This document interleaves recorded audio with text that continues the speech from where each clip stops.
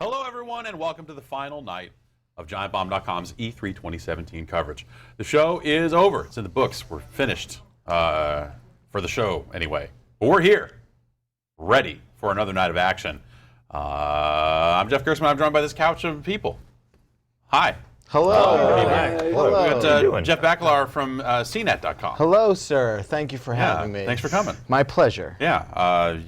Taking time out of your technology schedule. There's a lot of refrigerators here at E3. Absolutely. They're all important. You've got to cover all of them. And cover them I will. How's the smart home scene at E3? A lot of LEDs. People turning the lights on and off with the phone. Smart bulbs. Alexa Mm. is the product of the show at Yeah. E3 2017. Jeff Bakalar and Ben Pack.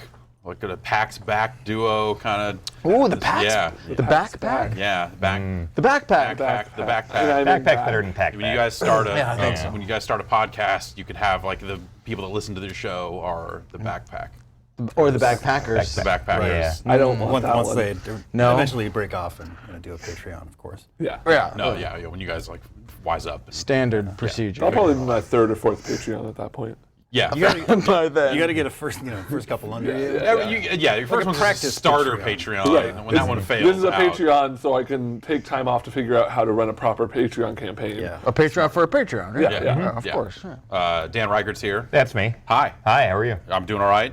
Yeah. You keeping your beer cold. Is that? I've never actually understood what koozies are supposed to do. Is it just like a Keep your hole- hand warm. It's to Is keep it yeah. a fri- I thought it was like a friction thing so you don't drop it. That might be part of it. that's I think part of it it. wears many Condensation. hats. Yeah, I does? think it does a lot Serves of many things. purposes. Yeah. I'm It not shows big off on that it. you're a super gamer. And also, Yeah, well, that's why I want to brag. You're not Do you big on want a it. cold, wet hand? I'm fine with that. More well, than then- anything. I've never- Wait, You should what take are off your talking koozie about? then. I've never held a beer and been uncomfortable. Well, that can't be true. you're uncomfortable because you got this one has a cape. Yeah. That's the only reason why. And it's got Gamer E3 here, Yeah. a different size Gamer E3 here, and see if you can read it. Oh, that says I regret nothing at the Never, bottom. never be game over. Although it's never say game screwed over. up. Yeah. Are you Yeah. serious? Oh, I didn't No, know. It's on the they bottom, got it yeah. wrong. They really covered all bases with this Yeah. thing. Yeah, it says mistakes were made at the Pretty bottom. much. Yeah, it says I went to E3 and all I did was waste money on trash. Yes. It says, turns out this isn't getting expensed. Yeah, that's right. Why would they put that on a Expenses koozie? got denied. That's very specific. Yeah. Weird. Brad Shoemaker's Hi. here. How you feeling down there? I could breathe through my nose. Weird. All Very right. new for Just me. in time. Very new for me as of like 5 minutes ago. I forgot what it was like to breathe E3's air. over, and maybe it was just an allergy. Really enjoying it. Maybe you just have a newfound allergy to E3. It's possible. Yeah. Feeling good? Breathing is good. Yeah. Breathing is good. I do it every day. Well, almost every day. Jason Estreicher's here. I breathe so much, like I forgot that I did. Yeah. I just- no. That's it you should just probably comes see somebody natural. about It's almost like you do it without even knowing it. Now it's all you can think about, right? Yep. Think about breathing. Think about it. Fuck. How do I hard. do this again? And then you're afraid if you stop thinking about it. Yeah, then you die. That's how most people die. Guys, what do I do? Forgetting to breathe? Yeah. So old realize that you When forget. somebody forget. points out that Yeah. you're breathing. In that mortality the pie mind chart, goes it's first, like, the breathing. oh, Yeah. yeah. That's the Yep. whole thing. Jason, Yo. you've been out kind of checking out games here and there in bits Here and and pieces there. over the course of the show, but Yeah. you've been kind of behind the decks, as it were. For the most part, yeah. Yeah. But make sure to get out and see some of the stuff in my wheelhouse. Yeah. What's in the wheelhouse? Yo, there's a new Monster Hunter coming, and it's not that that double cross like we Yeah. initially thought. Yeah. You got double crossed on double cross because Capcom was like, we have no plans to bring that over here. And I'm like, fucking A, guys. And then, yeah, they announced a whole new Monster Hunter. It's a whole new jam on big boy consoles, A whole with new big world. boy controllers, big boy graphics, Uh-huh. and like a really cool like accessibility layer. Like, you know, the internals of that game don't seem to be changing that much, but it seems westernized to a point where there's like damage numbers when you're doing damage to it. Wait, is that new? That's totally new. Really? Yeah, that's absolutely new. Huh. Also, like, you know, there's a handler kind of chatting in your ear the entire time, and their voice actors. it's got Steve voice Frosty over and over Yeah, again. she Who's does that? a lot. We're on Oscar Mike to the monster. The Monster Mike. Yeah, you can go back to home base and, you know, change out your gear on the fly. So when you're on a hunt, that's a big deal. But I think one of the bigger things is, you know, all the environmental like interaction that you can do now. That seems really cool. You know, previous games you can kind of climb up walls and jump off wildly and hope that you hit something, but Game seems more geared towards that. And like, there'll be stuff on the ceiling that you can shoot down and have it land on the monster. Okay. The initial, we just got a theater demo. We didn't get hands-on at all, but A very funny theater demo. That guy had boy. material. Yeah, it was like the that- warm-up comic if you went to go see like Fallon or Yeah, something. he was Was really. it Mr. Caffeine? It was kind of wasn't, that like, at tone. high energy, but it was very like. I think he was. It was like I think he was a Capcom Japan guy because he Yeah, kept talking he about was. living in Osaka. yeah, But still, he was like, "Oh, I don't think you're supposed to be running from the monster." Yeah, it's called Monster Hunter, not Monster Runner Array. Or the T-Rex would eat a thing, like, oh, my wife wishes I had that good at table manners. A lot of that. Wow. That shit was I would download a mobile game called Monster Runner, though. I mean, honestly. Yeah, I'm Monster sure Clicker? I'm sure there is. Yeah. Sure, I would click on monsters. Who imagine hasn't? that. Was it just me or the character has like a shit-eating grin on his face the whole time? Do you notice that in the He press seemed kind of conference? wacky when he was running away. His run was very Yeah. cartoonish. Right? What is Yeah. that about? Could you always the eat and presenter? walk at the same time? Yeah, you kind of slow down to a. Okay, because they showed him taking out a big meat thing and like Yeah. walking and yeah. It seems like all the staples are there, all the items and stuff, and the weapon sets. There's nothing new there, but also there's no loading screens between areas, so it's one big open area. Right. I feel you like can that was fast one of the travel things, to like zip early to on other Monster areas. Hunter put me off of it. It was just like these tiny areas don't look that great to begin with. Like Yeah. why are they cut off into these zones? Like, It's just a weird it's thing. looking great now. Like it looks like it belongs on next gen console. It looked nice. Yeah. Those monsters Great looked really action, cool great too. animation stuff. I like the design, like when they would like inhale and the thing would Oh, come yeah. up, and that was pretty cool. The Great Jagus. And they're having the monsters like fight each other. Yeah, I was going to ask well. if they've leaned into that food chain hierarchy stuff so much because there was like. It's never been like it may have like kind of behind the scenes, but they never leaned into it like that. But now it's just like they've got three of these like King Kong sized monsters just fucking duking it out. And you're just kind of sitting in the Yeah. background going, holy shit. But he was literally talking about like, okay, this one is a predator of this one, Yeah. and this one is a predator of that one, and like so that one will eat this one, but then if this one shows up, it'll eat both of them, like that kind of Right, thing. It was kind of cool. But there's a bunch of other accessibility things like you've got like a weapon wheel, not a weapon wheel, but like an item wheel that you pull up this time. Okay. So you can pull a trigger or whatever, and then you select with the right stick, what you want to use. So lots of enhancements on that front, but it does seem like Monster Hunter at its core. Some of the tonal stuff, I don't know. Like I said, westernized before. I don't know. I didn't get really any of the goofiness that I've experienced in previous Monster Hunters. He was Still have, putting like- armor on that cat. I was though. gonna say, Yeah. there's still cats in it and all that sort of What stuff. the fuck's or- goofy about that? You got a cat pal out there, man. You got to fucking make sure he's equipped. It's rough. It's rough. Yeah, they didn't show any palicos or anything during the stage presentation, so I was naturally a little worried about that. But in the demo we got, sure enough, you got a little cat buddy. It made me And, excited to check it out. Yeah. I've Good, never played good. a Monster Hunter, but this was like, okay, after playing why can I never remember the name of this game that God I'm playing? Eater. It's so good. God It's- Eater. No, it's the not Zelda that came up before Horizon Zelda. Zero Dawn. I always want to call it Wildlands, but that's Same thing, That's same a thing. completely Totally different same game. thing. After playing that and kind of getting the idea of like, hey, some of this is Monster Hunter-ish, it made me open to the idea Oh yeah, of they playing Monster had Hunter. a lot of sequences where you're like hiding in bushes, and that's something that you never really did that much. And Are you talking about like with the Horizon stuff, like the breaking off specific parts of the thing, like and I'm gonna like aim setting, with the being tail able to to set get a this trap, thing. and then yeah. like there was a lot of like throw a rock over here to get this big dinosaur to come over here in using the sound Monster Hunter cues demo. Yep. and like That- cycling now- between traps with the D-pad, and there's that HUD thing there. Now imagine if you never had any idea how to do any of that, and people never told you any of it. That's Monster Hunter. Yeah. That sounds right. Yeah. Yeah. But the handler was really literally holding your hand over your piece for the most part. Lots of chatter. That I was weird. think that game could use a little more guidance. Yeah, like, absolutely. I can see Yeah, why a it's been purist might be put off by that, but like True. those games are impenetrable. Yep.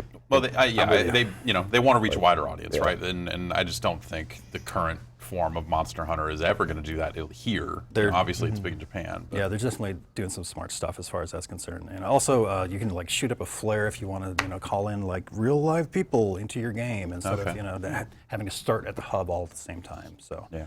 Hey, yeah, doing smart stuff. I'm a little excited. Yeah, cool. Little excited. Cool. Ben, what'd you get around to? Went and played some Marvel versus Capcom Infinite. Yeah.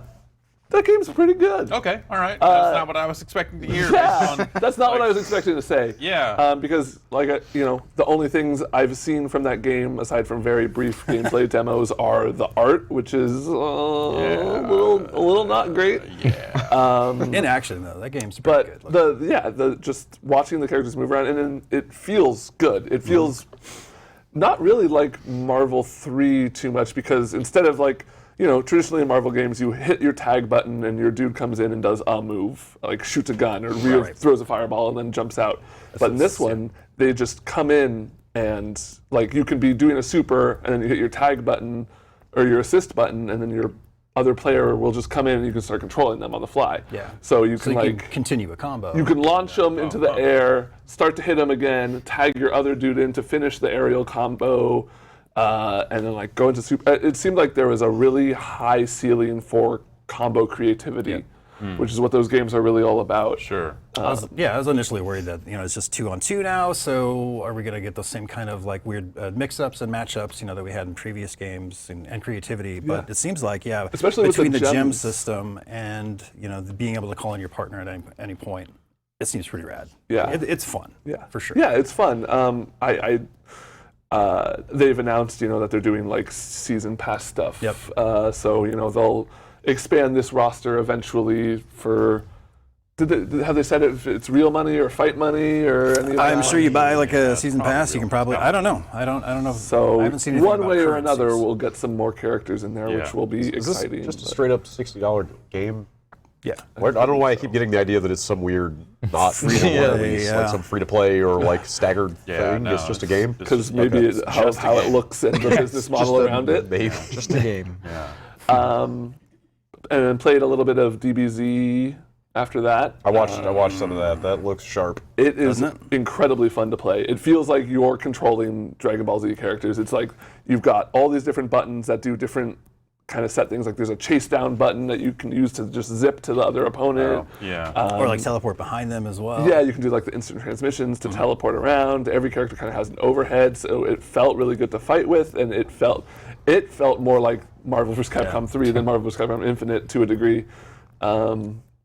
Did it feel like an ARC game? Does it have that many systems and crazy stuff, or is it like are they trying to make something that's like maybe a little more? I think it did, yeah, because it's still got that 3-button light, medium, heavy, and then a special attack. Yeah. But I mean, I But it want to didn't say it have ends like there, a bunch but- of different. There aren't 3 different kinds of Roman cancel, or just defending, or blitz blocking, or stuff like that. And a lot of the hits like seem to carry weight. Yes. As well, like in a lot of Guilty Gear games, the ARC games, you're just frantically flying through stuff. It seems really fluid, but at the same time. This is more like knock a motherfucker down. Yeah, you knock a motherfucker down. It's still You like a kick them 60-hit combo because your character goes like ba-da-da-da-da and then launches them. Yeah. But it's a different kind of 60-hit combo. Yeah. You're not actually hitting them 60 times. It's a really good feeling and looking game. Yeah. Looks really neat. Yeah. I was hoping to have seen it, but it did not work out could've got in my you. favor. Jason knew how to get me some in. dudes. Okay. Jeff Bakalar, you've been around the show this whole time. Yeah. What's been standing out to you? What's been I still kind of like don't know what to think of Days Gone. Have you guys talked about that? A little bit. Alex saw some of it and basically came back and said that game doesn't look very good. Yeah, I don't know. It seems like there is a great desire to like make their zombies this like brand of zombie that you've never heard of before, and I'm just not buying fast? it. Well, I feel like the thing they're leaning into the most is like they're alive. They're not The Walking Dead. They need The Walking they Live. need protein and carbs and calories the way you do. They just are a little aggressive about We're it. the Walking That sounds like Dead? that kind of sounds like that zombie rights group from Dead Rising. Oh, yeah. Right. Oh, yeah. sure, yeah.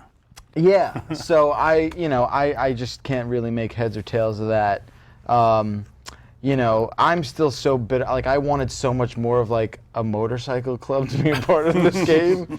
Like the Lost and Damned, but occasional zombies. Yeah, like Yeah. and for me that's all obviously out the window. But yeah, and also I don't know when that game is really gonna show up either. Yeah, no, so that's 2020 at this That's a point. 2020. Yeah, it's a 2020.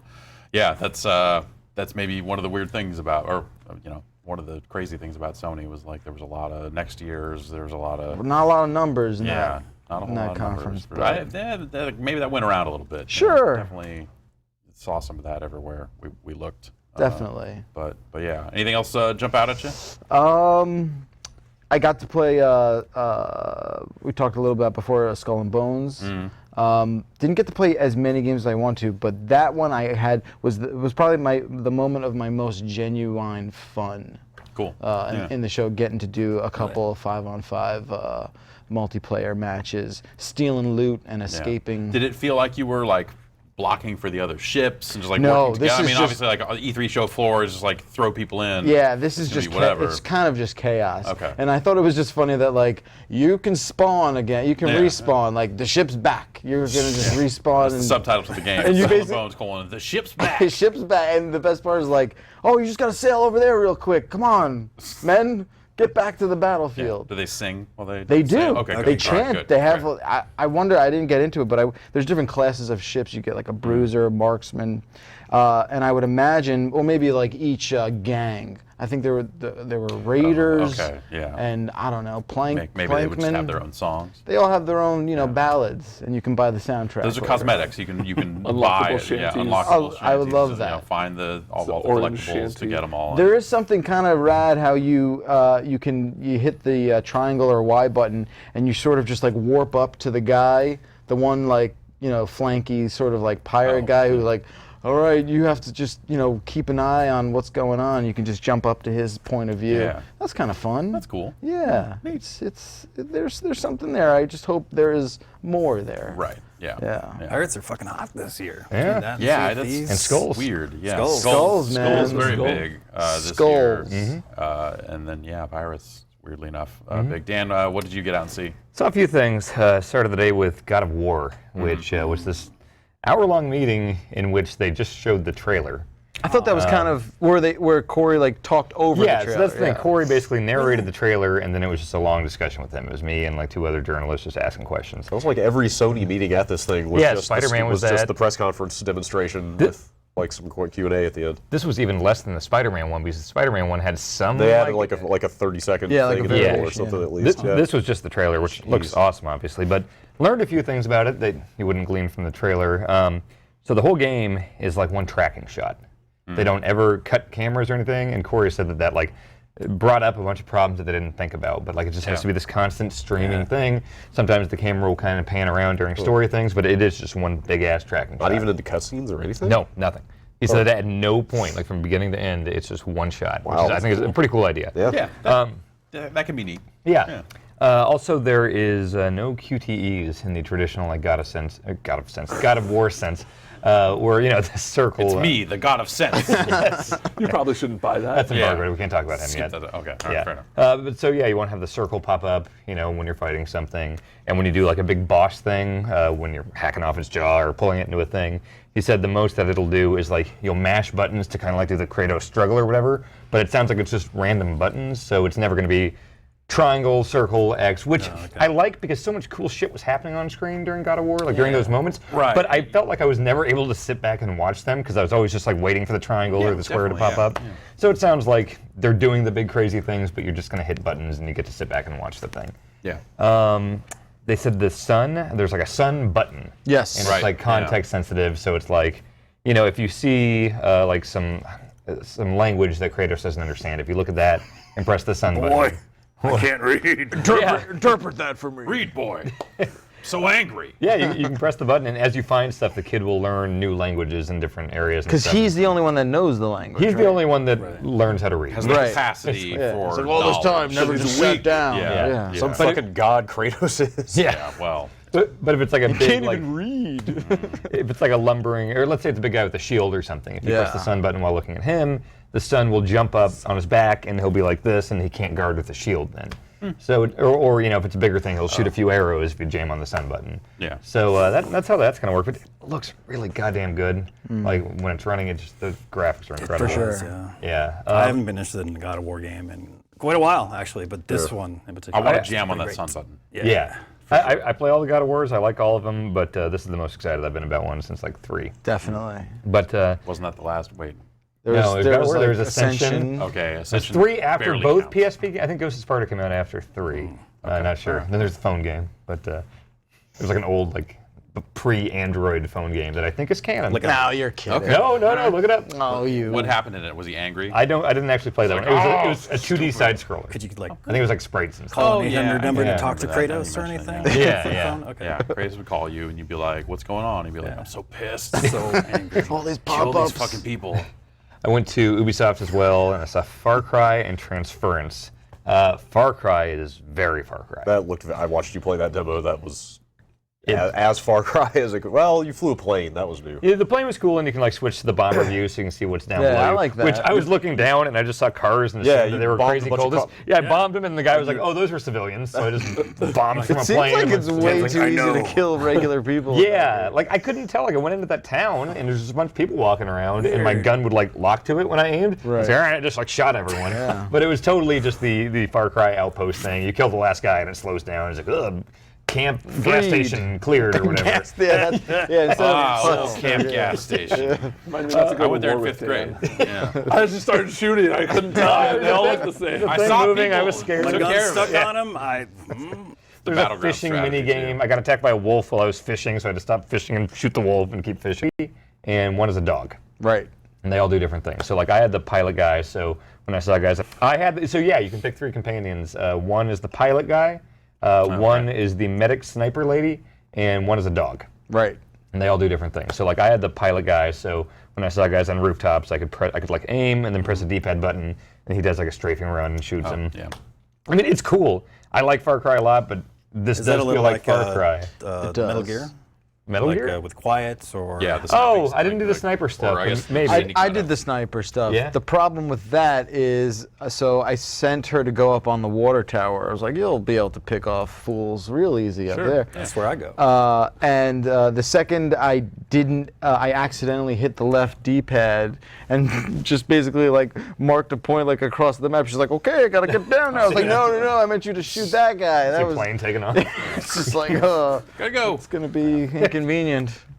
That game seems like it's going to live or die by the quality of the story. That's the Because it thing is is- so Far Cry. And that's what got me so excited was played the that game. story. Like that sounded so cool, and Yeah. I didn't go to that thing that you guys went to where they really Yeah. like drilled down to like the tone. They like, this is a drilled. serious Yeah, thing. they did. drill. Like that sounded awesome when you guys were talking about it, but then it's like from what I played, it's hey, it's Far Cry in America. That's. I mean, But I guess there is something like darkly novel about it being in America and you're shooting Americans, right? Yeah, but like it felt almost kind of like lighthearted. It's like, okay, I'm gonna go talk to the bartender about stuff, and she's gonna tell me where to go find this pilot guy. And yeah, I'll be Listen to curious to Nugent. see how that Downside. game ends up looking when it comes Yeah. out. Because the way they talked it up at a time, it certainly sounded like they were making a very different type Going of for game. something else. Yeah, Yeah. And if it's just going to be the exact Far Cry blueprint, but then like, hey, it's just like the same goofball stuff. It's like that's fine, whatever. But it should be. It has the potential to be so much more impactful and stuff if they do it right. totally. And then Elijah Wood's game. I played that in VR. What is that? Yeah. It's really lame. Why is it lame? Because Yeah, of the what's the Like the writing, it's like, so you watch that video at the beginning where it's like, oh, so this is gonna put you inside the mind of someone with post-traumatic stress disorder, and we're gonna show is you that what it what it's is? like to live in the brain of someone that has PTSD. And I was, not knowing anything about the game because the trailer is just Elijah Wood looking at a camera and then everything freaks out. Right. I was like, okay, Right. cool. What is this gonna be like? Is this actually gonna be trying to like simulate like mental illness or something? Yeah. But it's the most fucking like Steam early access horror game. Like you can you can switch between 2 periods, like 1993 and 2000, I think 2003, by like flipping light switches in the house. That is well, because like scary. it's weird because I think Real big gap there Yeah. too. Like, yeah. Well, I think I all don't know the if tube you're, TVs are gone, man. I don't know if you're these pieces supposed to are be. flat. What? I don't know if you're supposed to be like a Desert Storm guy that just came back because like the '93 stuff is like you've got a young son walking around and like it seems like you just got divorced, so it's like, oh, go in here and there's an old photo of a happier times with you and your wife, and you're looking at it and the son is like, Dad, you're not supposed to be here, and then everything freaks out with video glitches and stuff, and then you go to 2003 and like George Bush is on the TV It's a talking VR about thing, Iraq. right? Yeah, Yeah. it's VR, and then like your son's all fucked up now, and he's like, Dad, I was never a man enough for you, and Dad, I was never enough, and he's got a shotgun, he's like looking at pictures of Dad, like, Dad, you were nothing, and he shoots you if you walk too Why close. did you press my button? It was not subtle, or it was going for something, and I really think it was missing the mark. But it was a lot of walking around like, oh, there's a key on the wall like that's shining, so now I'll go down to the basement and I'll look around there. And then the Jenga stack explodes and you're in a surreal thing where your son is mad at you. And it was... Is Elijah Wood the kid? There's no Elijah Wood. God, he's a kid. You're not even in it? Not yet. I didn't see any Elijah we'll Wood. see. Yeah. It did not seem scary at all, especially after, I played RE7 earlier this year in VR. And Right. Different type of game, obviously, but VR can be super spooky, and this was going for it hard and not Falling doing flat. it at all. Like, it just looks bad, too. Like, the visual style is real bad. So that was nothing. And they're also going to put that out non-VR, so I can't even imagine how... Like, just here's the no impact, like zero impact. I mean, version it had of this. 0 in VR, so I can't imagine playing with a controller. So, who knows? It's a demo, but no. All right. That's weird, but maybe not even weird in the way that I thought it would be weird. That's, Yeah. Yeah. Nope. How about you, Brad? I went to Bethesda this morning. Yeah. Like that new Wolfenstein. Nice. Played first level, which you play in a wheelchair. Right. Have they shown that? Like you? No, we seemed talked like you about it. Knew about yeah, it somewhere, but there's not footage out there or whatever. Not that I've Like seen. you wake up in a coma after the first game. Right. As you I think do. some of that's in the trailer. A little bit. Okay, and Nazis are attacking the hospital ship that you are on, and you climb into a wheelchair and grab a submachine gun, and then like you can look down, and you can see yourself in the wheelchair, and you were literally like rolling yourself around with one hand while you're shooting Nazis. Yeah. There's some weird implications there because like if you go downstairs, like you just roll down and you can't get back up, and you have to like. You have to find like there are a couple of spots. There's some like machinery moving around, and you have to like roll on there to get up to a spot because you can't climb ladders and stuff. Yeah. Pretty straightforward, like shooting. Just sort of. Yeah. You can do stealth kills from the wheelchair, which is kind of cool. What does that look like? It's pretty like grease the standard. wheels Just like first. kind of. There was one where you sort of like grab a guy and just like bash his face into your knee in the right. wheelchair. But it's really like the characters and the writing are what elevate that. Like it's a shooter. Yeah. It's a pretty standard shooter, but the blonde lady shows up at the end of that first level, from the train, Frau Engel, I think, from the first game. Without going into a lot of detail, they make the villains in that game real fucking assholes. Yeah. All right. Like, making Nazis detestable, maybe not the lowest, Just say, not like, the are highest they bar to double clear. Nazis now? Is it just but like now Now like, they mean 3 it. times the Now they swastika? mean it. But that's like actually that's kind of what I mean. It's like even for Nazis, Yeah. like it's like man, fuck these They people. found new ways. Like Yeah. I am looking forward to being BJ and fucking these guys up again. Like it looks pretty awesome. Cool.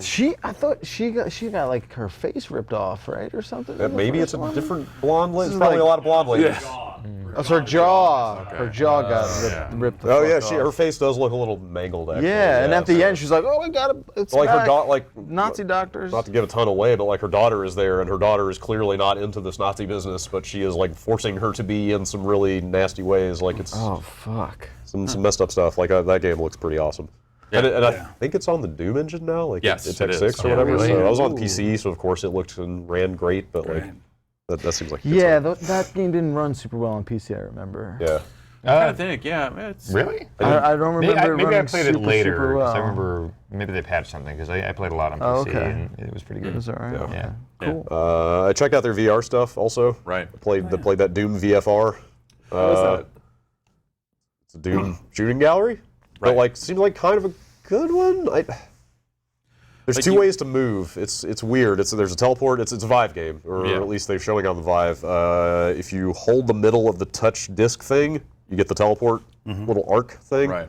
But if you I think if you tap around the edges, you can move in the cardinal directions. It's almost like you have like a little jetpack or something. So it's like you can teleport around, but you can also just go like kind of like this, Right. So you're sort of like juking around, like dodging Yeah, projectiles like coming at you and dashing, stuff. kinda, Like yeah. Gotcha. at the end of like 5 minutes or whatever that I had with it, I was like actually felt like I was kind of getting pretty nimble with it and like dodging around, and it was kind of cool. Also, you telefrag to glory kill. Like when a guy goes into glory kill status, you like aim the teleport on him, and then you like zip to him and mess him up. How does that stuff look up close? It looks fine. It didn't yeah. look like amazing. It just looked Right. like a decent VR experience. Like you've got all the weapons to start, at least in this demo, and you just kind of flick through them on the other touchpad. Like it was fine. Like Cool. not mind blowing, but Yeah, that's kind of how it looked from the trailer. It's like, okay, well, they're turning Doom into kind of a shooting gallery Yeah. sort of thing. Like, Yeah, and, it might be all right. But pretty sure the level I played was straight out of the original game. So Okay. I don't even know if they're doing new levels for it or right. if it's just like you a- play a different character. Do they get into that at all? You go through like a 10-second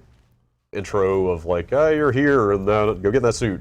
Is it as effective as the opening to Doom? No, not at all. Like it was super like teleport to the suit and you immediately just put it on and go. I played Fallout VR. Yeah. I've not heard great things about this other VR stuff. I was running out of time in my demo, so they really whipped me through Fallout and Skyrim VR like way faster than I could grapple with all the shit that was being thrown at me. Yeah. But there's a lot to take in with that Fallout VR stuff. Like, it didn't help that like 8 ghouls rushed me the second I got in because the controls are super confusing. Like the Pip-Boy like is just always there. Yeah. When you hold your left hand up, it's always just there, and that's how you. Like it is the Pip-Boy. It's the exact same interface, but you like swipe the disc to go through the pages and stuff. Do you have to like turn your wrist like a you have watch? to. You physically. Well, or you're holding the thing, you know. But yeah, you physically look down at the Pip-Boy to do all your inventory stuff. VATS is on the right side, so you can just kind of VATS it and then like aim at body parts and do that stuff. Like it seemed like it'd be manageable. It'd probably be fine once you got used to it, but I did not have time to get used to it. Like it was a lot to take in. Yeah. When you activate the VATS kills, does it do that camera cut where it's like close up and showing the guy getting his head blown up and stuff? No, it stays like locked. Okay, into that your- seems like Yeah, that would be a weird thing to take you out of that. And Just like, whoa. Yeah. It was there was one spot where a ghoul got right in my face, and I went to VATS and had the sawed-off shotgun and shot him in the face, and just like his head exploded in slow motion. There's just like blood and eyeballs flying at my face. Like it was kind of cool. Did you see any of the base stuff? No, I literally had like less than 5 minutes with this thing. I had time to like shoot some ghouls, and then they took it off of me. And Skyrim looked a little janky on the PSVR.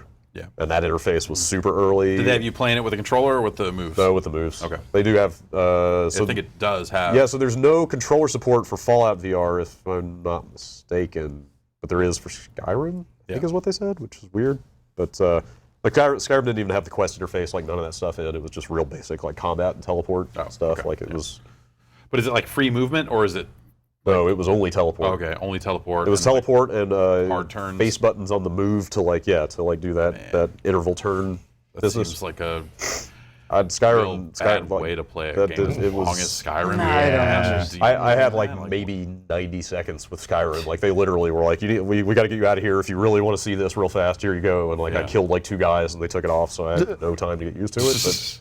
But it was we'll see. Yeah. Huh. Yeah, that's that stuff just seems weird. I don't know how that stuff will go. Yeah. It's cool that they're at least doing it. You know, Yeah. like hey, let's make some big games and put VR in there and Yeah.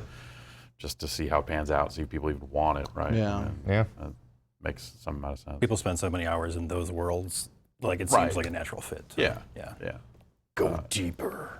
Jason, we haven't Stay had longer. you on for much of anything. Have you seen anything else that you want to talk about before we move on? I don't know. Nothing really in my wheelhouse, but no, I saw a little bit of Project Cars 2. Of note is that they're like laser scanning the tracks, like not just the tracks themselves and like the surrounding stuff, but like the depth of the tracks. Right. And they've got dynamic water now, so when it starts raining, like it'll start puddling where it actually does on the Right. real should, tracks yeah. and stuff. It's pretty fucking Yeah, I saw they did like a PowerPoint presentation for that game or something that I saw, and they showed It's a little clip of that. Of like, okay, pretty that's amazing. pretty neat. That's Yeah, cool. Yeah, I, that's I'm kinda- never going to get into that game. It's way too sim for me, but like, man, that's some attention to detail. Yeah. And then, over at Devolver, I played a real quick game, no pun intended. It's called Minute. M-I-N-I-T. Oh, you did see that? Okay, Yeah, good. I was that hoping. I keep seeing people talk about that. Really cool. Yeah, there's a bunch of people that have worked on like Nuclear Throne. There's some pedigree there, right? But it is I don't know if you played like was it 60-second hero or something like that? Yeah. You got a half-minute hero. There we yeah, go. Yeah. So you've got 60 seconds to save the world, and the gameplay is more Zelda than anything. So like that top-down, it's a 210. They call it like a 1-bit game, but you go like down to the beach, you find your sword, and they're like time's up. So your day starts over or whatever. Then you go west and you kill a couple crabs, and then you find a shopkeeper, and he's like, "Oh yeah, you killed those crabs. Here's an item," and you eventually progress more and more through the game. So every time that you die, every time that 60 seconds is up, you retain all of those items. Right, So okay. you kind of know That where to makes go. sense. But Yeah. it's really it's bite-sized. Every bite's real good so far. Like it plays well. First 4 minutes of it are awesome. Yeah, seriously. No, but I think I got to the end of the demo, I think. Anyway, yeah, you get to like a Devolver Digital like Airbus trailer at the end of it, and they just kind of showed quick clips of other worlds that you go to. But yeah, it's going to be, handful of bucks or whatever, and Cool. real neat. I like it. Jeff, you see anything else that's like jumping out at you? I think the best thing I've played all week is Odyssey. That game's fucking weird, man. Yeah. And It really is. It's so cool how weird it is. Yeah. And I don't think anybody is resisting that at all. I think it's like the most welcome thing that's ever happened. No one's going like, oh, they need to rein it back in. Yeah, no one's like, oh, this is Why out can't of this be control. more like Super Mario 64? There's no like normal. there's games no like that, man. conservative. Is even by Mario standards, like there fucking is- crazy. That game is batshit. There's an crazy. escalation here. Yeah, for sure. Things that got ramped up real quick. Yeah, It's it was- genuinely super like it a lot. funny. Like I'm throwing my hat at a taxi cab, and then the taxi has a mustache, and it's so stupid and great.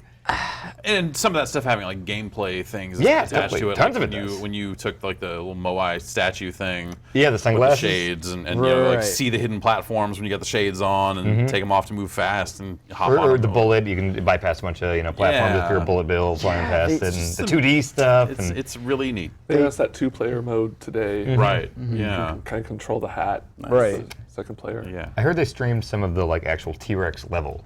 Okay. So there is a part where they showed the T-Rex, Yeah. which is just a silly thing too, like this realistically modeled T-Rex with a mustache running around. Like, what a silly thing. It sounds like it's a game where it's super easy to just throw in prototype ideas like that. And they're like, let's try it. It's like, okay, let's That's- keep it. That's yeah. why not? That was kind of their pitch. That's how the 3D world, 3D land games are. Like, there's such a mishmash of just every level's got its own mechanics. It's like you guys designed 80 different games here. Right, right. It seems like more of that. It's very ambitious, but in a really, really cool way. Like I'm For super, sure. super excited. And for it's the this. first time since I think the Galaxy games where I'm like, oh, this is such a major, refresh. Since Galaxy 2, I feel like this is yeah. the next big real Mario game. Like I love 3D World and everything. That was a multiplayer thing with Right, a different and layout and you're everything. kinda getting Yeah. the same It's thing. sort of a different thing. Yeah. totally. And now it's just such a a breath of fresh air. It's like I can actually not wait to play this game for sure. And the weird lore stuff. Like a lot of people have been posting pictures of oh, so that suit is what Mario wore in this obscure ass Right, that, oh, right. Mario Picross, that's what he wore here. Yeah. And Pauline being the mayor and everything. It's just Yeah. I really like it when Nintendo's goofy. yeah. And for me too. longtime Ah, Nintendo yeah. fans, I Really fucking super wacky. appreciate that attention to Mario's history and Totally. everything. Absolutely. Totally. Yeah. Yeah. Yeah, that stuff seems super cool. Yeah. All right, well, we are going to take a break. And thanks, everyone, for hanging out. Show's over. Okay. I can go Let's get home out now. of here. Finally, you've had We me can for go a home week. tomorrow. I miss my family. Yeah, me Yes. too. Yeah. Okay. So, yeah, we'll just get another 20 or 30,000 guests through here tonight, and we'll have a good time. So stay tuned, and we'll be back soon with our next batch of guests.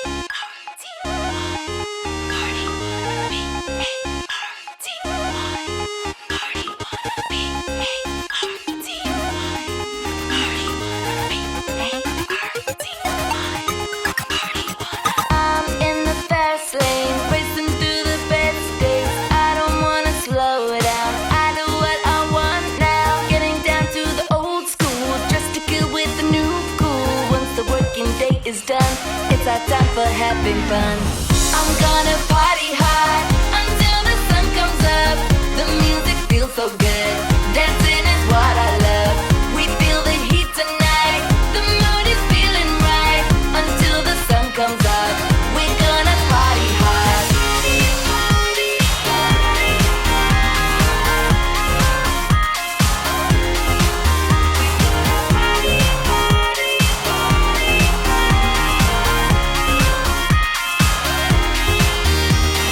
Friday, the sun's heat on my skin feels so sweet. We look good, sunglasses on, lap it up before it's gone. Ice drinks and short skirts, boys chatting, girls flirt. Tonight the party's gonna rock. The neighbors are in for a shock. Getting down to the old school, dressed to kill with the new cool. Once the working day is done, it's our time for having fun.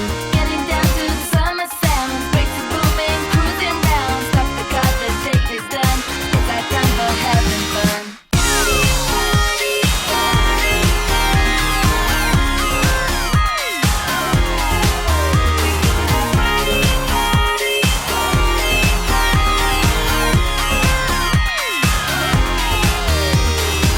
I'm gonna party hard until the sun comes up. The music feels so good. Dancing is what I love. We feel the heat tonight. The mood is feeling right until the sun comes up. We're gonna party hard. Cruising beats, summer heat. I feel so sweet, feel so sweet. Old school, new cool. Rock this beat, rock this beat. Getting down to the old school, just to kill with the new cool. Once the working day is done, it's our time for having fun. I'm gonna party hard until the sun comes up. The music feels so good. Dancing is what I love. We feel the heat tonight. The mood is feeling right until the sun comes up. We're gonna party hard.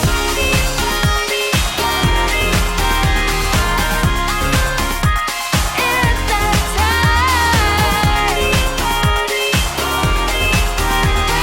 Party, party, yeah, yeah, yeah. We're gonna party hard. Oh, yeah.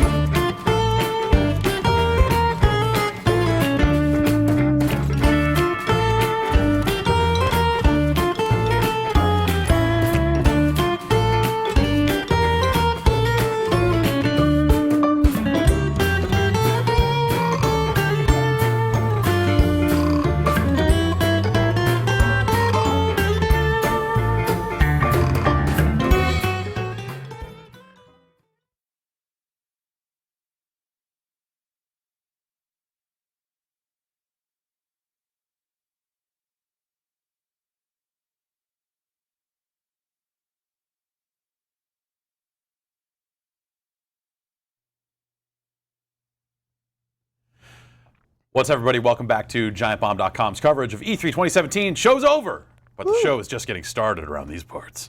Oh. I'm joined by a pair of just proper veterans here. We've got John McCarty from 8-4. How you doing down there? Good. Thanks for having me back. Yeah, good to see you. And Ed Boon from NetherRealm. How's it going? Very good. We're not showing a game. I was going to say, like, actually, you've shipped, so it's just hang out and exactly. Actually, Yeah. experience E3.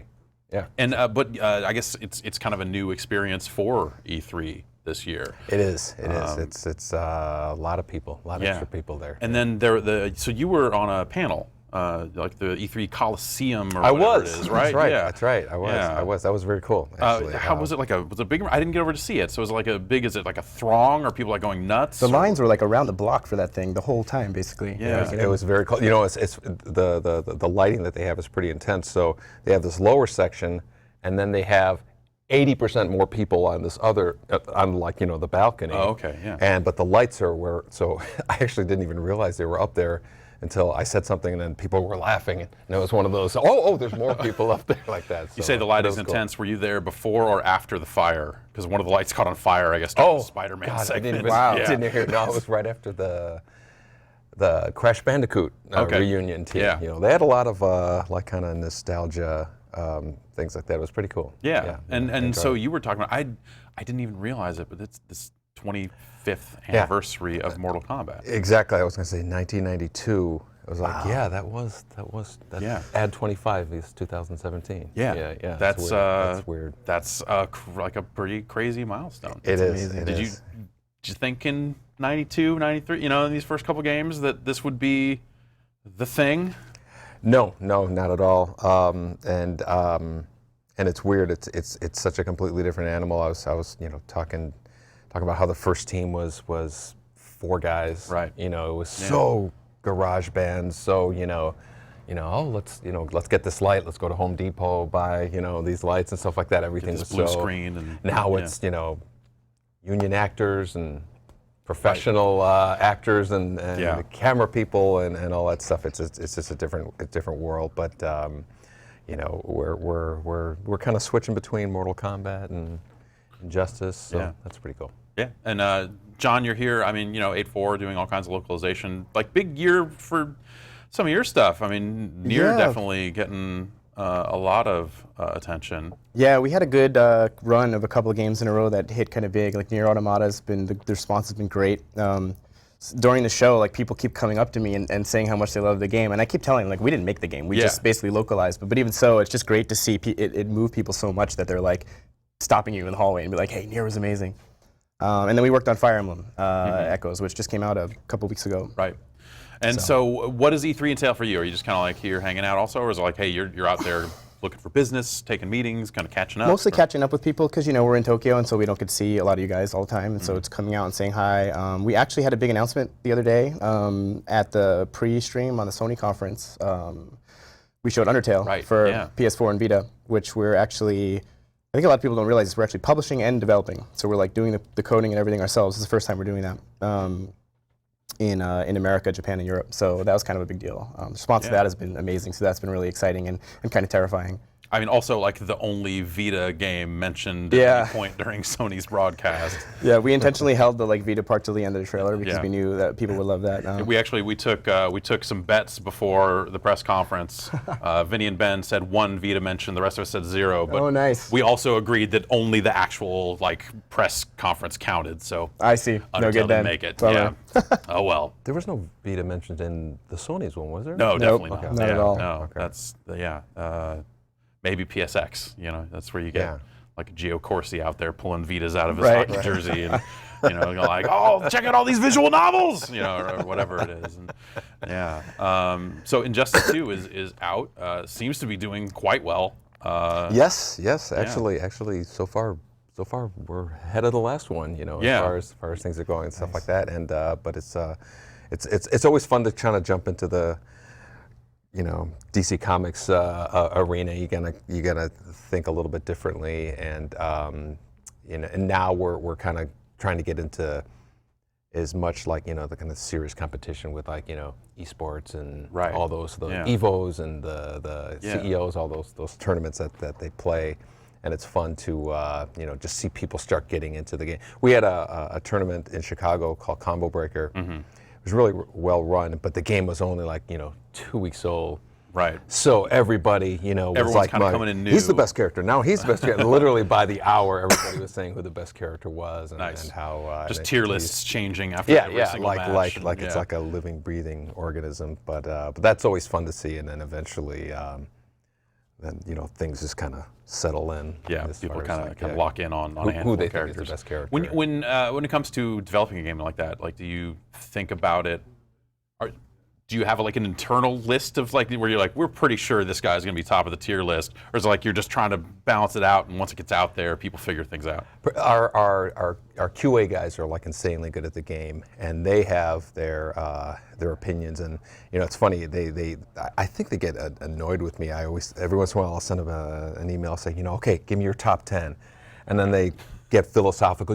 There's really no such thing as a. Just give me the top 10. And who's your S tier? Like, let's do this. Exactly. Like, come on. And I'm always the evangelist of, who's the bottom 10. And well, we don't know, and then just give me a list. And then, okay, let's make boost these. 'Cause my biggest thing is I'm more afraid of the I don't care about you characters than this guy's a little too strong and stuff like that. I think that's a tougher thing to do, but it's always fun though. And again, everybody has their theories of characters that are more powerful, but it's fun to watch. It's fun to watch the discussions online and stuff like that and everything. So it's definitely I mean, that's something that's certainly changed a lot over the years. I mean, you talk about all the tournaments and stuff. It's like people getting together and playing fighting games. that part's not new, but the scale and the discussion that goes on around it. It was. You still to this day you still miss hanging out with your friends and having discussions while people are playing and throwing the quarters on it and stuff like that. That's always fun. But no, it's just a different age. It's, people are online. Everybody's, it's way more of a, you get that, but like at the tournaments, for 3 days, in some city and stuff like that. And we announced Sub-Zero.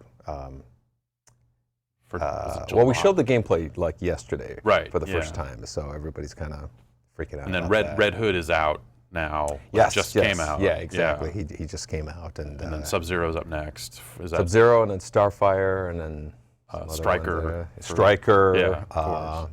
Meat and Cobra and all those guys there. The important DC character. Hawkman. Right. Now I know Hawkman is officially deceased in the Injustice canon. For reasons we all know. But because he wouldn't save Midway. Well, do you ever think about bringing Hawkman back so you can kill him off again? Oh no! I mean, bring him back, but alternate histories. The metaverse opens up a lot of possibilities. Have the option to kill him off again is intriguing, actually. John, getting around the show floor, it sounds like you maybe saw some video games that not a lot of people got to see. How's it feel?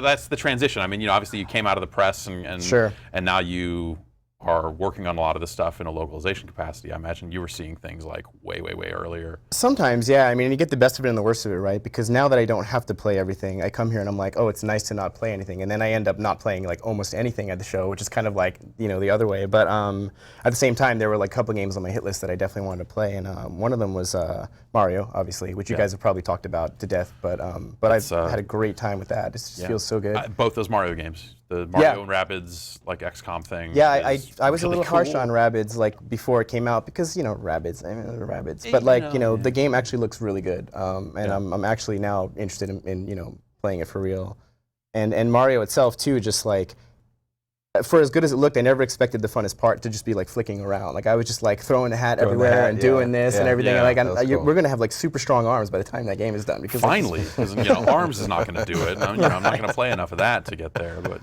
Mario, I could probably really sink into. Yeah, so it's gonna be a fun fall. But I also got to check out briefly Metroid: Return of Samus. Yeah. Which I guess is not playable regular. It was like a kind of behind the closed doors thing. Yeah, that's like I feel like I went behind closed doors. It's behind the closed. I didn't know it existed until I saw it on a list of games. Right. They had their little 25-minute video. They pushed play on that and then kicked over to a live stream from the booth.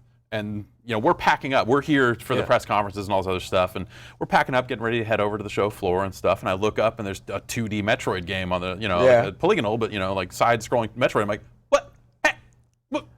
But it made a huge impact. Like I saw, it was like one of the most talked about games. It's like a big deal. Oh, sure. Well, I mean, the Metroid drought has been going on. I realized earlier this year, it's been as long since like we had the last proper Metroid as it was from like the drought of like Super Metroid to Metroid Prime. It's like it's been years, and so every year people are like, "Where's the new Metroid? Where's the new Metroid?" Right. And they showed it, on the trailer, and so it was another one of those super high, and then they're like, oh, and it's developed by, the guys who did Castlevania, and it's like, oh, okay, well, I really liked Lord of Shadow. I didn't like the 3DS game they made, so I was like, okay, temper expectations immediately, let's see. But then they had it on the gameplay segment on Nintendo Direct, and it looked really good. And it's a remake of an old game, right? So Right. for starters, the core game is already solid. I mean, it was on Game Boy, unfortunately, but that was a really good game. But it was like a good Metroid game that was kind of held back by the tech. Exactly. It seems like if someone were to remake that game in some capacity, it might do pretty well. Right, In fact, right. maybe some might say it's already happened, but Perhaps. Yeah.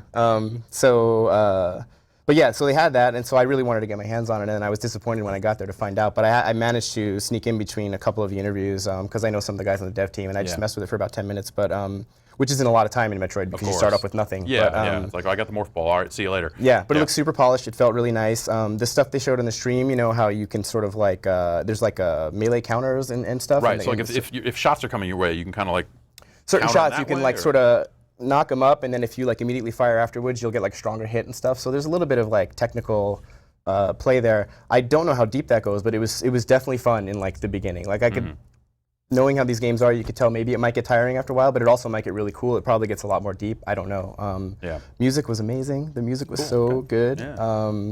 And it was polished. It felt smooth. It felt fun. Like I didn't feel at any point like there's any jank going on there. So now my anticipation has kind of gone up a bit. I'm pretty enthusiastic again. Did they give a date for when it's supposed to Yeah, come out?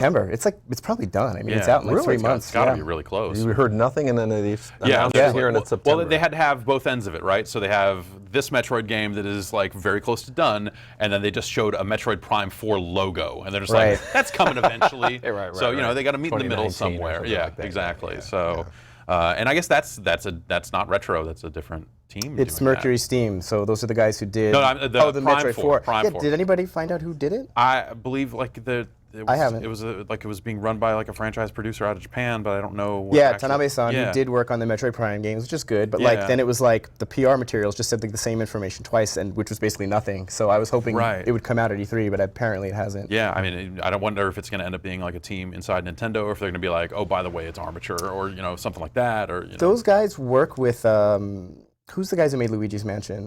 Next Level, I think. yeah. In Canada, Yeah, maybe. yeah. Like that's the team at NCL at least that seems to work with outside developers a lot. So I wouldn't be surprised if it's outside. But I mean, Retro did a great job. Hopefully, it's oversight by Nintendo, whoever it is. It'll be good. Kind of has to be good. I mean, you can't put a Metroid Prime 4 out and have it not be good. The world would be pretty incensed. Yeah, no, that seems like it would probably go pretty poorly. Yeah. Yeah. So Injustice 2, I feel like last time we talked, or it was like E3 last year. Probably, right? Probably, yeah. Probably close to this Yeah, physical spot. we talked a lot about the gear in that game. Right, Like right. back then, it seemed like this very risky thing in terms of like, hey, you're going to give people equipable gear in a fighting game that has stats That's on going to it, mean something, yeah. and that sounds hard to balance. Yeah, I think in doing interviews about it, that was the first question everybody would say. Well, how would you balance something like that? This sounds impossible. What is wrong with And what always surprised me was like, as if we don't have the ability to make it a different mode Right, that, for that like turns ranked it off. games or something, just shut the stats because somebody off with a level 20 is going to come up to level 1, and then what do you do? It's they're just. Once we said that though, they were like, oh, okay, yeah, I guess you can do Yeah. that. There's a tournament version of it, but I was surprised, like we were hoping people were gonna gravitate to it, but the level of which people would like hunting down certain gear. I gotta get all 5 Wonder Woman movie pieces of gear and stuff, and was a great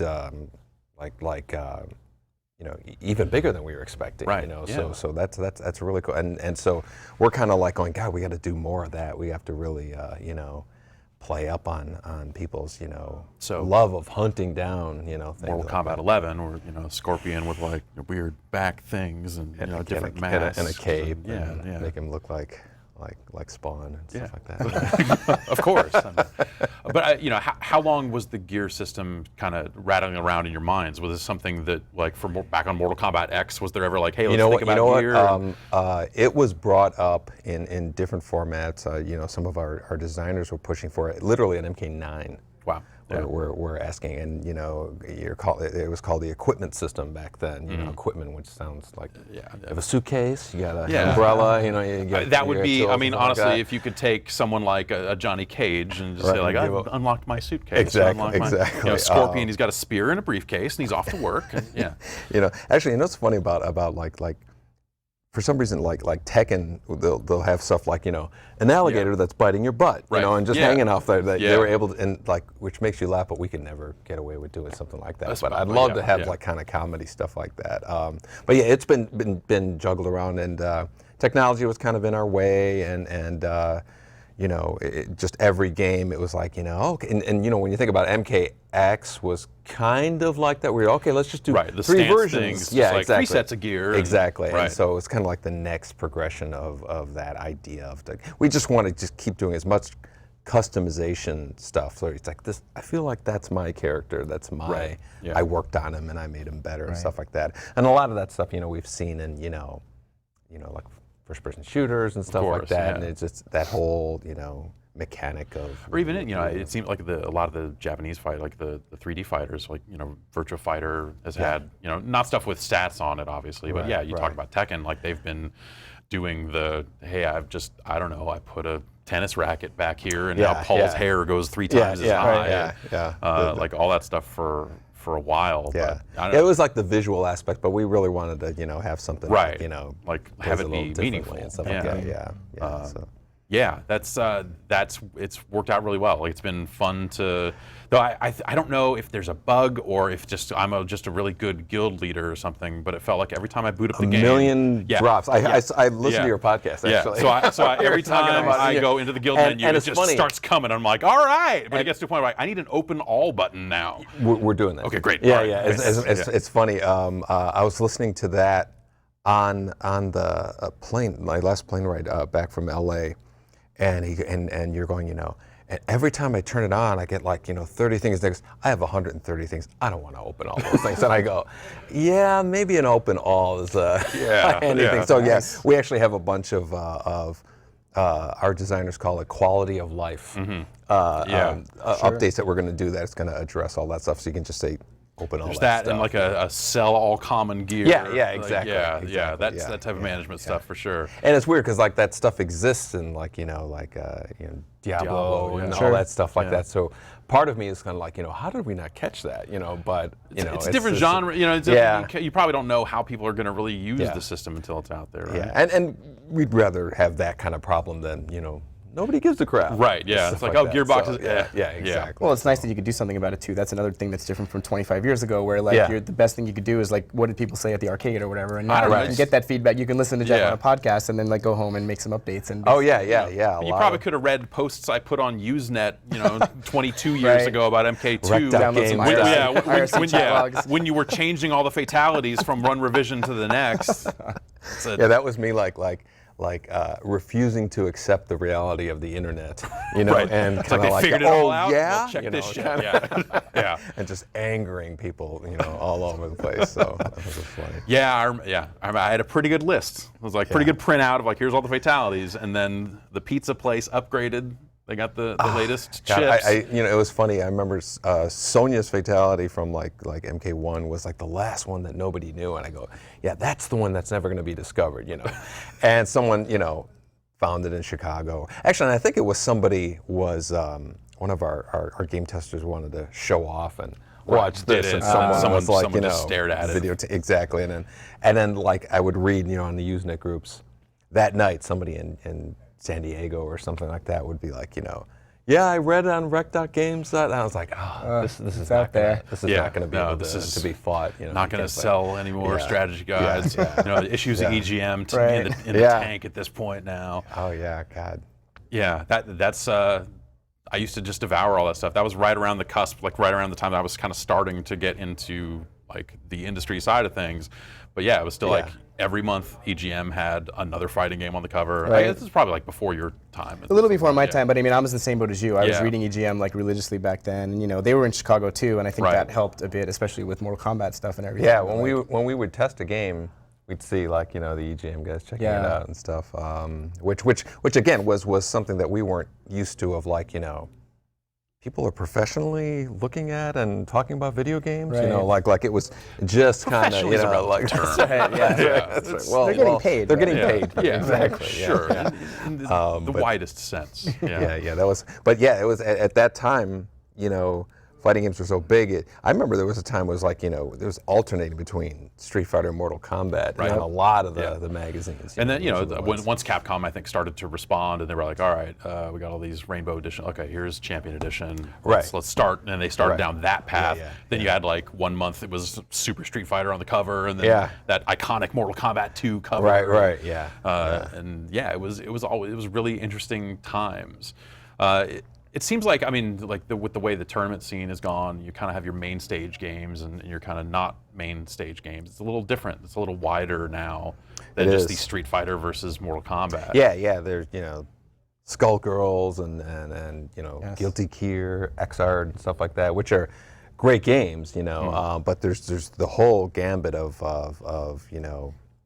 kind of super high profile stuff and low profile stuff. I'm surprised they don't make Virtua Fighter games anymore. They just kind of went away. Hopefully Sega's watching. I would like to see Virtua Fighter come back in some capacity. I mean, everybody would. It's one of those things where it's a shame. Definitely like seeing Tekken 7, because that was always the battle. It was the Street Fighter and Mortal Kombat fight. Then it was the Tekken and Virtua Fighter. With like Dead or Alive off the side. Dead or Alive was off the side doing its own thing. And seeing Tekken 7 come out, I've really liked Tekken for a long time, and Tekken 7's been great fun. But at the same time, it's definitely got me going like, man, where's the next Virtua Fighter? Like, we have to, like, what is it going to take? Every time I kind of inquire around that, actually, I feel like anytime you ask Sega about any kind of classic IP back from that era or even before, the answer ends up being this kind of sad mix of, wait, what? Or like, or you dig a little deeper and discover like, well, the people who you would want to make that game are not there to make it anymore. Or the source code was lost in a fire or whatever. Exactly. It's amazing how many things happen kind of behind the scenes of like the development of games. Like it's funny because we've gone through them and like we've done games when we're transitioning out of arcades or transitioning from Midway to WB, and there's a lot of factors that affect why a game doesn't continue or why a game was late or didn't do well or something like that. And with Sega, with Virtua Fighter, which was always like a really technically impressive game. It demanded a lot from you as far as what you had to do to for it to just stop. I always think it's hard to think that somebody was just like, we're just done with that. Like there had to be something. It's like some mix of like, well, the last one didn't do the numbers, mixed with like maybe these people left the team. The lead designer, maybe he's not there anymore. Or something. Yeah, exactly. There are a couple old franchises in Japan, not necessarily fighting games, but like where like the guy who made it maybe passed away or something, and so like out of respect they just don't bring that game back anymore, that sort of thing. There's just a lot of that sort of respecting the original creators that happens maybe more in Japan than elsewhere, which is totally, it's respectful. It's really like an admirable thing, but at the same time you kind of want to be like, but at the same time they probably would want it for their fans to continue, to kind of honor that stuff. I hope we'll see. If I died, no more? You want? They'd never continue more. Bury the IP with Ed Boon. It's in your contract. The next one. This says, just recreate the tombstone with your name on it from MK3 and just put the real death date. Oh man, it's going deep. There you go. Man, this got all right. So 25 years of Mortal Kombat. Are there any plans to kind of? Milestones like that are always weird. Like I feel like whenever we're I think our 10th year is next year or something like that, and like someone reminded me of that. I know, right? Yeah, it's insane. And someone reminded me of that, and it was like, wait, no, what? This feels like the new thing I'm doing still in a lot of ways. In my head, I was like, you guys got your giant bomb thing up. Big hit. We got it off the ground. You. So apparently we've been doing it for a while. So with Mortal Kombat being 25, like, are there things that you want to do to kind of commemorate that, or things that like WB is kind of thinking like, hey, we could do this? There might be stuff. Probably nothing that I'm at liberty to say. But it was. I remember thinking, it would have been cool if MKX would have landed on that. Landed on that year, but it's not to be. But I think it'd be a shame if nothing. If we did nothing, but I've seen a couple of ideas floated around could be fun. Cool. Yeah, I know. Like over the years, it seems like the original kind of trilogy of games comes out in one form or another. Yeah, but I Yeah. think that's been kind of done to death by now. Yeah, for sure. It's been there was that. What was that? I don't remember if we talked about this last year, but there was the code, the hidden code in that or those arcade versions. Briefly, Yeah. It was a code that when we go to arcades, we would we'd have to ask the manager, hey, can you open the thing and look at Run the audits. see how many Ermacs and Kano transformations and all that real stuff.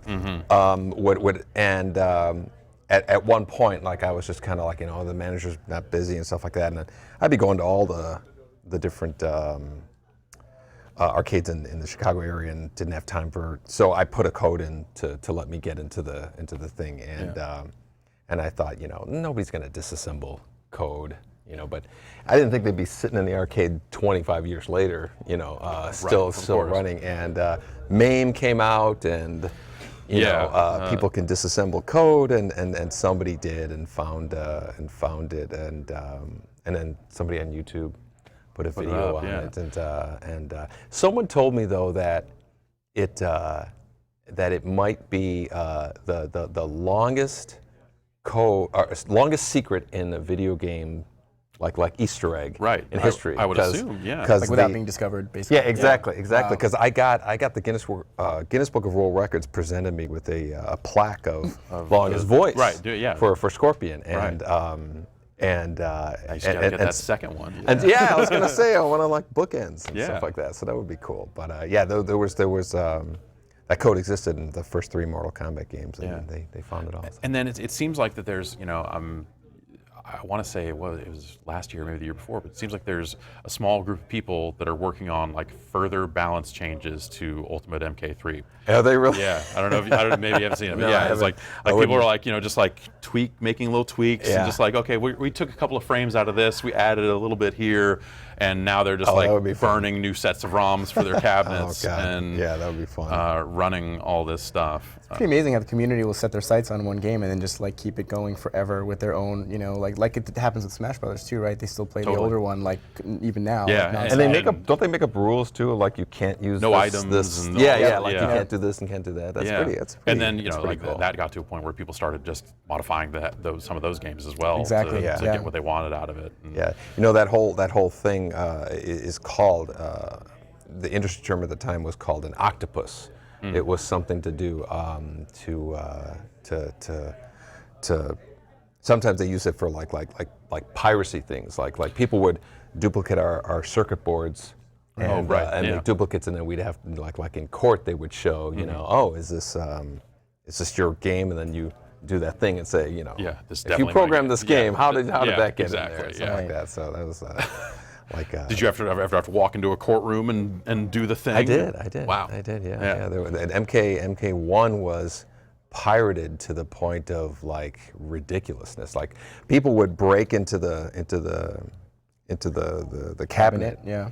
leave the money, and take the circuit board. And that's where the money's at. Right. Yeah. And Now walk let's away make from 200 of it. these Yeah, and just exactly. start building kits. Yeah. That was that era, yeah, because there was a lot of pirated Street Fighters too, right? There saw were, a lot of right. copies of Street Fighter 2 that were like just slightly weird or had like faster characters or some weird play as the bosses. I remember or seeing like whatever. a Mortal Kombat 2 that was just like the first fight's Kintaro, or it was like, Yeah, Right. yeah. What? And I would see the cabinets with like these steel, really ugly cages on them, so they can't break through the particle board to take it. It was that was such a big industry.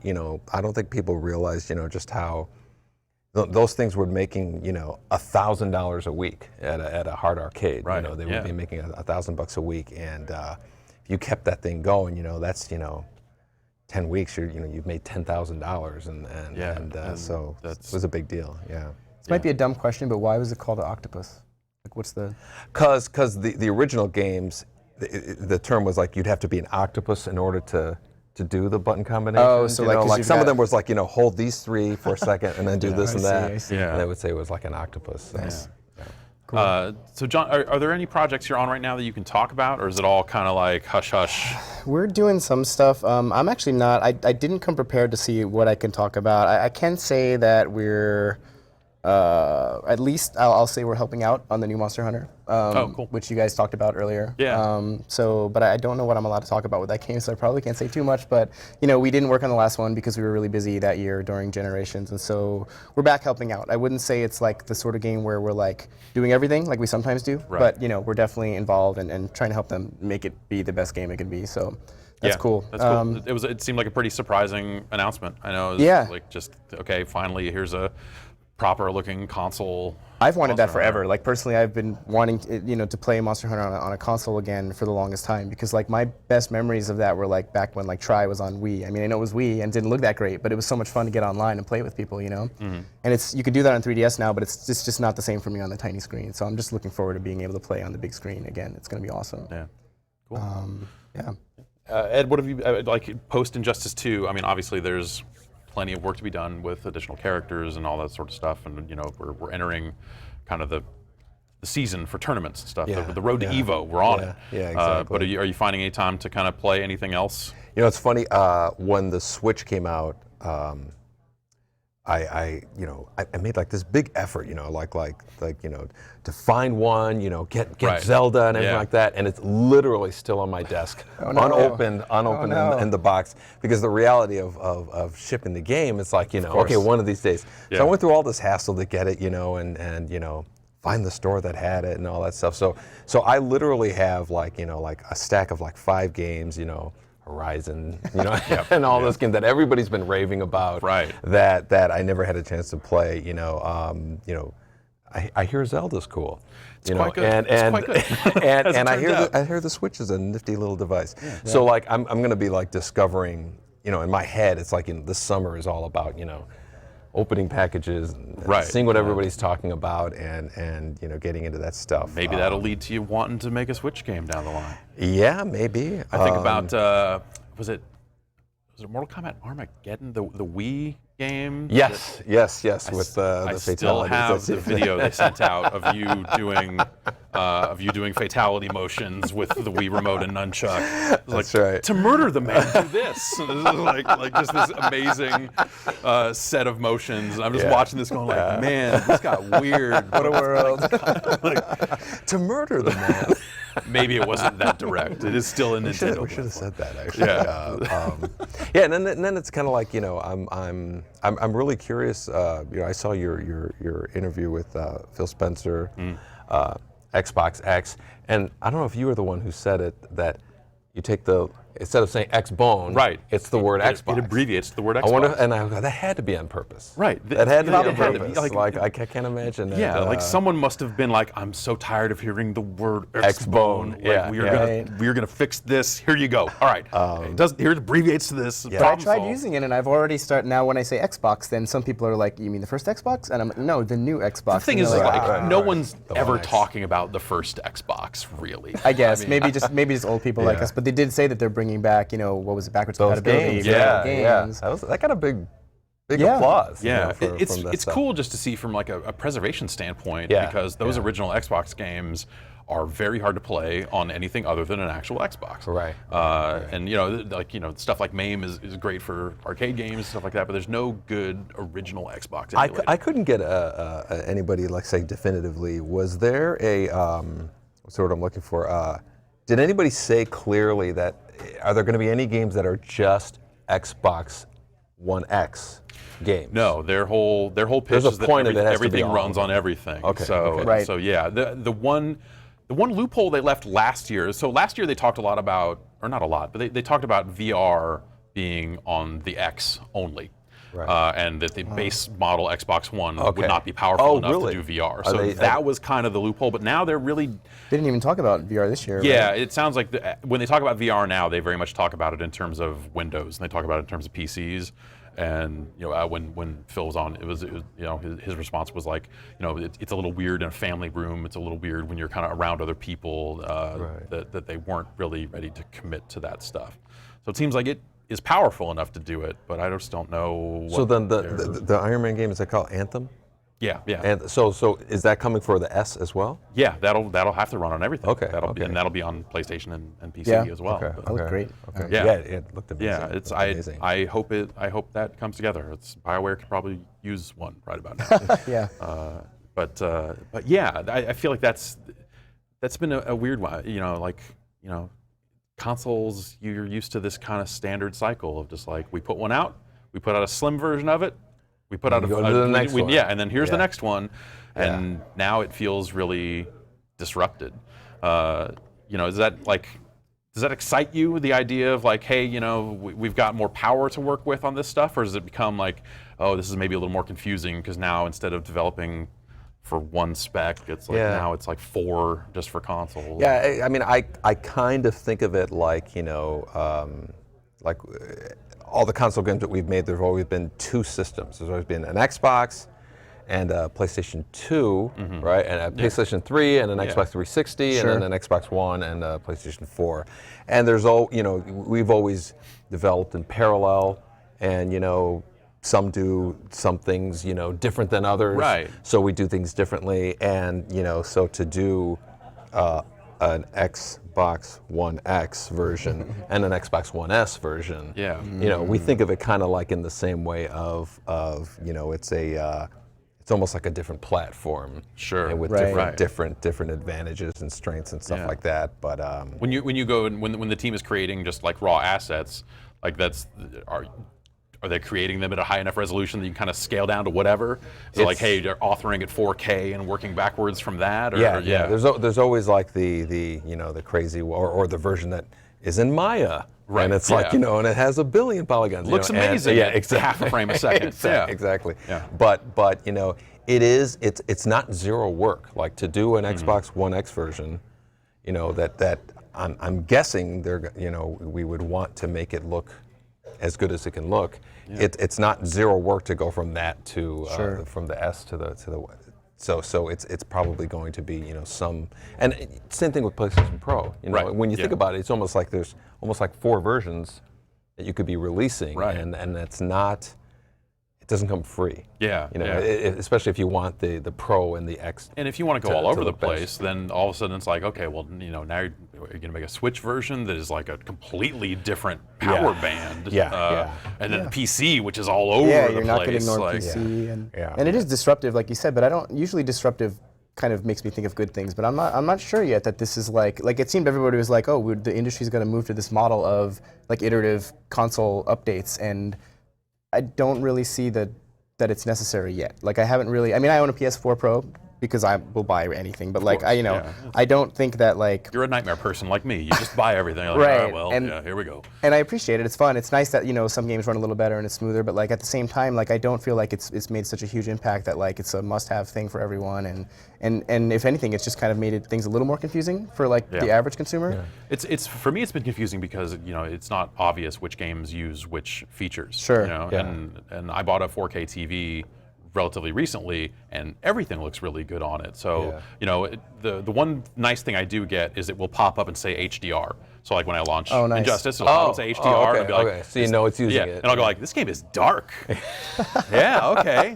But like in a way that you're like the brights pop in a way that they don't. And it's like very it's. I didn't, and I was watching, you interviewing Phil Spencer, and I think you asked him, well, what is the market for the X? Right. And I always thought it was, the guy who's got, disposable income, he's got a 4K TV, he wants to see, what is. But he was saying that they were expecting to sell more S's than X's, right? Definitely, yeah. Right? And that's what Sony's definitely seen with the PS4. Sure. Like they're. What was your understanding of what that market? Well, I want to say, I think Sony got out there and said that, I think, was it like 20% of PS4 sales are pros? Okay. And that they were ahead of where they thought they would be with that number. So, I think their estimates were just like, hey, we're putting this out here. We have no idea how it'll do. Right. And maybe it's a little more established with Xbox, but still, that's I would expect the number to probably be around that same. VR works thing. better on the Pro. It's more power, so theoretically, Okay. if they're coding for it, then you can get more out of it there. And honestly, I've had pretty bad experiences with PlayStation VR. Have you? Okay. Okay. On both systems, just in terms of how it works and tracks and all that sort of stuff. So so that stuff's been a little rough. Yeah. A little rough. Well, I was just curious as to just again, it's almost like there's 4 consoles out there. Yeah. Almost, Yeah. to some extent. Yeah, I'm really curious just to see how developers support it, because that was something like when the Pro came out, Sony had kind of got out there and said like, oh well, or I guess maybe Sony didn't say it, but the documentation we got a hold of implied that every game will have some kind of thing for PlayStation Pro. There'll be something in there for those owners, and then that lasted for a while around launch, and then you started seeing games start to ship that just kind of didn't have it, had gotten it waived or whatever, and at some point, you're reading patch notes on the PS4 and going like, does it say anything about HDR or 4K? Right. Like, what am I don't even know what I'm looking for. Yeah. I wish that stuff was a lot more explicit. I can exclusively reveal that Undertale will look exactly the same on a PS4 Pro as it does on a PS4. Fantastic. No changes at all. But will it? I mean, is it going to load faster? Like, what are we talking about? I actually don't know.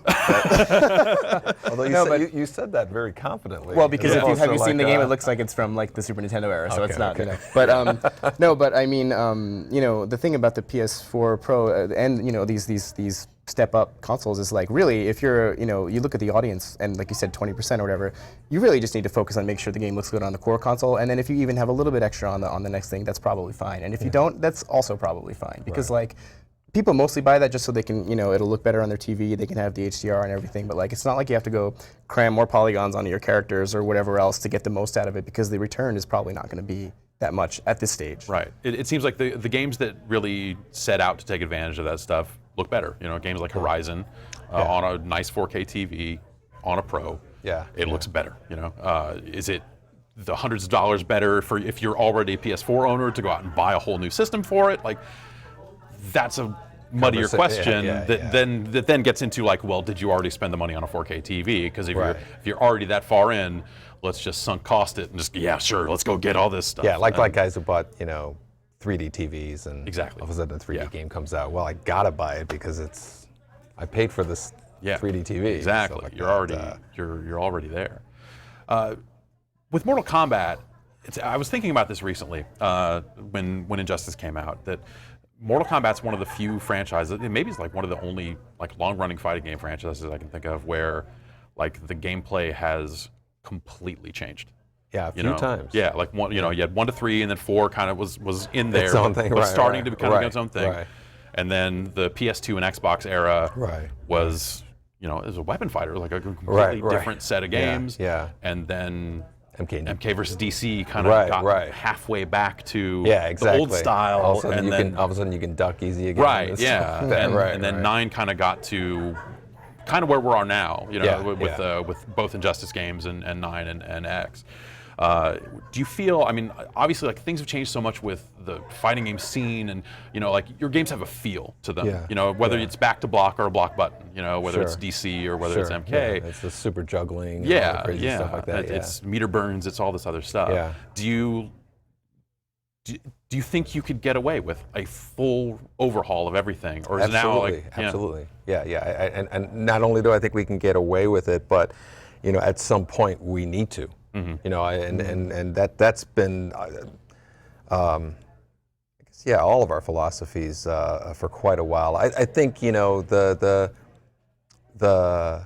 I've seen games do a number of sequels where it's basically just the latest graphics engine and the prettiest things on these iconic, great, but the same. Yeah. And it's like at some point people go, yeah, this looks great and it's a lot of fun, but then they're and it might not even be a conscious thing, but they're like, yeah, I'm done with this. That was really cool, and that was a little less time than the last one. Yes. And it's this unspoken thing, and in retrospect they look back and they go, I haven't really been into that series that much, We at least, no game's perfect. I don't think by any means we're, but at least it's occasionally we'll go, it's time to wipe the slate clean. We call it a reboot the fighting engine, and let's do something just so people can go, oh, this feels different. I feel like I need to learn something, and Right. I need to get good at this. Yeah. As opposed to kind of play the same thing over and over. Yeah, I imagine that even that must be a really wild balance. Because I just, for me, it was like when Scorpion's spear went from back to back forward. forward. Yeah, I was like, yeah. you broke the game. What is this? Yeah, This isn't, yeah, if exactly. Ryu can't do a low medium kick into a fireball, like Yeah. that's not a Street Fighter. Yeah, It's like yeah. I'm sure everyone has their one thing. That Yeah, they look exactly. Yeah. At. So yeah, that's I imagine that would be like walking a tightrope. Yeah, and it's some people it's like, oh, you ruined it and stuff. But those are the same people who are still with us, and MK9, MKX are the two best selling of all the Mortal Kombat games. Right. And not that like sales is the defining thing by any means, but their people got engaged with them, We added these crazy features. The story mode is like, who does that? Who does this 2-hour, cinematic thing? But also, like coming especially off of the Injustice 2 story mode, and seeing, what something like a Street Fighter does, or even something like Tekken, like it really feels like those games should be doing that. It's the difference between like, are you trying to just appeal to the Evo crowd, or are you making something that anyone can enjoy? Yeah. If you appeal only to the Evo crowd, you're going to sell, 200,000 units. And those people are amazing, and those people are in a lot of ways your evangelists. Totally. Those are the guys who are the loudest online and stuff like that. But the masses, everybody goes through our story mode when they first buy the game. They plow through the whole thing. It's amazing the stat of it, and we purposely don't make it really hard. We play it so people can enjoy that experience, and that's a conscious effort of. Some people are afraid to go online and just get their ass kicked. It's like that's the experience they have, and so these are kind of conscious decisions that we make to make what is in a lot of people's eyes a niche category of game more appealing to I imagine that's something that, I was going to say that with DC characters, that's something that's probably even more important just because of how mainstream they are. But at this point, it's not like Mortal Kombat has not reached a certain level of mainstream. There are a lot of tattoos out there. That's what I'm saying. There are. Somebody showed me one today. He had a big scorpion spear on his arm and stuff like that, and I was like, you're going to be 70 years old with that at some point. And was he just like, yeah, that's right, I am. Exactly. Yeah. But it's the fact that people are putting tattoos and stuff on it is it's weird. It's I to this day, every once in a while, I'll just go, oh, they made a movie of that game. They made 2 movies of that game, and it's just still to this day, it's just I go, wow, what was I doing during that? Probably working on one of the versions of the game. There's a lot of talk about another movie coming at some point. I've seen a lot of stuff too. I'm certainly. Definitely not at liberty to say, but I personally would love to see a new one by like a really good young director. That guy, his name is Kevin Tentro, and he did like this Mortal Kombat, Rebirth, that YouTube thing. Yeah. And when I met him, he showed me a picture. He's like, "Oh, you got to see this," and it's like him, like 5 years old in a Sub-Zero costume, like this. I was like, wow, we're a generation apart. We're literally a generation apart. Yeah, exactly. right, And he was that age, and I was in my 20s. So it's just crazy how long this thing has been going on. Yeah. So, well, that's I would love to see at least another 25 years out. Oh God, yeah. And then you can make the grid too. That's right. Yeah, we'll get another couple decades out of it, and then they'll let you do it. It's funny. We have the grid in our cafeteria, and it's funny. Everybody, like you look at the graphics now, you're just like, wow, But it's like it's still at that California Extreme thing. Right. They bring it every year. I go to Galloping Ghost Arcade. It's like this I think it's the biggest arcade in the world now. Yeah, and they have they've they got have 6 that of them. Primal Rage 2 machine there. Yeah, now oh, or they got something. all the they Yeah. have all these games that are like weren't finished and stuff, and somehow Yeah. they got the ROMs, and it's awesome. Yeah. Cool. Well, Ed, John, I'm gonna let you guys go. Thanks so much for coming by. Of Thanks it's for having always us. a pleasure to talk to you. Yeah, it's Likewise. part of E3 for me now. Yeah. Awesome. Yeah. Awesome. Thanks. Well, we're going to take a break and get some more guests on here and keep the evening going. Stay tuned, everybody. We'll be right back.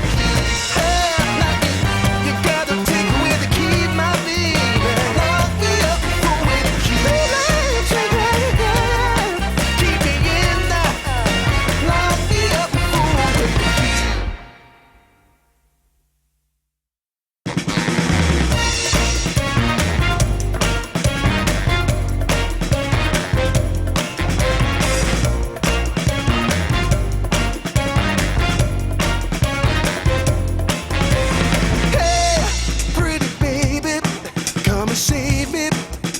I got a confession for you. Call me crazy, but I may be committing a crime of the first degree. I'm not pretending, I mean what I'm saying. I'm coming in with my hands held high. Gotta face it, I'm not gonna make it without your love, and I got nowhere to go. Don't you see what you're doing to me? I'm in love and I can't break free. Now I'm begging with you, baby, please don't leave me hanging. Oh, no, no, no, it's a lockdown, baby, you drive me crazy. Ain't no escaping, your love has got me doing time. You're my attorney, my judge and jury. I'm pleading guilty, so lock me up for a key. Oh, babe, hey, I said lock me up for a key. Yeah, ooh, yeah, lock me up for a key.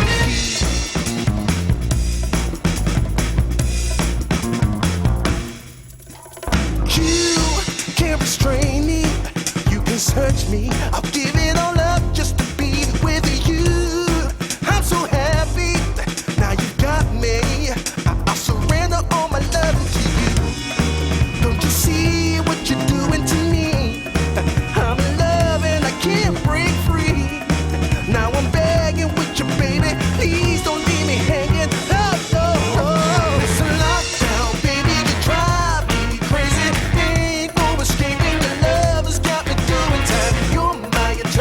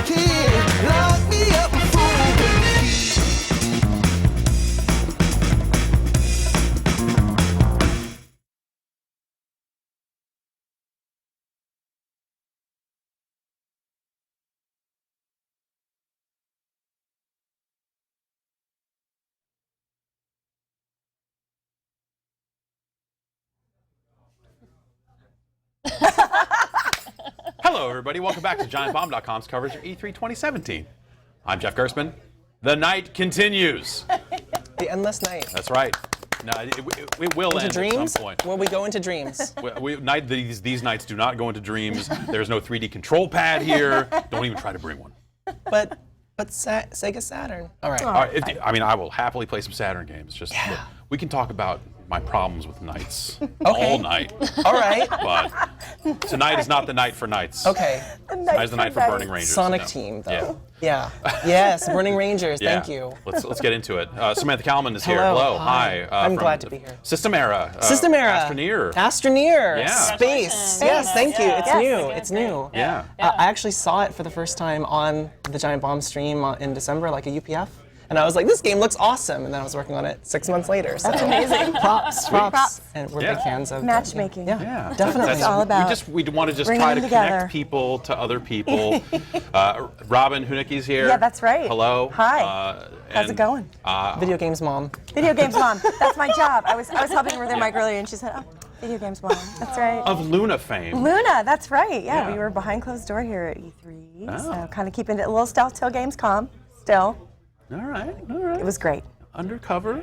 Yeah, Secret you know, stuff. it's a delicate game. I like to unravel it one petal at a time. And from the Indie Mega Booth, Kelly Walk is here. Welcome. Yes, thank you. Yeah. Thank you. Yeah. Good to see you. Yeah. Good to see you again. So the Indie Mega Booth was kind of in the news a little bit, just to talk about some of that stuff a little bit. There was the story about Devolver. Yes. So you're showing over there in the Devolver lot and all that other stuff. How's that been going? It's actually really awesome. This is the 4th year that we've been doing that with them, and I guess my 5th year at E3, and it's just kind of the first time that I was thinking of coming. I didn't really know too many people, and I reached out to Nigel, and I was like, hey, should I come to E3? And half the people I talked to said, no, oh my God, it's awful. And then the other half were like, oh, you should definitely go, it's amazing. And then I reached out to Nigel, and I was like, do I need a pass? Like, what do you do? And he's like, oh, just come and hang out and we'll have beers and whatever. And so it's always been this kind of like informal, Cash thing. like kind of Just casual, chilling. fun thing. Yeah. Yeah, it's actually been one of my favorite shows because I just spent it kind of like hanging out, drinking beer, talking to my friends, listening to music, having some meetings. That's kind of how PAX would go for me. Is we don't take a ton of meetings at PAX, so it ends up being like we're going to see some games, but also like it's got that kind of almost summer camp vibe of just, like everyone's in the same town. Yeah. It's going to be great. We'll just hang out. No one will sleep. It'll be it'll be it's fun. amazing. Yeah. It'll be great. Yeah. And then so is there like an Indie Mega Booth presence at the Devolver in the Devolver area? So there's supposed to be, or there's not. It's like the parking lot business that Polygon reported on, right? Yeah. I think there's some other articles that are coming out later. We're kind of, I feel like we got a little stuck in the middle of the whole situation. Yeah, it kind of felt like, like my parents are getting a divorce and I'm in the middle, and I'm like, stop fighting with each other. Well, I know. We were just watching that. It was so good. But I guess it works out because I mean, like maybe you don't need your own, a show here because you've got your own show coming. Yes, out, right? yes. Make a show. So exciting. Yes. So this is a one-day event in Atlanta. Yeah. So it's going to be all day. It's kind of like a festival-style event, and so we want to do. We have a bunch of music, and we have a bunch of really cool games and installation art and alt hardware and arcade cabinets. We're partnering with Adult Swim. Sony's sponsoring it. Yeah, we're doing it at a venue called the Tabernacle, which is just like. Am I allowed to curse on this? Yeah, absolutely. Okay. Anyways, it's like the fucking coolest venue ever. It's really, really amazing.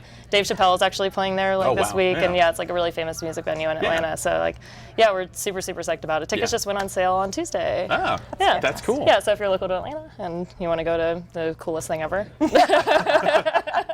you meet these two requirements. Yeah, those two requirements.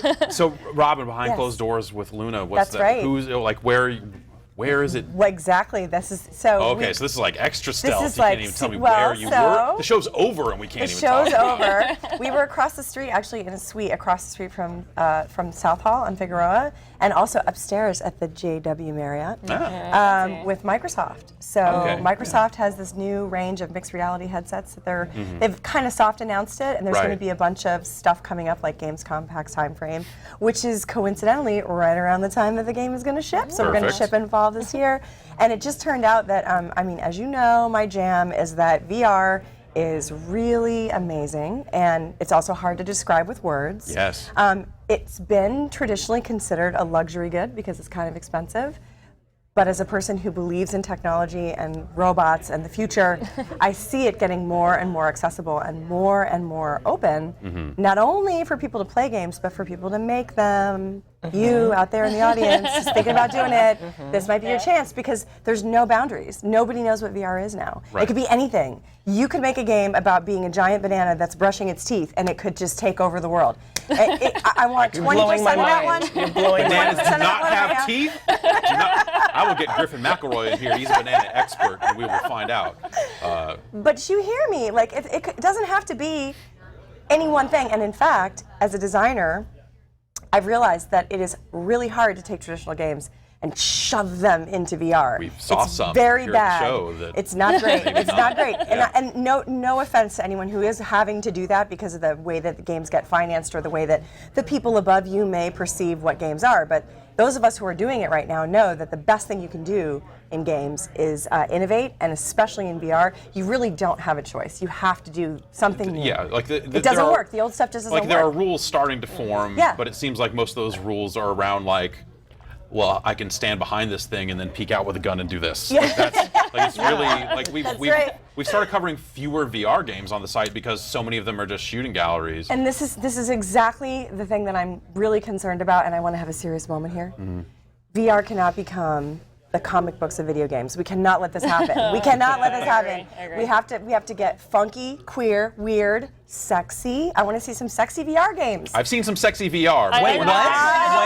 Where do I We point know, me to we your know, where- sexy VR? we know, I need we this. know. So this is the thing. We need to really innovate. And what do people like to spend time doing?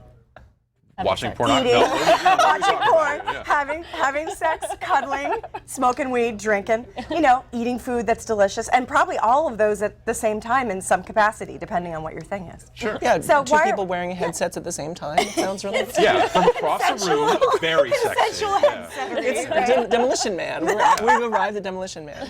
So Luna is actually the first thing that I've ever made for VR, and I'm learning all these things in it. And it really is about, like, the game itself is about untangling these puzzles, and then you find these pieces and use them to build a little world. There's a little bird, you can pet it. It's really cute. This is it right here. See, it's got big eyes. It's so adorable. I have pet the bird. It's- I can See, I can report. That the bird is petable. Yeah. But the thing is it's really, as you know, it's a relaxing and open experience. And it turns out that a lot of people don't want shit flying at their face or guys jumping out at them and like dinosaurs like just putting their testicles right in their face. Like not everybody loves that. Some people are into that, but not everybody. Yeah, I mean, not everybody. for me, it's Not about everybody. wanting like a variety. Like Samantha, you kind of dabbled in some VR stuff. Yeah, I was Things all along in on the way. VR Yeah. for a while when I was like I tried to bootstrap a bunch of VR projects. It was pretty difficult for a relatively new indie dev to get funding, but I completely agree with Robin. Yeah. Like we're at this really critical point in our history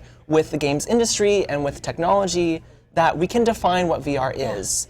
And I see it as an entirely new medium. Like to me, it's the first new technology medium since the World Wide Web, like since the internet. Sure. And Yeah. that we can do all sorts of crazy, amazing, life-changing stuff with presence, which is the thing that's really hard to describe. Yes.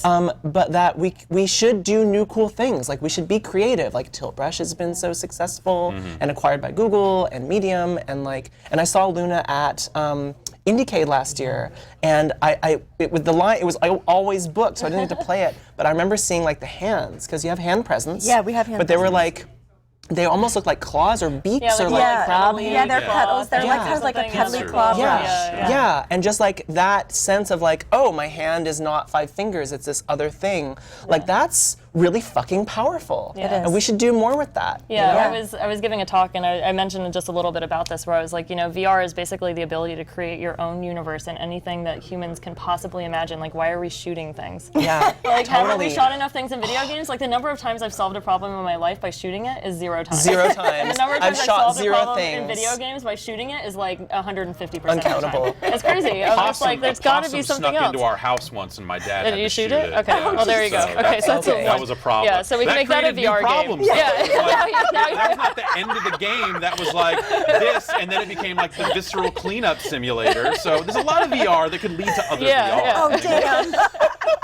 What have I done? But this is really true, right? I mean, this is like there's like a world. If you can imagine a world, and you're going to make a movie, and let's say it's going to be set in space, right? And then there's there's one princess, and everyone else in the movie is a dude. And then they're trying to fight against one bad dude, right? Like that's pretty much the ratio in most movies these that's days. pretty much okay. that's the thing we've been doing for a while. Star Wars? Yeah. Oh my God! You guessed. Ding ding ding ding ding! And this is when like all the $5 million comes out. Right. That's where the money comes from. Unfortunately, Ed Boon won the $5 million on the last segment. We haven't restocked the money machine yet. Just So, rain of money. But yeah, I mean, we've been doing that, you know? Yeah, I was just totally. gonna say, we've been doing that for a long time. And like now let's imagine a world where it's like, I don't know, everything in the world is completely different. You know, totally new. Gravity works different in different areas. I mean, there's so many cool things you could do with the body, with being in that space, and yet for some reason we're just so fucking lazy. Like we're just like, you know what would be cool? What would be cool? You're a space marine. I'm down. Where's my huge gun? Where's my huge muscles? All right. Do I have power armor? I'm feeling it. All right, here's your funding. Just how much do you need? I'll keep adding zeros $5 to million this. bucks. Just get this I going. said this at the beginning of that. I need $5 million bucks. But yeah, so I mean, I don't want to go on and on and on about it, but that's basically what I've been talking to about with people here, and it's no lie. A lot of people, when we were at Judges Week, we were at Judges Week for the show. A lot of people were reluctant to put the headset on. They're starting to get tired of getting like this or like, ugh, you know. Like I said, we found so we got to fix that shit. The way we cover VR games is it can't be on our podcast. It can't be, like written articles about VR. Yeah. Just don't really do it. But as we've been like, and it's simple. We're not doing the full on like here's the third camera in the mixed reality. It's just like we are on a green screen. We're putting the game behind it, and so you can kind of see what I'm doing as you can kind of see what I'm seeing. Yeah, it takes that kind of work. And that's been the thing that has, like, people start to understand at least a little bit. Even if they haven't tried it, there are certain things that you still won't wrap your mind around completely until you've like done, and really almost anything, any one thing in VR that's sufficiently, has presence and that sort of stuff, you start to understand the language at least a little bit more. What I found in my research and prototyping with like various layers of abstraction or like relatability or hand presence or not, is that the most remarkable experiences really acknowledge the person with the headset on in ways that video games just never have. No. It's like this sort of like in context fourth wall breaking that I think is really fundamental and core to VR design. Like you have to acknowledge that there's a person there. Yeah. Like there's a human like with all their weird fleshy soft weird stuff going on in their brains and whatever. Yeah, it's like veins just a and stuff. series of impulses on the controller. And I think this idea about abstraction is really important. VR allows you to remove the abstraction. Like in Journey, we have this controller. You can kind of control the camera by tilting it, right? But when you walk, you're pressing on a stick, right? Yeah. And then when you want to jump or call, you press a button. And so everything becomes these little micro motions, right? But when you're in VR, and you have hand presence, when you do this, like your body feels something. When you do this, or this, and like the difference between the power grip and like shooting stuff and dual wield and all that stuff, the feeling that you get physically from this stuff versus that precision grip of dragging and placing, like you feel actual feelings in your body. Like there's a reason that girls cheerlead. There's a reason that boys cheerlead. There's a reason that people like to get out and dance because when you open your body and you do your moves, it feels good. If you really think about it, a lot of the stuff that we've been doing has been moving a camera around and you're just kind of sitting there doing this. It's like you're almost not even experiencing your body, all of a sudden now we have all this. Yeah. You have all this to work with. Or we have all like, this and this.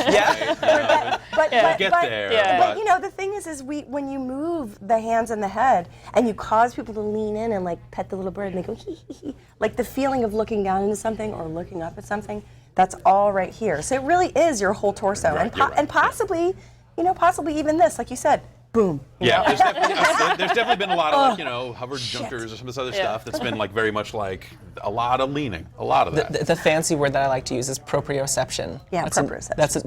That's a spelling bee word for you. But then also, like that leaning back and forth, like getting your body into it. Yeah. I've also been discouraged about the shooting galleries.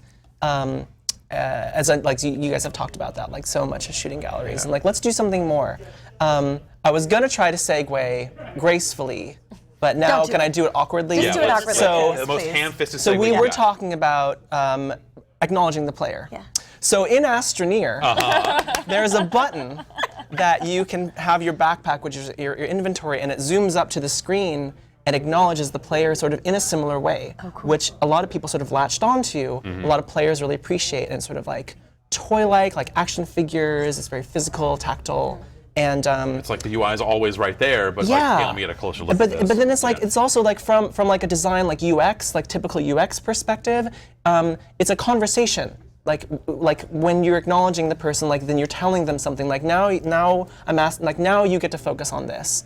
And so we're trying to explore, like for the future of the game, like how do we enhance that conversation even more in lots of different ways and enrichen that experience. You know, and actually one of the things in Luna that we've noticed is like, so it's a PC title that's VR accessible, really, when you think about it. So if you have VR, you get this other experience, but then what's happened is that working on the VR version has like informed the way that I think about moving the camera, and like I think how much I've realized how lazy I am. Like I'm a lazy ass game designer. You know, I'm like, oh well, we need. I don't know anything about that. Yeah, I know. We need to get them to pay attention over there. We'll just move the camera, and then you just can't do that shit in VR. It makes you really sick. Right. So you're just like, oh, well, just even shooters have to do that, right? Like you think about like Gears of War would do the thing where it would just literally show a button prompt on screen, so because they know that no one ever likes to look up, so you just hold down the button and it just goes. And you go like, oh, there's a thing flying overhead, huh? All right. All right, sure, cool. So That looked neat. What kinds of design challenges have you had, Robin, in like pulling players' attention? Like if they're looking at something and you want them to see something in the sky or on the ground, like how has that been hard? Has that been easy? It's hard, but it's also the thing that makes it so hard is I'm always thinking to myself, well, we'll just pan the hook. Yeah, like you can't pan. This is what I'm saying. Like this Does is a everything have to make confessional experience noise for me. then? Is it just like you have to? It's got to be a frog down there making noise, and you're like, is it a frog? There it is. There it is. Yeah. There's a couple things you can do that like a lot of people have been doing. One is a sound cue. The other is that you can bring something through the space. So we do a lot of stuff with the bird where you see the bird flying out and that causes the person to look up, and then we wrap and like bring you back out of the experience. Or the bird is making a little nest at the beginning of the game, and it gets called away by this owl. So the bird's there doing its thing, and everybody just goes, pet the bird. Well, let's wait till you pet the bird, and then we'll bring the owl in, right? And then the owl comes in, and you're like, oh, well, what? And then it's like not so friendly. And then it's like, oh, wow, and then they can have an interaction. But if you do the thing where you just put the bird there, and then the owl comes in, like what people do is they watch the bird for a little bit, and then they go, ooh, cool, and the owl shows up, and they don't even see it. And you can do and all the stuff with having there be sounds and stuff, but it doesn't really matter. And so the other thing you have to do, I think, is pace it really well. So you gotta and I'm not saying this because we have figured it out. I'm saying it as Kelly knows because we live together in Santa Cruz, so she hears about this shit all the time. And if you put up, oh my God, thank you. It's like, thank you from my game designer's heart for listening to my dumb stuff. But there are things that you have to do where you just let people have a moment. Think about it. If in VR you can teleport someone from, say, looking at this little terrarium filled with all these beautiful plants and flowers and trees and stuff that they've been sculpting for, say, 20 minutes, then you can cut and fade and then take them down inside of it. That's pretty fucking magical right there. That's really cool. But smart-ass game designers and then cue the cutscene. So people are like, oh my God, I'm missing something. They're freaking out. I was just like, I gotta slow this shit down and you got to know when to hold him and when to fold him. You got to. Sometimes you got to move him up. Sometimes you got to move him. That's let him take the space. I mean, that's why I basically only play sandbox games. I hate exactly. I hate being tied to I have to do this thing at this time. The last thing I want to do is I don't want to have a goal. I don't want to have the time pressure. I have enough of those in my life. I don't want to go into a video game in a fantasy world and then be like, I'm going to follow a bunch of rules, have a bunch of goals, and then follow a clock and then do all this stuff. I'm like, oh, cool. Here's another job you've got. Yeah, exactly. Yeah, Oblivion for me has become a flower collecting simulator. I've spent 100 hours collecting flowers. I've closed 4 Oblivion gates and I'm on level 8 and I've been playing it for 6 years. I just got far enough on a side quest to get a house that I fill with flowers. So one of the things we talk about with VR especially is the idea of trying to demo it for people and show it for a wider audience. Yeah. I mean, with the Indie Mega Booth and what you've been doing with kind of getting games out in front of people. Like Yeah. VR seems like this whole next level challenge. Like, how's it been? Yeah. VR stuff was actually really interesting. So when we first started getting VR games submitted to us through the regular Mega Boost showcase, like we open up submissions like about twice a year, and people send their games in. Like our criteria for what we put in for VR was like, does it make you vomit? No.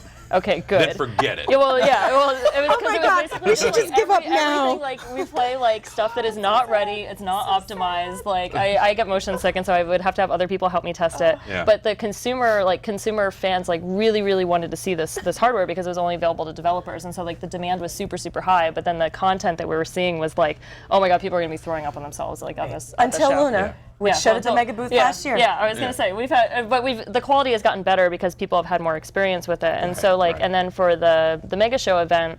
We're actually having Colin Northway is curating the VR content for us, and he's brought together a bunch of stuff that's really like easily accessible. Like Tilt Brush is going to be, we're going to want to have like a drawing competition and stuff like that. Like things that are really like easily accessible. Esports for Tilt Brush. Yeah.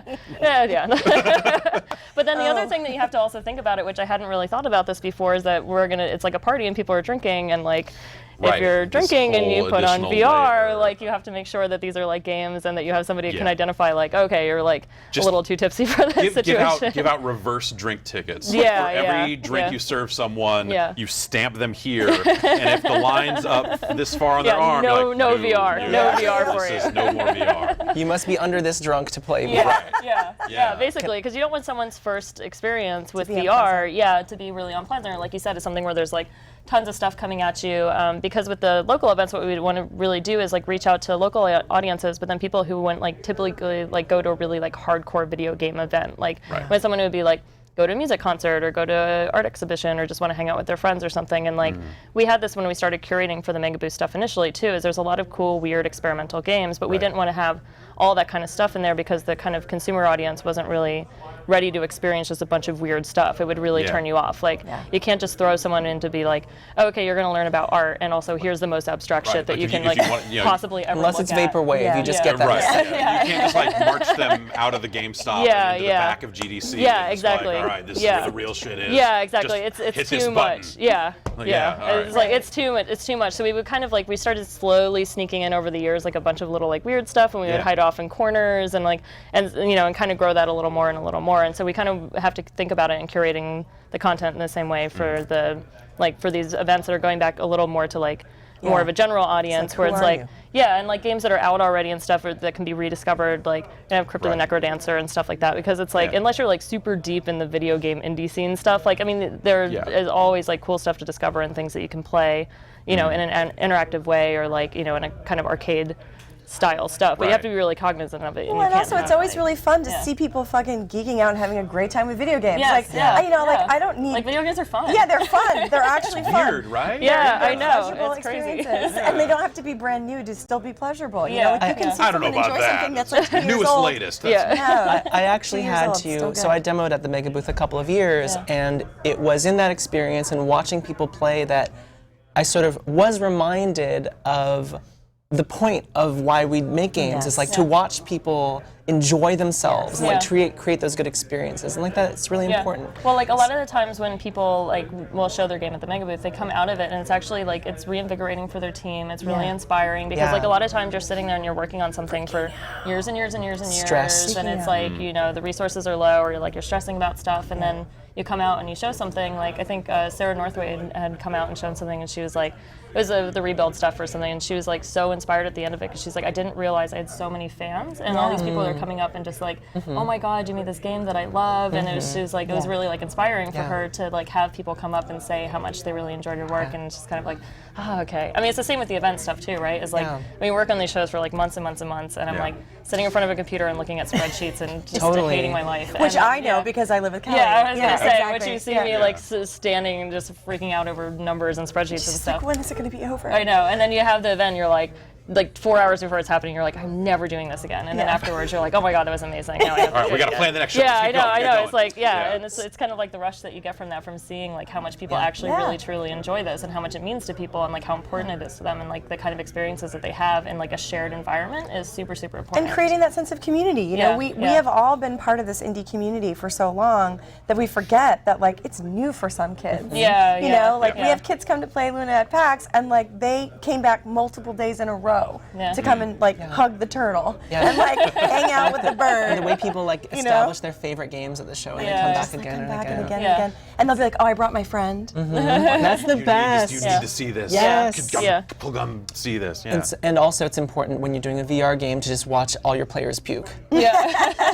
Can I pitch a VR game for the Indie Mega Booth right Yeah, now? yeah. So this is a live pitch right now. Okay. This is a giant bomb. Oh my God, where? Okay, so this is VR Simulator 2018. The concept is you are in the Vive with your controllers. You are in the Vive factory, and the parts are coming down, and you have to take them and put them into the boxes. But then in VR, in your hands, are other small people in Vives. And when you reach out to grab something, you pull the trigger, and then those players on multiplayer get the prompt. The QTE, it's like, pull your trigger, and then they have to do it, or you grab it. But then in the meantime, like as you're moving around, they're just like, holy shit! Am I in? I think that sounds amazing. Okay, good. Asynchronous multiplayer is huge right now. This is it's perfect. Totally. Did Liam ever tell you his VR? No. His VR plan. No. I want to give him full credit for it. All So right, this is Liam Liam's. Raum. This is Liam Raum's working at Berkeley. His thing is VR rodeo, where it's basically as horrible as possible, and you have to survive like the 8 seconds or 6 seconds in the VR thing without throwing up or ripping the headset off. Yeah. Which is actually I really love the idea. I wanted to be like when we first started getting headsets. There was a part of me that was just like, I'm gonna be the Chuck Yeager of this shit. I'm gonna strap in and just like I want to get sick. I want to know my own limits. How far can basically I go? it's like you put it on and instantly it's just like you're just flying moving 1,000 miles an hour. There's stuff coming at you. There's noises. Just like it's 90 just the degrees, most just hard, horrible. yeah. It's The world horrible, is it's just crashing, spinning it's just like, constantly. It's glitching. That's the frame rate's just dropping randomly. Oh, and the goal I'm is getting to sick survive just as long thinking as about possible. this. Oh my god, I know. Like this is I would not. close my I eyes. would not. I would do that. Well, that's the I thing would is try people that. ride I the would bull, the definitely- mechanical exactly, bull thing and do all that weird. I would I'll send at you a least build try. next week. Yeah, cook something up, just a timer that detects when the headset comes off or something. Because I just want to know more about me in a weird way. I think that's something that VR can do, not necessarily in the roller coaster nightmare hell Well, way. yeah, I mean, I hope not, but but that is. But the actually, kind of defining experience for me was the very first time that I tried VR was like when the Vive was kind of first announced, or room scale VR was first announced. And I went to the Valve offices and I tried it out. Yeah. And they had there was like a gap in the bridge of the nose and the headset, so you could still see the floor, so Right. that it wasn't like so disorienting. And it was all like mostly like tech demo stuff. And there was one where it's like okay, stand right here, close your eyes. I'm like, okay, and then you open it, and then you're just like standing on a square, and then you look down, and it looks like it's like 5,000 feet down into the bottom. And I'm like, I'm not really good with heights. Like if I can look over and I think I might fall, it makes me really freaked out. Like the 4th story of a mall is like my biggest nightmare. But like airplanes I'm fine with, airplanes are all right. And like I could see that there was carpet, and like I could understand it, but like I was having this like short circuit basically where like my palms were sweaty and I was like starting to giggle and I was like trying to walk off it, but I like kind of couldn't Couldn't physically take that bring last myself step. to do it, but I could like see that that I knew that it was actually not Totally. real, and it was like it was freaky. totally bizarre to me. That was just like it was really interesting to be be like my body physiologically is like reacting in this very specific way I feel based like on this that's fear the that feeling I have. I've been chasing. Yeah. Because I haven't really found it very often. Yeah. People are not doing the thing with scale that they could do, and like my Yeah, the experience scale was, stuff to me was super was impressive, very yeah. was Yeah. very similar. I actually went down to see Ottman and the stuff at Valve like 4 PAXs ago, 5 PAXs ago. It was so long ago. Doug was actually the one who gave me the I was gonna say. demo. So Doug and Ottman Yeah, are friends of ours. We've known forever, and they were like, "Oh my God, we're working this really fucking weird thing. We don't know what to do with it. Yeah. But come and check it out." I gave him a hug afterwards. I was like, oh my god, I had no idea this is what you're working on. Yeah, this is amazing. Yeah, it's like so cool, right? And I was like, I went for like basically to have lunch with Ottman and take a look at it. I ended up staying all the way through dinner, and we sat down in the cafeteria and we talked, and I was just like, oh my God. My mind is blown. Like, I'm already designing a game for this. Like, oh my God. I and then I was called like, my mom after, and I was like, I had no idea the future got this far. It was like someone gave me a hoverboard, and I was like, holy shit, I didn't know we were even like had skateboards. It was so cool. I tried that too, and going into that room, I was skeptical. Like I was like, VR is not a thing. I walked out, I was like, I see you, Jesus. Converted. And I think we all sounded really crazy. I think Yeah, people yeah. thought we were really nuts. Like, oh yeah, like I mean, when I was in graduate school in like let's just not even go there. A long time ago. I'm old. When I was in graduate school, I used to go and go over to the U of I had some stuff that they were doing with this cave. You put this thing on and glasses and you're moving around, and then the experiences would always be like, this is a simulator of an autoclave for airplane engines or whatever. You know, it was like they were really awful things because that was the only people that would fund this shit, right? Was Boeing.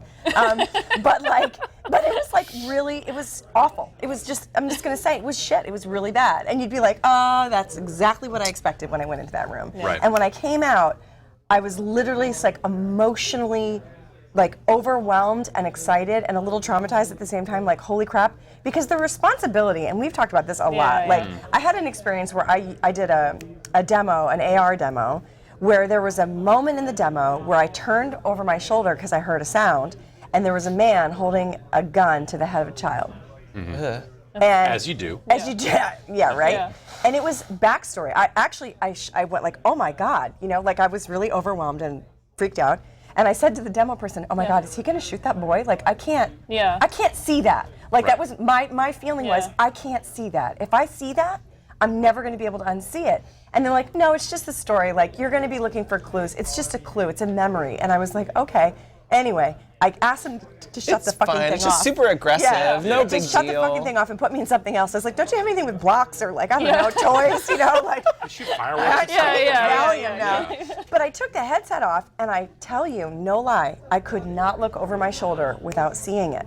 Your brain remembers mixed reality and augmented reality stuff very differently than it remembers the VR stuff. Yeah. And I walked out of that room and I went immediately to the front desk and to the person that was like, you know, making the appointments, and I said, please talk to the person that's doing this and have them remove this demo from this. It's not good. Or at least give people like just like let give people them know give them it's the, give them the feedback that yeah. this is too much. Yeah. Please do not make this the first time experience. I'm totally okay with this game being made. I'm totally okay with people pushing the boundaries. Totally. But this cannot be the first experience a person has in this. Yeah, it's like this super horrible, traumatizing situation.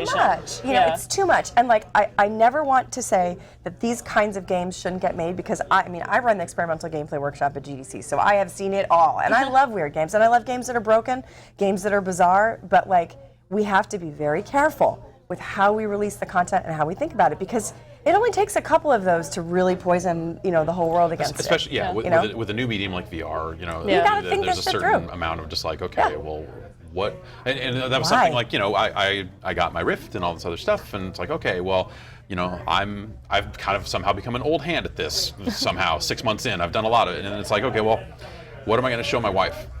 And I had to sit there and look at all these things and just go like, well, Tilt brush.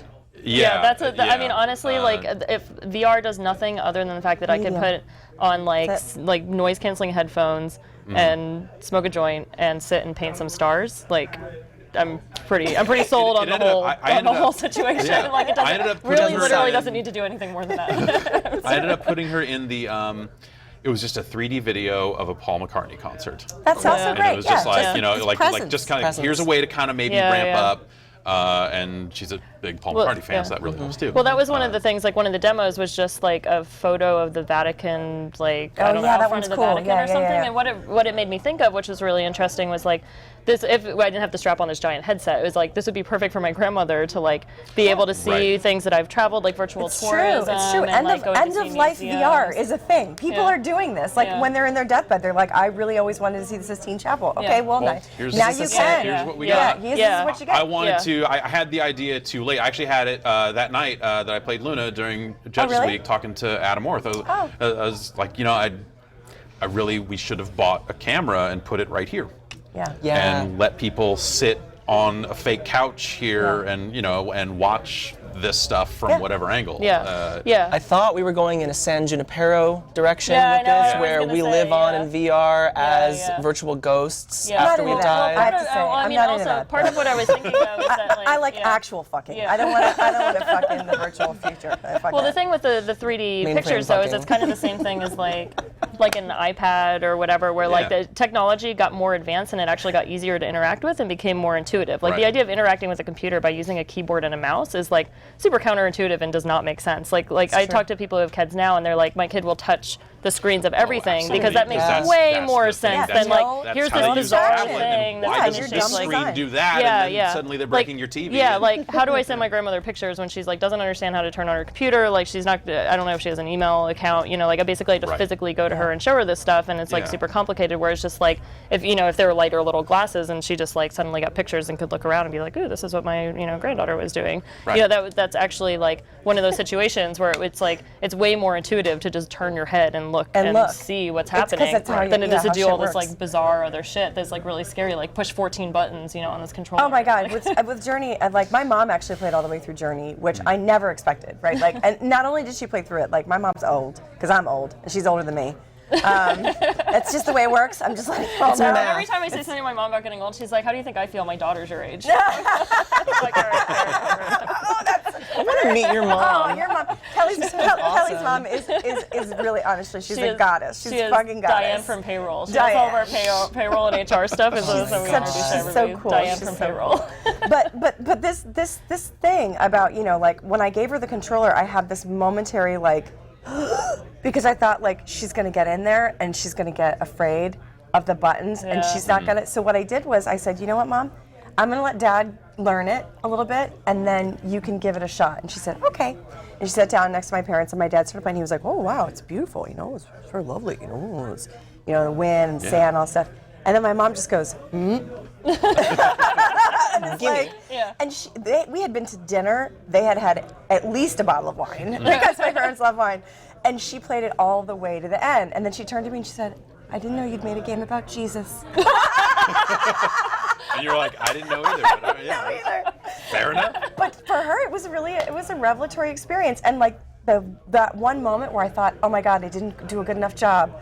Yeah. There's one button too many They in the didn't game. get enough headshots Yeah, on the way there. They didn't, What if she can't? not enough kills on their way to the end. It? Yeah. Well, Yeah, that's I stuff never want to like- have that feeling. Yeah. Like zero button game. That's what you're talking about. A zero button game. So like I was starting to play The Witcher 3. Liam and I were playing it through together, and I mostly play on PC games, and I mostly play management sims, which are just like this is so true. Yeah, And what do you name every every town that you build? Kellytown? K-Town. Kellyville. Or Kellyville. So let's take a ride to K-Town. Super fun Yeah, park. Fun Park is the other one. I'm really, really bad at naming things. That's why the Mega Booth is called Mega Booth, because it is a very large booth. Yeah. It works, And Mega Show is a big show. I just go to, Yeah. whenever I'm presented with any kind of like enter a name thing, I always just hit end to see if there's a default name. Oh, yeah. Because who am I to name a character? Oh, yeah. That Yeah. character probably already has a name somewhere. Like, Yeah. I don't deserve So to all name your it. characters are named and Yeah, I like get stuck on it. I just freeze up. Like my, I had this as a little bit of a side story, but my favorite stuffed animal from when I was a little kid, I got like way before I was even born. His name, I don't know why I call him this, Mr. Raccoon, and that's just been his name. It's just Mr. Raccoon. Is it a raccoon? Yeah. It is. Okay, all right, okay. Yeah, so okay, it makes a little okay. more sense, but it's just like Yeah. he didn't have a first name. He didn't hamster. have a middle name. He was I just had, Mr. Raccoon. I Mr. had was his name. goldfish growing up. And, It's actually a human. She yeah, thinks we're yeah, all right, raccoons. that's the thing, yeah. You don't know I'm not. Oh, you been a raccoon this whole time, Mr. Raccoon. You come back. I had goldfish growing up, and I Yeah. didn't name any of them. Or are they just It goldfish? was just because they don't. Yeah, I'm gonna call them bother. They only Just live don't for like a call them month something. anyway. No, Not Mr. these Goldfish. motherfuckers made it like 15 years. What? Actually, yeah, I was They gonna were say I had to goldfish are stop like with my almost goldfish because I indestructible. couldn't keep them alive, and I was like, Yeah. "This one's dead again. Just throw away the tank. I can't do it." The whole thing. Burn it, just burn it. Yeah. Well, the fish were dead already because obviously I was negligent. So, oh, that turned Yeah, dark that's for a dark. second. But you're not negligent when it comes to development of Astroneer. How's segue. how's it been going? Kind of, Tell us you've about been it, yeah. working on your own and doing stuff for a long time, like Yeah. integrating with a team and now Yeah. being a part of this. Like that's got to be a pretty big Well, deal. it helps that there are no goldfish in the game. Okay, yeah. So it was actually, it was one of my goals because I had been so used to working by myself that I really wanted to work with some people that we made something that none of us could make alone. Something that's ours instead of mine. Yeah. And actually what happened was I shipped Centris, and as I watched it not sell, I fell into like a stoned Phantom Pain loop. And I was like, this game is so fucking huge and amazing and incredible and like it took like 500 or 1,000 people to make this. Like I want to participate in that.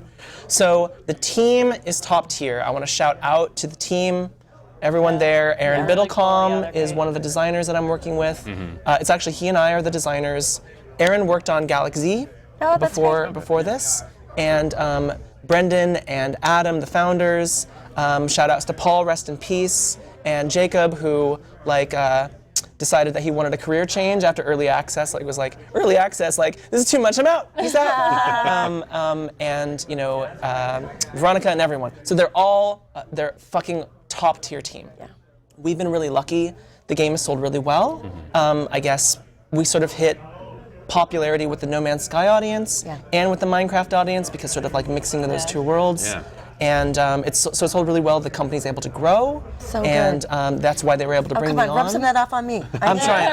I'm just space sims, space survival crafting. That's the direction. I actually, honestly, like that we showed in the mega booth a while ago, and actually it was really funny because when they first submitted it, it had no UI and no instructions. Yeah. And like one of the biggest pieces of feedback was like, what are you supposed to do? And we had to look up like a text file thing of all the stuff, and that was one of the big pieces of feedback that I gave them. They're like, oh, we want people to organically discover. I was like, no one is going to organically touch every key on the keyboard. Exactly. The game, too organic. The game currently has like a minimal sort of this was like years ago. This is very early version That's of it. so funny though. We want them to organically discover it. You know, actually, speaking of organic, someone told me at one point, not too long ago, that they wanted to have organic diversity in their organization, and I said, there's no such fucking thing as organic diversity. In a world that tells girls they can be smart or pretty, and tells people of color that they can be entertainers or in sports, fuck you. Don't ever say that ever again. So, no such thing. When people say the word organic, they mean lazy. Yes. That's what they mean. So one of the founders. So the space survival thing. I'm a giant like Star Trek space. Cool. And I love open world things and simulation stuff. And Yeah. So I basically I played it for like 5 minutes. I was like, this is fucking amazing. Like, Cool. I love it. Yeah. It's great. Yeah. I think the team is really great too. Yeah, the team's great, and they've been being proactive about diversity. So one of the founders is like, Samantha, like, keep me honest, like, help me build this team. So like, we're trying to get more women in, we're trying to get more people of color in, but like, we're hiring. So there's all that good stuff. Being successful will really help. Yeah. Because people really want to work on games and be in diverse teams, but they also want security and safety. Exactly. And it gives you the resources just to bring people on. They want training and support, and it's so helpful. Yeah. So I feel like I'm in a position that's like kind of a once in a lifetime experience, and I feel really grateful, and I'm really happy. I'm working in Unreal, so I'm like developing my own skills because I've been a Unity kid forever, and now it's like UE4 is some serious shit. And Blueprints is fucking rad. That's cool. And we're also, Aaron and I are like Super Saiyan merging our powers because we have like very different design philosophies. And so for the first month, we had to basically lock ourselves in a room for 2 weeks. We said to the team, we're doing a deep dive, and then we didn't come out for 2 weeks. And we basically just like dissected. What are you doing in there? Yeah, basically, we had a window so they could like peek in and just look at us like having like intense conversations. Make sure you were still alive. And what we were doing was literally dissecting the game because the design lead had left the company. So we were trying to, almost like in an anthropological way, dissect the game, pick it apart, figure out what is good here, what do people like, what was the intention, and what do we as designers want to do with it. And so we sort of like came to this common understanding of each other's philosophies and approaches, and we've been like really like powering up because of that. That's so great. like Man, we built I'm so all this happy to hear trust. this. Yeah, we haven't heard that for a while. Yeah, I was gonna say I haven't seen you in a while either. I'm not gonna lie, things got dark for a minute. I'm still getting out of debt, but it's like video games life. That's the thing, and we never know. You know, you just never know. I say this to my team all the time, and also have a great team who I love very much. And I have 2 teams actually. So there's my team and there's Katie's team, right? So we have two games that we're building. And I always say this to everybody. I know it feels shitty right now, but it's gonna get better. And then if it doesn't get better, we're all gonna get better jobs, not in the games industry or somewhere else, working with a bunch of great, crazy, awesome people, right? If you're making good stuff and putting it out, like, that's going to lead to the next thing, or it'll keep you there doing that stuff. Absolutely. The journey is the end in and of itself. You have to want to be making games and learning. I think that the thing that you just said that's so compelling is that you are learning new things. You always got to decide, like, okay, like we talk about this. I mean, we have so many conversations about being out of our comfort zone. And I'm just like, oh my God, Kelly, I'm a failure as a CEO. She's like, oh my God, I can't believe this business. What am I doing? You know, and we talk about it all the time. And the thing is if you understand what you're learning, while you're fucking up, it makes the fucking up feel a lot less bad. Oh, sure. I bet. It still feels bad. I usually I'm have not to gonna go lie about through that. the fucking up and then at the end go like, did I learn anything? It's like, well, maybe there was this one thing. Maybe. Well, there's also been a lot of times too where I think I'm taking risks where I'm like, oh, you know, I'm totally fine at dealing with failure, but then like realizing that I was actually failing in very safe ways and never actually failing, and then getting to points where I was actually going to fail and then like publicly fail, and it's just like, it's a lot of like, it was a couple months ago, I was also having a rough time over the last few months, so things are like getting a lot better. At some point, I actually think I was talking to Dave. I was just like, I just like had no fucking idea. Like I came from like a background of like my background is in chemistry. Like I got a job at MIT. I like did all this stuff where I was like overcoming things and I was like making it fucking happen and just doing all this shit. And then like when I got into video games, I was like not like, oh, this is bullshit and it's gonna be easy, but I'm like, it's business, you know, like that's hand wavy shit compared to like compared to the stuff that I was doing. And like, and I've had a lot of like I've worked at a lot of startups, and I had this opinion of like my bosses where I'm like, oh, I could totally do it better, and like I just like have recently come to a realization of like I had no idea what I was talking about, and I really thought that I did, and I didn't understand how difficult it was going to be. Like I'm responsible for paying people, I'm responsible for an entire community of developers, for like myself, for like my friends and the people around me, and like man, it is heavy shit. It's really hard to do, and to like keep doing it all the time. You know, it's like you gotta like that's to do it really you really gotta confidence. Do it with confidence. Like keeping doing it with confidence. That's hard. There's been research that's shown. I learned about this research through John Cleese, bless his heart. There's research that's shown that people don't know. The skills that are required to be good at something are the same skills required to know how good you are at a thing. Yeah. And so if you are, if you suck at it, you literally don't know if you suck at it. Yeah. You think, So like when I first started in game stuff, I was working at we did like all client-based work, and I got trained as a project manager, and like I would get so frustrated where I'm just like, people are coming to us and they're giving us crazy stuff and asking for stupid things and timelines that don't make sense and budgets and well, at some point I was like, oh, if they knew what they were doing, they wouldn't need to hire us in the first place. Yeah. Exactly. And it made it so much easier to get the work done after that, where it was just like, oh yeah, they actually don't understand what they're asking for. And No. That's why they need this additional help. Which is why when you're having a conversation with a publisher and they're like, so why isn't there a banana brushing its teeth? You can go, they don't make games.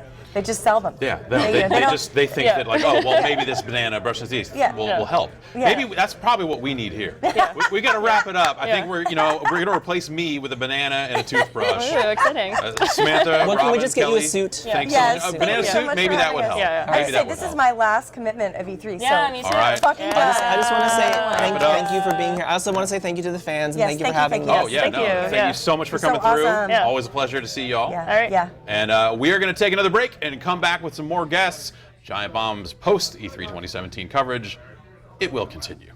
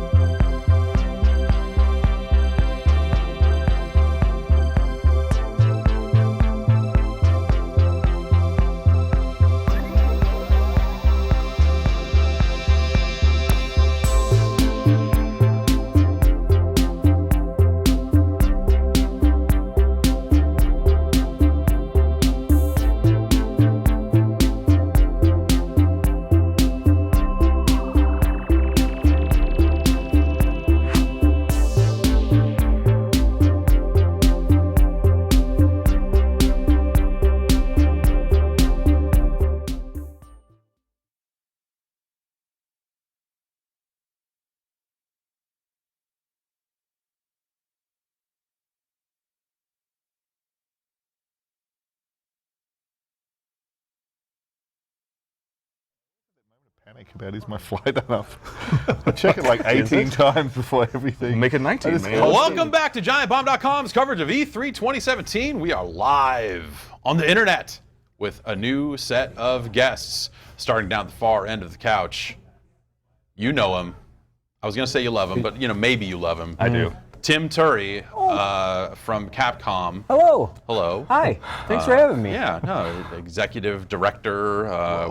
You're basically, you are the new Mega Man. You're playing the role of Mega Man. Yeah, they let you edit any Wikipedia page, really. You can just get in there and kind of tweak things however you want. Yeah. I had a really good time in there. Yeah, you can buy your own Mega Man helmets and put them on. Yeah. No one's stopping you. Yeah, people believe what you post on the internet. So. And we have Andy and Mike from Monolith. Yeah, how's it going, man? Good. How are you guys doing? Good. Thanks for having us. Yeah, thanks for coming through. It's been a busy few days, but it's been nice to be here too. Yeah. A busy time showing off Shadow of War. Yeah. Which, obviously, Shadow of Mordor, hell of a game. Some might even call it the game of the year that year. Some might, is my understanding. And now here you are with the sequel. How's it been showing it off? Finally, I imagine this has been in the works for some time. This has been the first time we've been really able to let people get their hands on it. Yeah. And it's just been amazing, just phenomenal. Just hearing the reactions and just seeing, people surprise us with what they're doing in the game and just all the craziness. Yeah, it's fun because it's a game that I think we obviously spend a lot of time playing internally because there's just so much cool stuff that can happen. And I think as time goes on, whether you mean to or not, you kind of fall into your own groove of your own play style, or you pick the same abilities or whatever the case is. And when you suddenly watch someone else play it, and it's just what you feel like is a similar scenario, but it plays out entirely differently, it's like, this, I don't even want to say anything. This is just fun to watch. Yeah. So yeah, it's been just cool to let people come through and actually witness that. Has it been your experience, having all these people play it, is are all those play styles, has that stuff been valid and you're like, okay, great, this is working as intended, or are there some things where you're like, all right, let's just write this down later, we got to fix this. I think the thing that's been great is seeing people play it, and so it can be this kind of epic fantasy with all this intense, large-scale action. Right. Or then someone can pursue one of the missions, and it's kind of this, creepy horror game. Or then they can go after this particular enemy or nemesis, and it's basically a kind of Abbott and Costello comedy. It's got this incredible spectrum of style and tone and possibilities that's really fun. A game with range. It's been interesting as seeing games where in the first game, over the course of that first game, you get very powerful. You pick up a lot of moves along the way, and you're tutorialized into this ability set. So for this game, is it hard to do you gin up a reason to kind of do that all over again, or does the player start super powerful, ready to go, and then become even more powerful on top of that?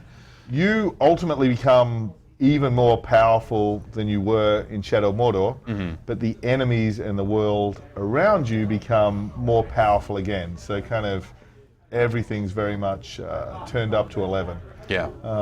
It seems like there's a lot of variabilities between at least in terms of both combat and movement when it comes to your direct interactions with the world and the button press that you're going to immediately beat up a captain or just try and traverse the world in some way. All those things have dialed up in such a significant way. And at first it's this feels really good. And you're like, I need this to survive against these guys. They're not fucking around. Right. Sorry. Yeah. Wait, did all... Can we cuss on the internet, yes, by the way? Yeah, it is still the internet. Did all the orcs also get a ring? Do they all have rings? Yeah. We liked it, so we put a ring on it. Oh my gosh. That's, That's really good. Are you hinting at me for a ring again? Did you have to wait till now? Why do you think I came on this couch? Did you have to wait till now? I don't want to get into it like this. I'm sorry. This happens every time. Domestic stuff. I cannot take in anything. Yeah. Well, Tim. Oh hey. How's the show been for you? Is this your second E3 now with Capcom? Yeah, that's right. So I did the math before. It's my 9th, which that really crept up on me. I'm sure that number doesn't seem like much to you. But that's how it happens. You wake up one day and you're like, I went to all the E3s. Right? That's probably bad. It starts somewhere, but it was really weird. I started this E3 watching press conferences on my couch at home. Didn't fly out till Monday, which great. I know you probably were here starting Friday at least, or yeah, we got in Friday and had this room built up for Saturday. Man, yeah, it's is that the longest time spent in LA for? Yeah, it's a full week at that point, and. Yeah, it's well, I don't know. Honestly, the weird thing for me is because we're doing live shows during these press conferences. Is I'm used to the cadence of E3 being a constant rush. As soon as that first press conference starts, until midnight Thursday night, it's on. And the way everything got broken up on those press conferences, it was like, okay, well, EA's got their one show, and then I've got the rest of the day to kill doing fuck all. So it became this dangerous thing of like, I've got too much time on my hands. And then when the next day rolled around, I wasn't quite ready. Yeah. And then, I get a text and they're like, hey, we're going out to dinner. You want to go out? Like, yeah, sure. And then I'm out till 3:30 in the morning, which I try not to do at E3 anymore. It happens every year. It's tough not to. And then that messed up everything. So yeah, the show feels so different. Just adding that extra day. For sure. Yeah. And then what have you been kind of like, were you mostly holed up in the booth kind of? Yeah. Are you attached to a specific game or franchise right now? Yeah, so like, we hang out in the Capcom booth, like you probably saw us. There's the giant Rathalos outside. There's Ultron Sigma sitting on the throne. I was inside kind of showing off like Marvel vs. Capcom Infinite, and then also Mega Man Legacy Collection 2. Right. The theater demo for Monster Hunter World did a lot of the talking for people. But yeah, it's interesting. Yeah. Like totally different pace than like you were formerly press. Like you remember the. I spent 5 years on that side. It spent most of the days like. Ad Gamer Magazine, you may have heard of. Of course. Yes, obviously. Yes. Yeah, of course. Of course I Obviously. know. Yeah. Like 100%. It had an ad sign in it. Yeah, man. Took a long time to get that Twitter account.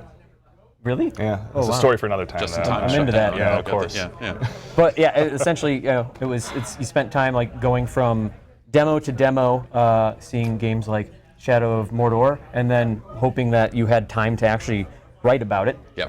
But you didn't actually have time to write about it until like that night or maybe that weekend. And this was very much, it's like the mad rush up to E3.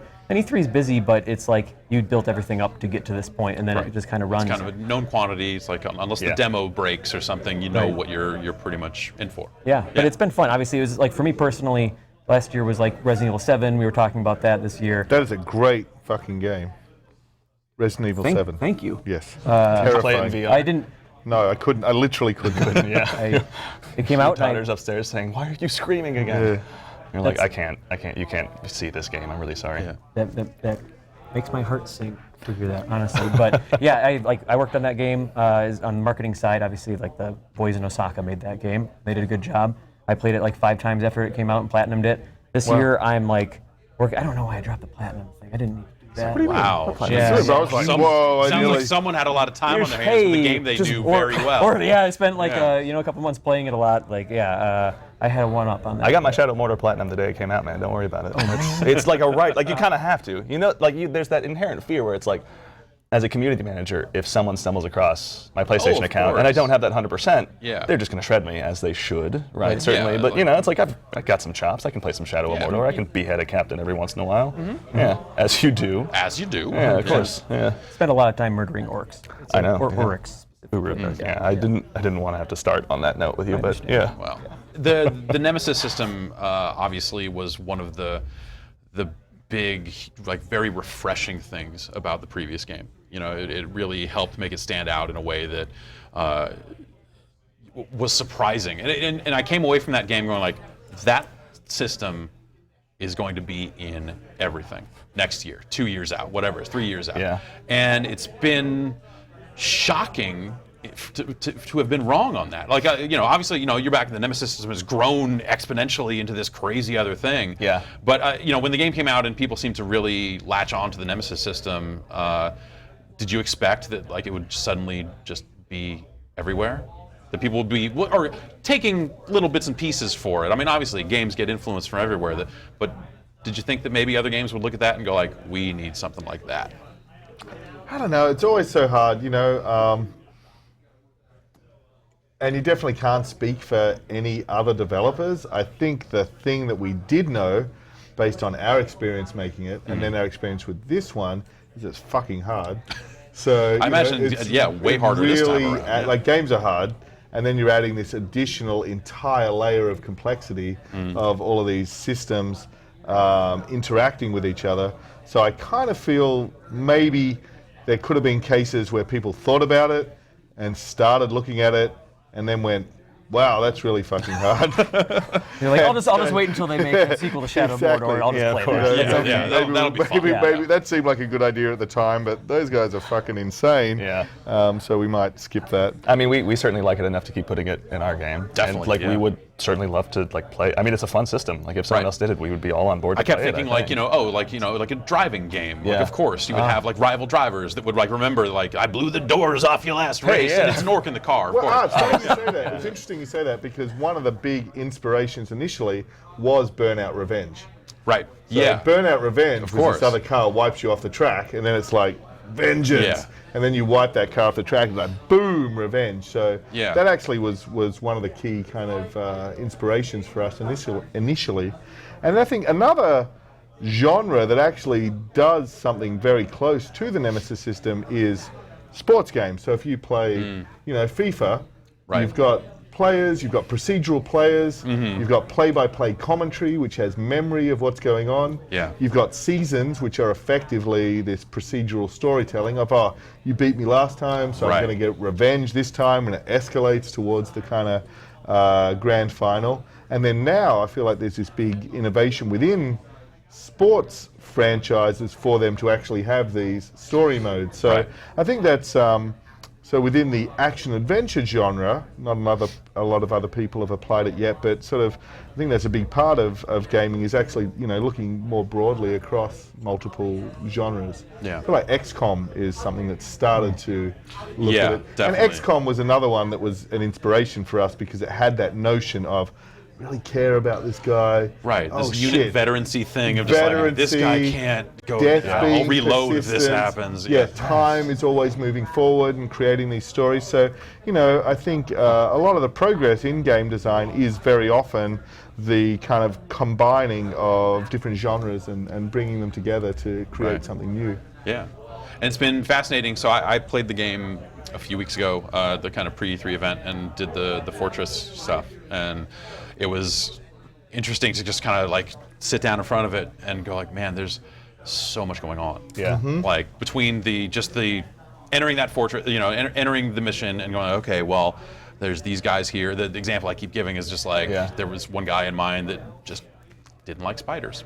So it was that thing of like, well, I can take care of him. I could probably bring some I can bring spiders. some spiders. Yeah. I can do this. I can do this. Yeah. And that, it felt like I probably could have spent like 45 minutes reading those screens and figuring out the exact way to attack this. Yep. Does it become hard to, because I imagine, there will definitely be players that will want to dive in that deep, but there might just be some players who are just like, no, my sword will do the talking, let's go. Yep. Is it like hard to balance the game around both of those extremes? Well, the thing we've added this time, and I think it's quite a big deal relative to the last time, is difficulty modes. And we've also added a bigger sort of elder game as well. So if you want to play on easy, you can just enjoy this kind of epic story we've created and whatever stories emerge, and you can kind of hack and slash your way through Mordor. If you want to put it on normal, you're going to get this balanced experiences. You're probably going to get beaten sometimes and get a mix. But it's been very important to us that hard is meaningfully hard. And for us, hard means a couple of things. One, you're going to die, which means time's going to go forward, and failure in our game always means you should actually be creating some amazing new story and some enemy that you fucking love to hate and you want to defeat. So you're ratcheting track up that the guy emotion down of and- it. yeah. But hard also means that now you should actually pay attention to the tactics of the game. You should go and get intel. You should go and read that guy's strengths and weaknesses. You should go, if someone goes, oh shit, so to your example, this guy's terrified of spiders. So now I'm going to look through the hierarchy and I'm going to see this other nemesis, this other orc who's of the spiders, and he's got spiders all over him. So I'm going to go and dominate him, break Pull him him down, over. recruit him, make him my bodyguard, go after that guy who was previously impossible, summon in that bodyguard, see this guy, freak the fuck out, and then destroy him. So hard is a way for us to really enable players to have the best possible Nemesis stories and really experience the full depth of this system. You made a game with orcs covered in spiders?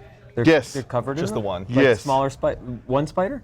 Like about sort of, There's- sort of little. Yeah. One of them? Just a Yeah. couple. No, Just lots of spiders, I mean, plural. there's certainly spiders in training at least with They're the kind of, you I mean, can to be on honest, the Fortress they're Assault. kind of Half-Life head crab size. I was really looking forward to Shadow of War, so it's an interesting strategy. Yeah, we want to make sure that we have as many spiders in there as possible. We feel like people are really into that. Like there's blogs about cute baby animal pictures and like baby animals yawning and then like spiders crawling all around you, and we were like, well, one of those has just not been tapped into yet. So yeah, really but I just mean, sink into the spider thing. obviously, yeah. And like the thing, at least to me, like one of the most interesting parts is typically when I end up in a situation where I'm approaching a fortress assault, and it's not just, like when I spent so much time in Shadow of Mordor, I was trying to just decode the enemy in front of me and try and rip them apart how I could. Yeah. And after a certain point, I got really, really good at that. But when you suddenly are facing several of them at a time, they have their own sets of bodyguards, you can find their fears, but using their fears when you're actually building your own followers as well is so much fun. We can actually bring in these team of guys where you're like, yeah, me and these guys have been in the trenches together. Let's go kick some ass. Yeah. And they're just shouting crap at the other war chiefs and everything. It's really fun. And I mean, even to that point, watching other people play it is a lot of fun to see how other people do it. Right. To see how Tim Dury ties in your game over and over. Probably the spiders. That's a good point, because I loved Shadow of Mordor. I played the hell out of it. Yeah. I'm enticed and intrigued by the sort of like siege assault element of it. Yeah. But I'm worried that like I'm gonna like sit there,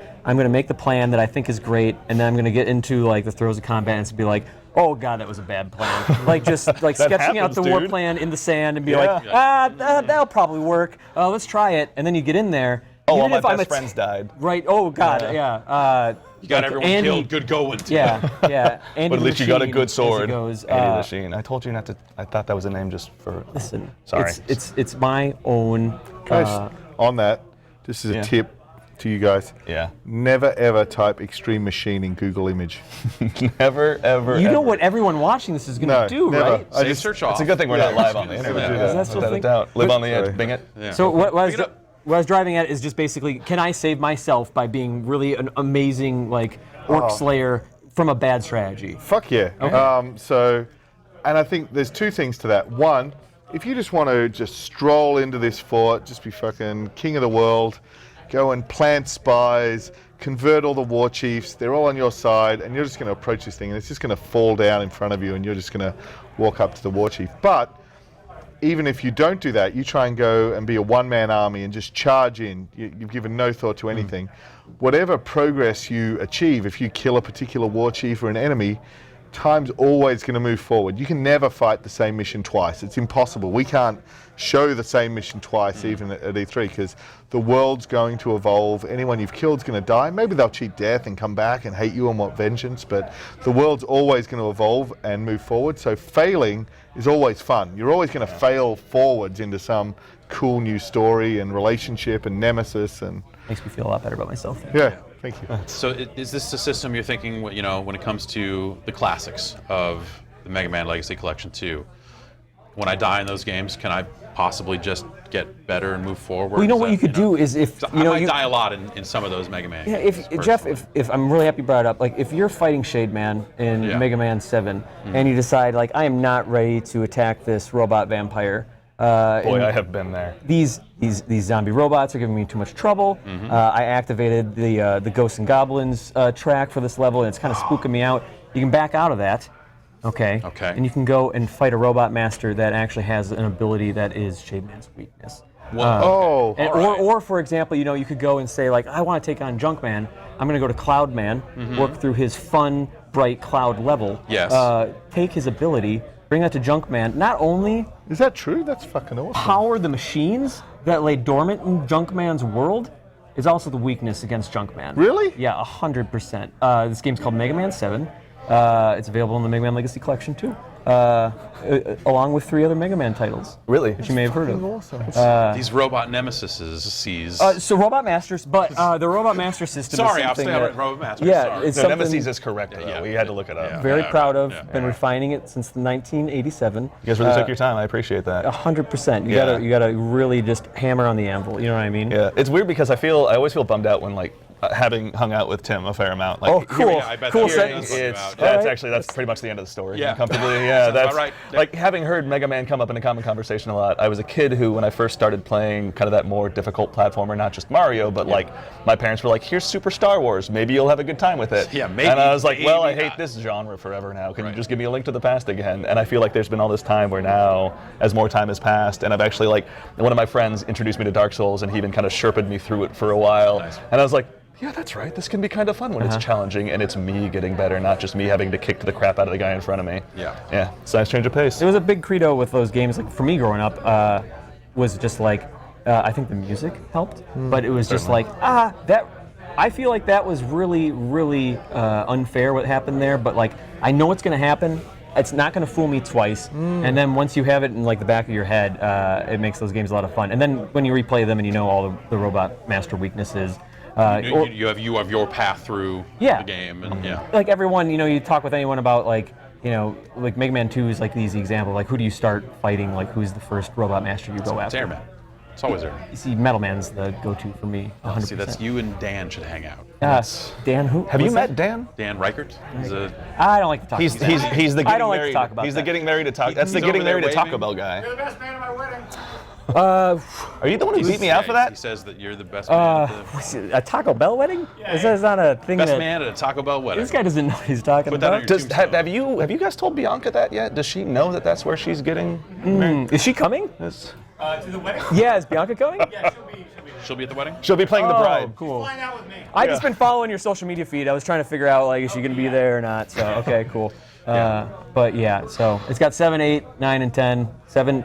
The fun thing about Legacy Collection 2, so the first one was all 8-bit titles. Yeah. 7, 8, 9, and 10 are a little bit more of a Kind of all over the place. Yeah, right. So it's like it kind of showcases like the evolution, like 7, 16-bit, 8, 32-bit, and then it's like there's a minute in the franchise for the classic Legacy, for the classic collection, and it's just like Mega Man 9, we're going back to the roots. Like you remember 2, we're going to try to like distill this down. Right. And then 10 kind of iterated on that with like extra playable character, extra levels. So. And are those games getting touched at all to like add new features? I know that like the previous Legacy Collection had some extra stuff, but personally, there's a video somewhere on the site of me. It's just the webcam on my laptop pointing at me while I believe I'm playing Mega Man 10, and just going, motherfucker, god damn it, piece of shit, like just making the Jeff Gersman soundboard. angry. Like the Mega Man, the classic Mega Man script Yes, is what it is. basically, and it's a difficult motherfucking game. Did you start with Blade Man? I don't even remember. You don't remember? Anymore. That's all right. So the nice thing is, there are like extra challenges. So it's like all the games are like very faithfully restored. Extra challenges. Extra challenges. Great. Yeah, let's make these games harder. Terrific. So there's well for you specifically, Jeff. There are like you can add a little bit extra armor, take a little bit less damage as you go now you're through. talking. They won't help you with the spikes. But the sort of like saving at your checkpoint and being able to start over with not losing a life next time you reboot from a checkpoint, that helps. 10 specifically has an easy mode, but the extra challenges are basically like remixes, like think like a playlist or something of playing through stages, different order, time trials. And then 9 and 10 have all the DLC that came with them. And there's the museum, which is like, I don't know, you can go into Mega Man 9 and see like, before it was Hornet Man, like they were tinkering with like a Honey Woman character. Before Honey Woman's a great name. Yeah, I mean, I don't know. They went with Splash Woman. That was actually my first Twitter account was Honey Woman. Yeah, it's so weird. Hey, I couldn't get at gamer. You know what I mean? So I was. You're right, you couldn't. Work with what you can, but yeah. Cool. Love Mega Man. Yeah. So. What platform are they on? Like what platforms? Oh, we're going PS. Thank you for that setup. No, I want it. I want this game. I'm like, I want it. I was actually like, I was sitting in this moment where I could jump in and be like, I can now play Mega Man. Just like, take notes. Mention platforms, games available on PlayStation 4, Xbox One, and PC. Yeah. So. And then was the Legacy Collection Switch? 1? Was Sorry, that it's just everyone asked me that. Yeah. That's the standard You doing Switch or what are we doing here? What's that? Nintendo Switch. So Tim Terry has nothing to announce at the time. Nothing to announce right now. Okay, great. But you have gotten good at this. It'll be out on August 8th. Cool. So you can return. Okay. Yeah. 8-8. Yeah. We're on 10-10. Oh, really? Yeah. Yeah. We had to get out ahead of that. Yeah. The Nemesis system, Robot Masters. We just wanted to make sure there was no mercy. It's usually in the same sentence. Yeah. A lot of tweets. Those this are my week. main safe words. That's. I thought You co-opted my safe words? The Nemesis system is ratcheted up. Robot Master is. Ratchet's actually ratcheted one of, down. well, that's a word Ratchet's I use. a Yeah. long Ratchet back. Clank. Yeah, of course, Clank is my Clank. ultimate Yeah. safe word. I usually go pumpkin patch, but Trump. so right, yeah. There was there's been this kind of comes up and down over the years again, and with Monolith's legacy, some of the games made in the past Are we here. talking about Blood? Yeah, we're talking about Blood. Okay. I mean, we're talking We're about getting Blood, there. but we're also we're talking about Nulf. And like that kind of comes up in the news every 8 months about this weird, like, who owns the rights thing and all this other stuff. Like, what is going on? Don't you have like a get box asked it a full lot, of too. papers somewhere that you can look at and go like, no, here's the bill of sale. These guys got it. There Or are one a that lot says of- like, here's the bill of sale, but like, let's put an X over it. Now we own it. Yay! There are a lot of boxes of papers. I bet. But it's a Yeah. question we come up against a lot, and it's like we're busy making orcs shout at you. Right, We don't know. exactly, Yeah, it's like yeah. it's I'm sure a question everyone would love to have answered, because that's a game that like consistently comes up, and we're like, yeah, like we love that game too an awful lot. Yeah. And it's just it's a weird position to be in, where it's like we here's- really wish we had that answer. Here's my idea. All right, here's what we're gonna do. All right, yeah. You're gonna Sorry, bring hang on, I in. get Yeah, my no, note. right. That's I got my okay. note Yeah, all there. right. You're gonna. I'm get, not texting right now. I've got Evernote. Fair enough. You've got a handful of unpaid interns or lightly paid interns. Sure. Let's say Lightly you got them paid interns, for the sake of the NDA'd all the way. Yeah.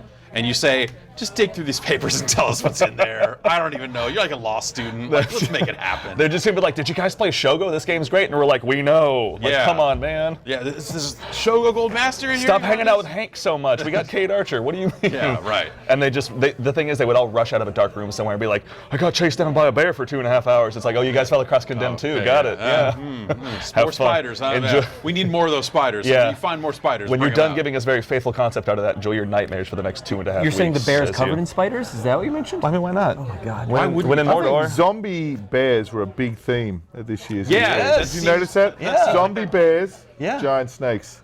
Why'd you look over here? That's right. And There was- skulls. I was looking to see if there was a bear on the board here. Does a rabbit count? Because I'll give But it to yeah, you. there's a rabbit. Yeah. I do like that they all have Cappy now. Yeah. Last time I looked, that was And not. it seemed like a very skull-heavy E3. Skull and Bones. Oh, yeah. Just a handful of games that were just like, we got skulls. I Yeah. don't know, dead stuff. You guys want skulls? We got them. Yeah, no, Yeah, I imagine that there's skulls galore. Yeah. Uruks really like adorning their armor in that. When they Yeah. get it killed, it turns out they're typically pretty proud of it. Yeah. You said there is an Uruk named Skulls Galore, though? It's that's actually that's one of Pussy our galore. Might one of our not unique roles. Yeah. Wow, it's really. I mean, the random generation is like really impressive. It's Yeah, really yeah. impressive. We were gonna do one called Timothy, but it just didn't. That's what you went with.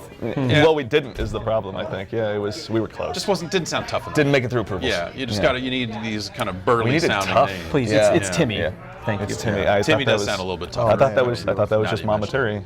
So there is a size to Shadow of War that goes beyond Mordor, right? Like it sounds like that there are just like more individual maps and stuff like that. Yeah. But then is each one kind of bigger as well? Yeah. Yeah. Each map's bigger, massively more diverse. Like we've got like urban environments and So, yeah, like forest very different environments looks and stuff, too. Yeah, cool. waterfalls of lava and all the classics. But then, as well as being larger, they're significantly more detailed. So there's caves and pits and missions and forests and towers and outposts and the fortresses themselves. But then on top of that, depending on which tribe's in charge, that all changes. So the outposts change and the Right, yeah, the whole look of it the will change. living right, yeah. world, the Suddenly there's a feral encounters you fortress, have in the environment. and you're getting mauled by change. Caragors left and right. You're like, all right, I need to take care of that. That's an issue. Story of my life. Yeah, I know, right? Mauled Left and by a right. Caragor, yet again. That's half of the reason I follow you on Twitter. I'm Yeah, like, it's just the like- Caragor mauling hour. Let's get to it. Yeah, so you're following these, the spider account. You're Right, following the one yeah. with the pretty animal pictures, and then just I haven't worked out. You figured me out kind of quick. weird This is thing- uncomfortable for me. The weird thing is the pretty animal picture account will randomly retweet the spider account, and it's just Yeah, like it's the pretty animal It's a picture. real Russian roulette situation. Yeah. It's, it's the 50-50. Yeah, it's just rolling some dice somewhere behind the scenes, and just every time natural 20, it's like, here you go, spiders, take it. Whoops. Oops, spiders. That should be the name of the trait of the Whoops, trait of the game. spiders. Oops, all It's a spiders. skill tree. Yeah. I thought you were. Where's Evernote at? Man? I feel like Sorry, this I'm is getting the that. I'm getting that. I'm curious. I was trying to like put my former like journalist hat on before. Yeah. Like I met Michael when I was still at Game Informer, and we did like the Shadow of Mordor cover story. Yeah. And it was awesome, phenomenal, super nerdy time. I was like rereading the books at the time. I'm curious, what is like? Do you guys have an example of like one of the nerdiest, like Tolkien lore questions that you've encountered? Oh man. Like just a real. What is like the nugget of lore that people are It's after? such a with this? beloved thing that obviously people like. Like Tolkien nuts, They like go- Dan Reichert, that just That's usually what I Yeah. actually refer to Dan All Reichert right. as. Yeah. I get in trouble for this. I shouldn't say this. I'm going to go into realms of things I shouldn't say. 'Cause it's a minefield. Really? All right. I won't say it. All right. No. Oh, all right. I'll think of something else. Oh, come on. So the game, I feel like going into last year's E3, there were a handful of people that I knew that seemed, and they made me a believer that this game was 100% getting announced last year. And the previous game happened to go on sale on PSN last year at E3, along with a bunch of other games that were getting sequels announced at E3. Yep. And this one was mysteriously off the list. Yep. And now it's got an announced, like very short announced to release cycle. Yeah. Good question. What happened last year? Was it, like, it seemed like that normally like there'd be a long cycle. Was it just like a change in philosophy about promoting a game? Yeah. I think that's not just us. I think that's a lot of games now, Definitely. like really wanting to have that kind of pinnacle of excitement and kind of come out with a big announcement and not have too long for people to wait. I think the challenge for us with that is it's just a fucking huge game, and we've got so much to say. So now we've got this kind of 7-month period to get all this information out about the game, whether it's about the story or the world or the Nemesis system or the combat or the RPG features. I mean, stuff we haven't even talked about. So we've just got this incredible cadence of constantly having to get new stories and new information out there. And I think as well now, obviously the culture around video games and releases has changed so much in terms of people streaming and wanting to see new content. And our game in particular is so dynamic and so emergent and so built on this kind of crazy wild sandbox where anything can happen that we really want to get out there and have a stream every Friday and actually show people this possibility space that every single time they come and look at our game, they're going to see something different. It's going to be just like progressively crazier every single time they look at it.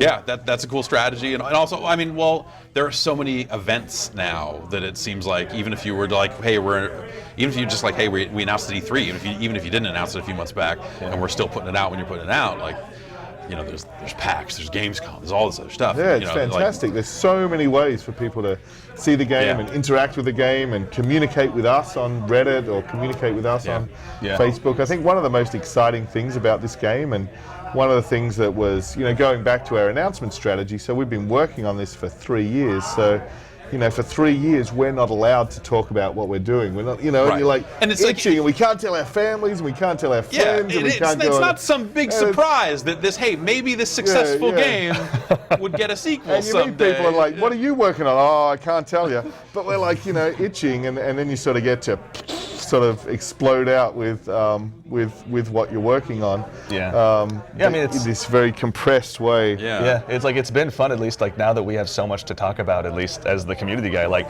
we spend so much time on Reddit and on our forums and reading through the Facebook comments because there's usually so much fun, specific information from fans as they watch through just our gameplay demos. And the fun thing for us for the kind of 3-year period where we weren't allowed to talk to anyone was we'd go on and we'd be secretly kind of stalking things out there. And you'd look at the wish lists and you'd look at people's wish lists of what they wanted to see, and you'd be like, yes, we're doing that. We've got we've got 7 of those, and 3 of those are terrible. So exactly. And you're an idiot. But but mostly they're doing all this. So you read Tim's post then? Yeah. So it's weird of you to still use that Reddit account. I mean, I was like, Honeywoman was like, I felt like it was a pretty decent veil. That was good. Look, it was a good start. It was a good starting Tim, point. do the fans ever talk to Capcom about what sort of games they might like? Capcom? Does that happen? Oh, wow. Does that ever happen? Interesting. Does that come up? Yes. Very passionate fan base. We've been, we were live streaming a little bit earlier today, showing off some games, and I'm in the chat. We're always listening. and checking it out and You're reading the Fraser everything. Crane of video game Yeah, companies. right. We're listening. Yeah. Yeah. I really like Frasier, by the way. It's good. Of course you do. It's a good show. Marty got shot. His kid took care of him. I know. It was really good, It's- touching. So welcome to Frasier chat. I was gonna say, Hi, is like just let's make an Ace Attorney, but it's Frasier. I mean, I know he's not a lawyer, but like we could probably find a way to adapt. I think Kelsey Grammer could carry the part. Yeah, I'm pretty confident he could make that work. Yeah. You'd find no objection from me. But yeah, there is a bit of there's a vocal community out there, and we listen. I used to be one of them. Yeah. So yeah. And then you had a platform that you could like even be more direct in pages of a magazine and go, this is what they should be doing. The Speed Rumbler 2. That's accurate. Please, just, can we make- Is that why you brought me on again this Yes, year? can Is we make just a to sequel mention to Speed Rumbler? Welcome to Speed Rumbler chat, everyone. This is Okay, either make a Help me. I'll get the notes new out. version of Speed Rumbler, or alternately, just the stage 1 music, just on loop. I'd Okay. buy that and just listen to that. So I do have a 10-hour loop link that I keep bookmarked on YouTube, and I can just. If you just forward that to me, we'll call it even. That was actually really easy. Yeah, That's true. All right. Okay, That's cool. fine. I remember when I went to visit you that one time in Minneapolis, and that's all we listened to, was just the Speed Rumbler soundtrack Yeah, the and it was a entire time. vinyl, so it was really. I mean, it was weird how we just sat in your car and listened to a turntable in the back seat, but to eat, like it was cold enough outside. We had our Juicy Lucy's in us. Like, what else It's did we probably need? a good thing you were there because otherwise he would have had the hose coming out of the exhaust pipe and all this other stuff. Like he was this close. It was so. I was like, this is probably not a good idea. It's like it makes it warmer. And I was like, well, for a bit. Yeah. For one sweet moment. One sweet moment. Yeah. Yeah. Exactly. That's exactly what we wanted. So welcome to the nemesis system between Tim Turry and I. Yeah. I now know his weaknesses. Right. One of them is obscene amounts of carbon monoxide, as it turns out. Weird how that works. Building up an immunity. I share a lot of weaknesses with our orcs. Like I'm also scared of fire. Is a thing that happens to me a lot. It's the weirdest And thing. being stabbed in the head. And being stabbed in the head. That's actually one that comes up a lot. I just wake up in a cold sweat from working on this game, and I'm like, okay. That's just because I'm hovering over you with that knife. I don't know When you why. wake up. Sleeping in the office. It's, look, the community manager's hours never stop. All right, it's when you fair enough. When you sleep under enough random desks at a time, you're bound to wake up to a knife every once in a while. A monolith. It's just the territory. Rite of passage. It's a rite of passage. They call that crunch time. That's for real. So obviously, like a game this big and having so much to show up, are you kind of, do you build your own strategy for like, hey, we're going to run these streams and talk about this feature here, and all this sort of stuff, or is it kind of like as the game comes together, you're like, this one's ready to show, let's get this one up next? Yeah, I mean, at least when it comes to like our community communications, like our streaming every single week, it's like we have a team of we have Jared, our community specialist, who works every single week very, very diligently to get a stream up. Like there's so much happening with the game on the back end in terms of development. Like when we get asked like how big is it, like we're constantly tuning it. Like the regions have grown in such a way. The Nemesis system is still getting tuned in a lot of ways, where like when you change the Overlord of the Fortress, it can actually have really big effects throughout the region. Yeah. And so as time goes on and we're actually kind of figuring out exactly what we're trying to talk about, there's a lot of it where it's usually the team is typically pretty inspired by what they're working on, and it's easy just to find people that want to help us talk about it. We know the things that we want to talk about usually in an order, because the Nemesis system isn't exactly easy to communicate. Sure, but when we're going out week after week and we have a community that's really interested to tune in every single week and have that conversation with us, it's nice because the conversation actually becomes pretty organic. Totally. I mean, it's nice. when the first game got announced, and I remember sitting in a room and having someone run down like, here's what the Nemesis system is. Yeah. And I'm like, that sounds really cool. I don't know that I see it. Like it was something that, like, watching the demo of the game and sitting down and playing a little bit of it for the first time, you're like, there's what they're saying sounds incredible, but I sat here for 20 minutes and I don't have a nemesis. What's going on? And that's the thing. Like, even it's in the so first, hard to demo. Yeah, right? even in the first gameplay demo, it's really tough to accurately communicate that. Like you get a good idea of what to expect, but it isn't until that guy actually beats the shit out of you a couple times and you really have a profound rivalry against him, and you're like, this guy, like I kill everyone else, but this one guy will not stop kicking the shit out of me. Like I'm down in like the lowest part of my health bar, and he comes out of nowhere and he just beats the crap out of me with this huge flaming hammer. It's like, really wish he wouldn't do that. Like it draws a very, very sincere rivalry out. Right. Yeah. I felt that there were some people around the first game bragging, being real, just being dicks. There was like, oh, I didn't have a nemesis because I didn't die. It just wasn't a problem. Tell us how you really feel about Dan. This one. Yeah. So what's the solve there? It's just Hard like, hey, mode is hard, for yeah. you. Yeah. Oh, we've made this for you. Oh, yes.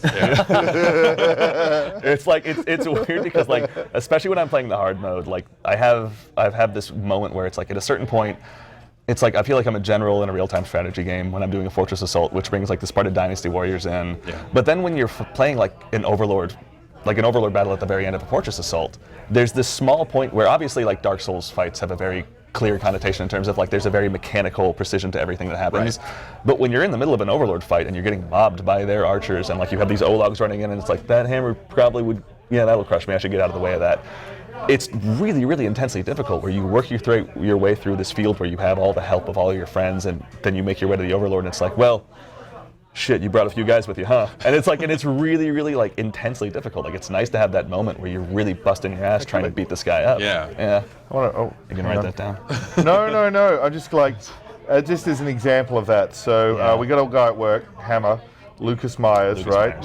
And he is an incredible player of our game. And he just sent, oh my God, I've got to find this now. It was just an email. So while we've been here at E3, he's been playing the game and he just had the most phenomenal story where he just got his ass absolutely kicked by these orcs. So here's someone who's just like phenomenally skillful at our game. Yeah. Just having these incredible stories emerge where he just absolutely loves to hate these guys. Sorry, you guys carry on. I have to find this because it's fucking cool. To that point, one of the fun things about this show is Ellie Knapp, the one who's playing every single demo. Like she's someone on the design team. She's incredibly, incredibly good at the game.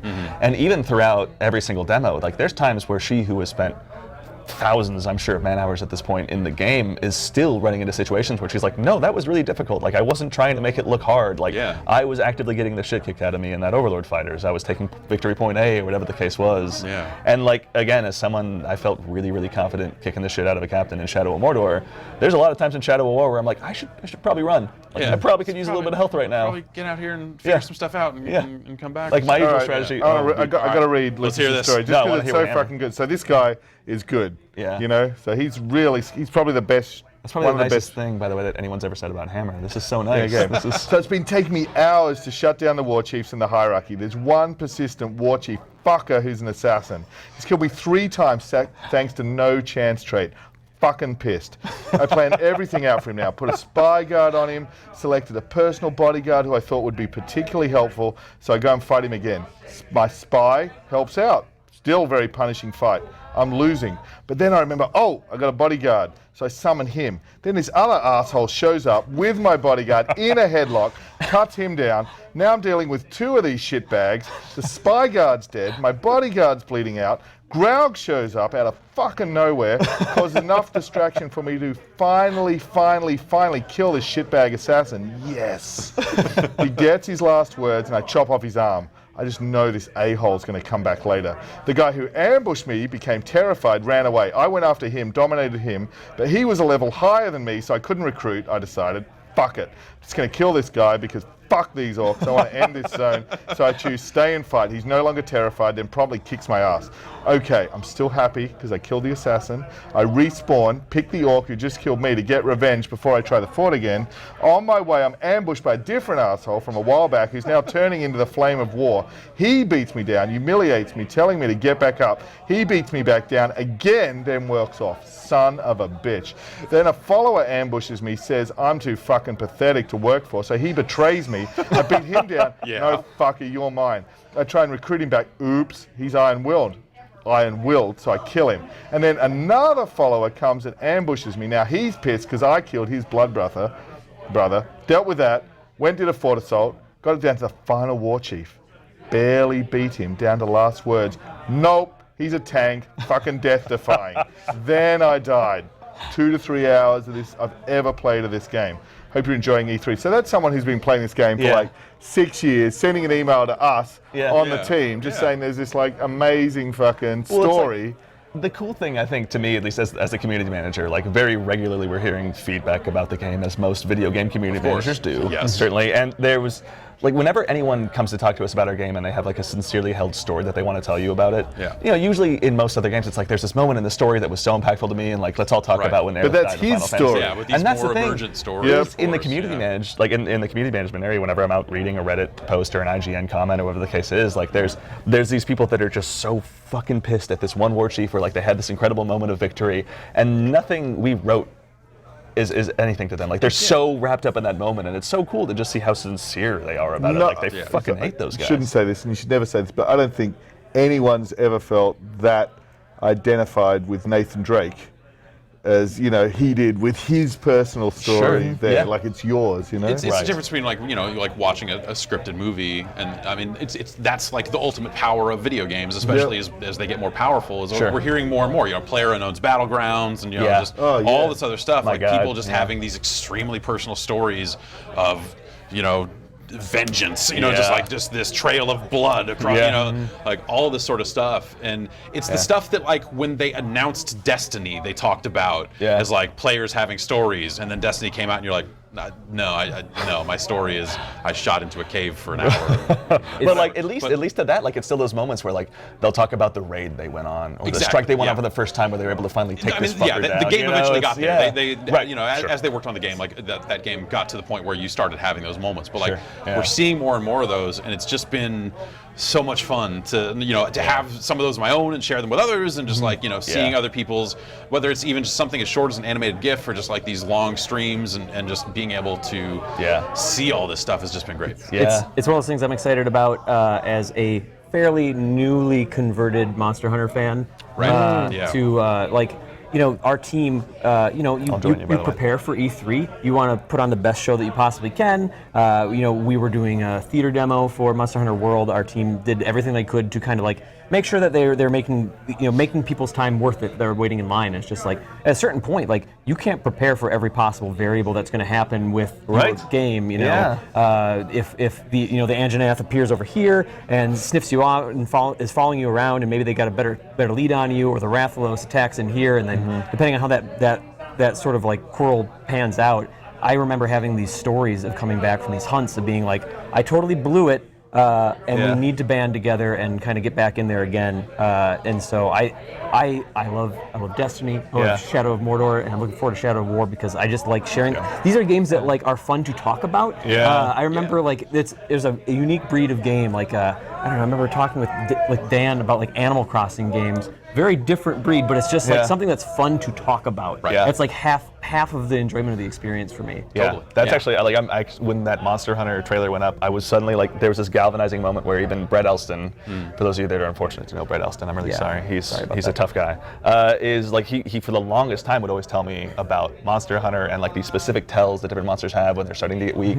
And like I remember especially when I was actually getting into Dark Souls, really being intrigued by that. But it's just like I lent my 3DS to my dad, and he's been playing Zelda games on it for a long time, and like I feel a bit like a dick for asking him back when he's like, I know you were just enjoying those, so let me go ahead and rip that out of your hands really quick. And play this other thing. Yeah, exactly. But it's like I was really looking forward to get into that. Like I think there was this moment when I was first watching it, and I was like, Monster Hunter?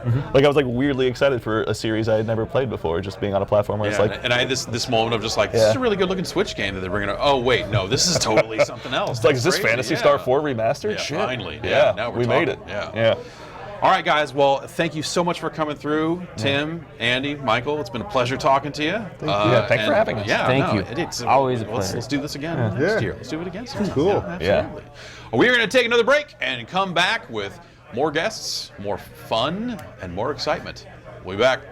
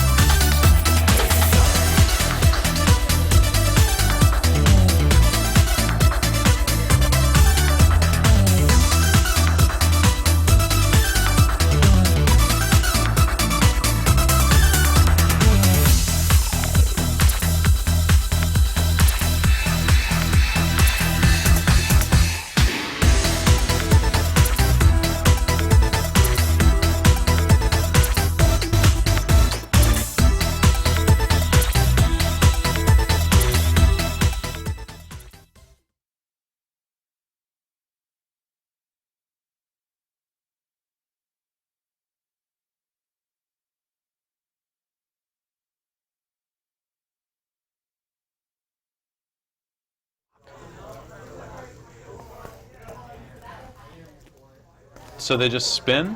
Yeah. Seems like it. I don't get it. I mean, well, you keep hurting yourself. What are you doing? I'm not good at it. I'm not a millennial. I'm a millennial, not a millennial. You're more of a millennial than I am. How you figure that? Well, I'm 35. All right, I guess that makes sense. yeah, that's. We had the millennial. We figured out that Dan Reichert was a millennial the other day. Oh, I mean, Dan Reichert's like a living GIF. He's like millennial all the way down. But he's like the Dick Clark of he's like the world's oldest millennial somehow in a lot of ways. In that he's just a robot? Yes. Okay. Yeah, well, he's like a grumpy millennial.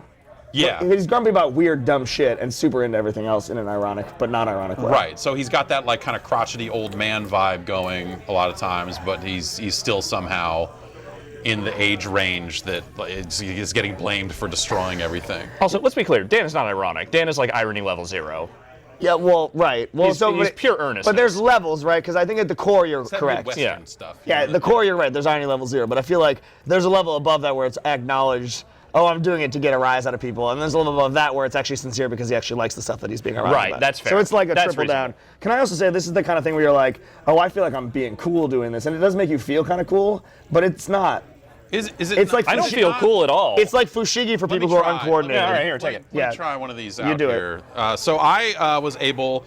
So I drove down. Yeah, as you do every year. Yeah, John Drake, mayor of video games. Mayor of is video here with games. us. Congratulations on your re-election. Thanks. Yeah. Go out and vote every day. And I was on the drive, and I thought, like, one of these gas stations I stop at is definitely going to have fidget spinners for sale at the counter. In Central California, yes. Yeah, They have to. What else? 100%. There's like Isn't that where they come? They're They don't farmed. sleep out there. They're farmed there. You know, it's crank and fidget spinners, pretty much the 1-2 punch of. What do you? You do that. You're doing the thing. So you're doing. I was in line to get into the Microsoft showcase, and those damn Polygon kids were there. Those McElroys. Now those are some millennials. Yeah, one. Speaking of fushigi. And then one Nick Robinson pulled a fidget spinner out of his pocket. And I was like, authentic. of course. Yeah, there it is. And then that was my first chance to get my hands on one. And I think I see it. I think like it feels when it's spinning, it feels good to do this. Yeah, tipping it. There's Yeah. some like momentum and weight to it. Like the centrifugal force is It real. feels like you should be able to like tilt it at the proper speed Oh. and keep it going. Fuck. Yeah. You keep doing It that. hurts when it hits you in the little thumb crotch. You know, like That's the not a like thing. the like. Oh, you're okay. Yeah. No. Well, we mean it's not. I mean, it's like a thing. That's the place. Oh, where you like, mean if the- get a the fleshy paper cut fun in bridge here. That's Yeah. that's a. The thumb bridge. Is that what you No, said? the fleshy fun bridge. I don't like the way you said that. That's That's not upsetting. where the fleshy fun bridge is. I mean, there are many fleshy fun bridges throughout the human body. That's just not. That's not like you can't like. That's not the thesaurus term for erogenous zone. You How can't do just you- use it that way. Can you like? No, I don't know how you would. So I bought a. Go ahead. no, please. I bought a wrist ball. It's like A wrist ball. It's a plastic shell around almost like a skateboard wheel inside, and you get a little rip cord and you put it in there and pull it, and so it's rotating inside this shell. So you can hold on to it, but there's still like a wheel spinning inside Yeah. super fast. Yeah. And with that, it's almost like a wrist trainer. You can start to rotate it like this and keep it going. And then it has like an LED, like it'll track how fast you're doing it or whatever. Are you prepared to like rave dance? Like, what is the practical application of this wrist motion? I don't know. Like when I bought it on Amazon, it was like, this is the best wrist motion thing for Well, I gotta get the best yeah, well, I one wanted if the we're best gonna one. get Yeah, and it lit up when you did it, and that's great. Yeah. But I think the idea was that if you had like repetitive stress injuries Yeah. or any kind of that, like it would Okay. be like good wrist exercise. I wanted it because I was like, seems like it'd be fun, and I got it, and sure enough, it was. More fun than this. I honestly think like if you want to upgrade, if you get a fidget spinner and decide that like you want to go to the next phase, Yeah. track down one of these wrist exercise balls or whatever. I can't remember what they're called. Okay. And get one of those because that's got some skill to it. Well, no, this is not skillless, right? I mean, there's tricks. There are tricks, I've but- seen YouTube videos that have like fidget spinner tricks in the title. I've not clicked on any of them, but I assume that means that someone has invented tricks. From the man who watches grocery haul videos, it's not really high praise, but I think it's if for fans of the yo-yo and devil sticks. Okay, I no, would give fidget spinners a 4 out of 5. Would you say that these are closer to devil sticks or closer to yo-yos? Yo-yos. Okay, good. 'Cause, like- because if you were like these are like devil sticks, I was gonna throw this as hard as I fucking could. Hey man, it's your set. You do what you want. Yeah, no, that's. I mean, We we're don't own renting the this place. set. Yeah, so. fuck it. We probably put down. Do we put down some kind of deposit for like damage? No one's paying attention to offset. Rory's credit card? Cool. Perfect. All right, yeah. When I came in, there was a man DJing a Dido remix to a completely empty lobby. He was standing there by himself with turntables and a laptop, and he was definitely just playing music off the laptop, and the turntables were lighting up, and it was an empty lobby, and Dido was just singing "Thank You." Oh, so like the Dido song. But like a on top of remix, that. like a dubstep remix of that Dido song. All right. I'm maybe my favorite thing in the world now is bored inappropriate DJs, like DJs where they don't belong. Right. Like say like an H&M somewhere. Sure. Yeah, those are the best ones. Like those are the high-paying gigs. People say like, oh, Las Vegas is over. Yeah. The DJ scene there is like done. Steve Aoki's gonna go broke.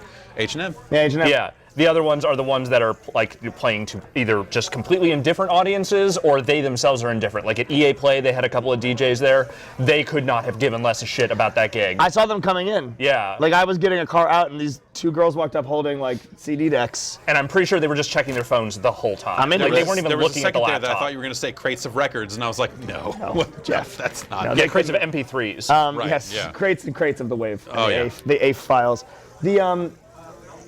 Yeah, I think it's at the point now where a DJ by themselves playing music is the new mediocre busker. Like, I want to see a tip jar. I want to see someone out there. I want them all to be playing Jeff Buckley's cover of Hallelujah. And I think my favorite one is at the mall close to where I live in like the Bay Area. There was an Express, which has since closed down. And they would set up a DJ like in their store. He's like, oh, they're gonna entertain, they're gonna blast those sweet, sweet fat beats. Of course. Bring the people in from the aisle there into their store to buy. Like people with the hot dog on a stick and go like, fucking, what are we doing here? Do with these you corn hear dogs?" those bass lines? I want to get in there and blah, blah, blah, blah, blah, blah, blah. Yeah. Yeah. So, but instead they set the guy up at the front of the store, and when I say front, I mean like on the demilitarized zone between Express and the regular mall. Right. Aimed at a Lego store. And Take it, Lego store. like the biggest PA I have seen at like a non-concert venue, and it was cranked, and he was just blasting like weird 2000s pop rap. Okay. Like Akon. Oh. Just Akon, like real loud, with like guest spots on it. And like radio edits. Yeah, radio edits. imagine. Ooh. And Yeah. people walking by were like, yeah. And I was like, I gotta move. This place is not doing No, it. that's welcome to the Bay Area. That's yay. Yeah, that's the yay area. That seems somehow appropriate. And that was in E3. too many ways. Yeah. And that was E3. There you go. Yeah. So, like, what do you think about the show this year? You know, it's like this whole open to the public thing. We've had a lot of people with a lot of like very specific complaints and stuff that almost seems, I don't know, like cranky in a way that feels wrong. Like I have my problems with it, but I still kind of see why like the public has to be here if you're going to keep doing this show. Like as the mayor of video games, what have your Yeah. constituents been telling you? You know, I want everyone to feel represented. I think so I have two thoughts. All right. I have one thought. I have three thoughts. I have one thought, one comment, and then one anecdote. Okay, Are you let's. prepared? I'll take it in that order. Okay. Okay. The thought is whatever.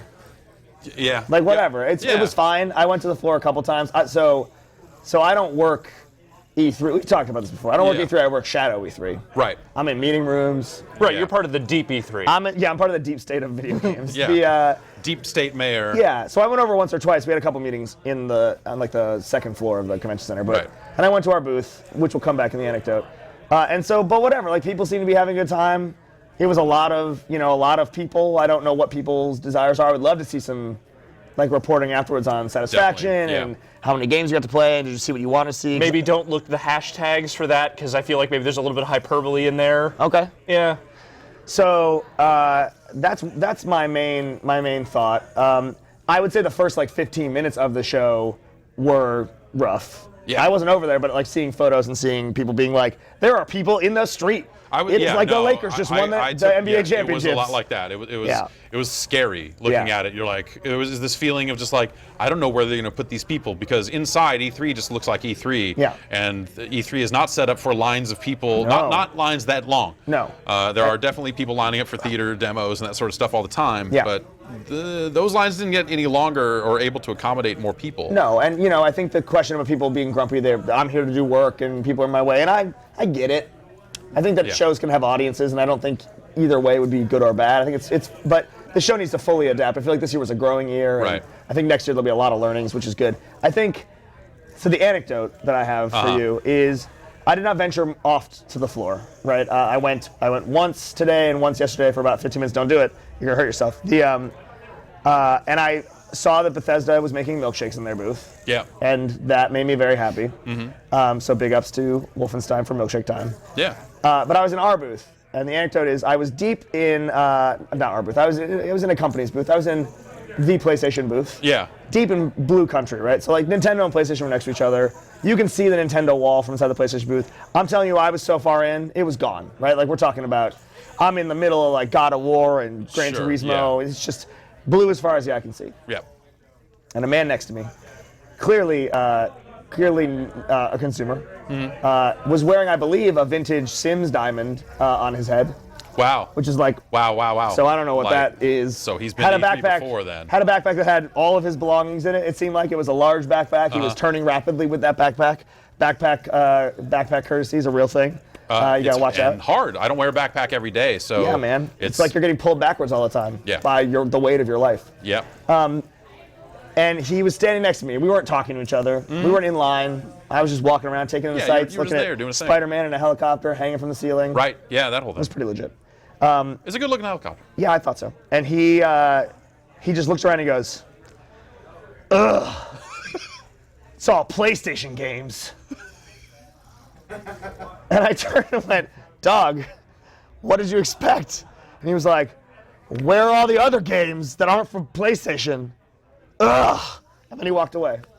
And it was like the most, like, I don't know how you get that far. Because it's like, it was a lot of people. It took like 10 minutes to get that far in the booth. So he marched for 10 minutes. He wasn't looking at his phone. He was taking the sights, getting deeper and deeper, only to realize he had been in PlayStation the whole time. He made a poor choice. He made a maybe, yeah. I mean, the thing is, maybe he never realized that. I don't think he did. Maybe he just like this. There's a lot of branding, though. It's like, I don't know. Yeah, he's still there now. Yeah. So, you know, you get what you pay for. I don't know. I think that some people probably had a really good time. Some people probably were trying to figure out how to accommodate consumers. We'll see how it is next year. That's totally. We'll be here anyway. The anecdotes that I saw, like GameIndustry.biz wrote a story. They talked to some people, and everyone's kind of went out and talked to a handful of people. Sure, man on the street. Yeah. Beat It's reporters. nice to see that's back. Finally get to flex those classic skills. And there were people that, like you think about PAX, where people like wait in line all the time and they're stoked. Yeah. There were some people that were definitely in that boat, and then there's some people that were just like, they weren't sure what it was not clear what they were supposed to receive for their money, where they were like, I didn't get into the press conferences. And I was like, they I was always a little worried about. They needed to be more clear about that. We were upstairs in a meeting room for a bit, in the it says GameSpot on the door and all that other stuff, and we're in there, and people came in there, like doors were closed. It was like like not open, inviting. Yeah, I know where area. it was. Like there was no sign no. outside that said, "Hey, come in here" or anything. No, it's not a nice place. There's often a lot of places there are signs that say, hey, come in here, please, let's go. It's the opposite of an exit sign. Right, please hang out here. Yes, For the so love come of God. inside. So this didn't have those, and like people were walking in and go like, I just wanted to see the GameSpot. And there's a booth on the floor. Right. There's a that's where you can GameSpot see the GameSpot. area where you can stand in front of assorted hosts from the CBSI family. Yeah. As they yell at whoever. Actually, is next I want to them. say that the people that were down there were None of them were. It was more like the were extended on- Greg was down there. Yeah, that sort of stuff. Huh? So Extended family. Sure. Yeah. Friends, extended family. friends and colleagues Yes. from around the globe. Yeah. So like that was.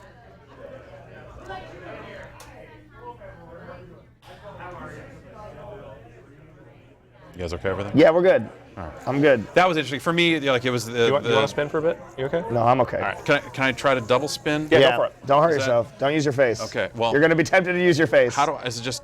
I think you gotta get a. Can you flick?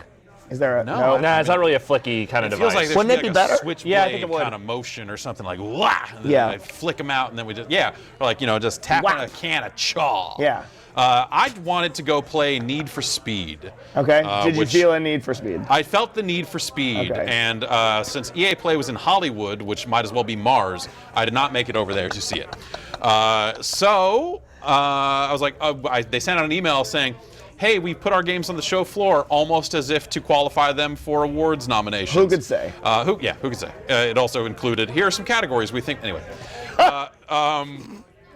And so in there was the information. Yeah. Need for Speed is in the Microsoft booth. So I'm like, great. I would like to see that game. I get it. And it's a pretty looking game. Yeah. Crash them cars. Yeah, they took a year off. I'm curious to see how it goes. It's an Yeah. interesting looking presentation. She drove that car backwards out of a truck. Yeah. And landed and then kept driving it. It's a backwards spy hunter is what they call it. I don't think I could do that. No, probably not. Well, I mean, you wouldn't be scared because you can't see. It's just you're driving through the back. It wasn't an open door. She drove through the side of a truck. Well, no, I'd be scared anyway because I'm just scared of everything. Well, yeah, but that's like we don't need to get into your deep-seated concern. We can. I mean, I know that's why we were here. I got nothing to do. That clock's numbers don't work, but we got time. No, they work. Yeah. They're just wrong. Works well enough.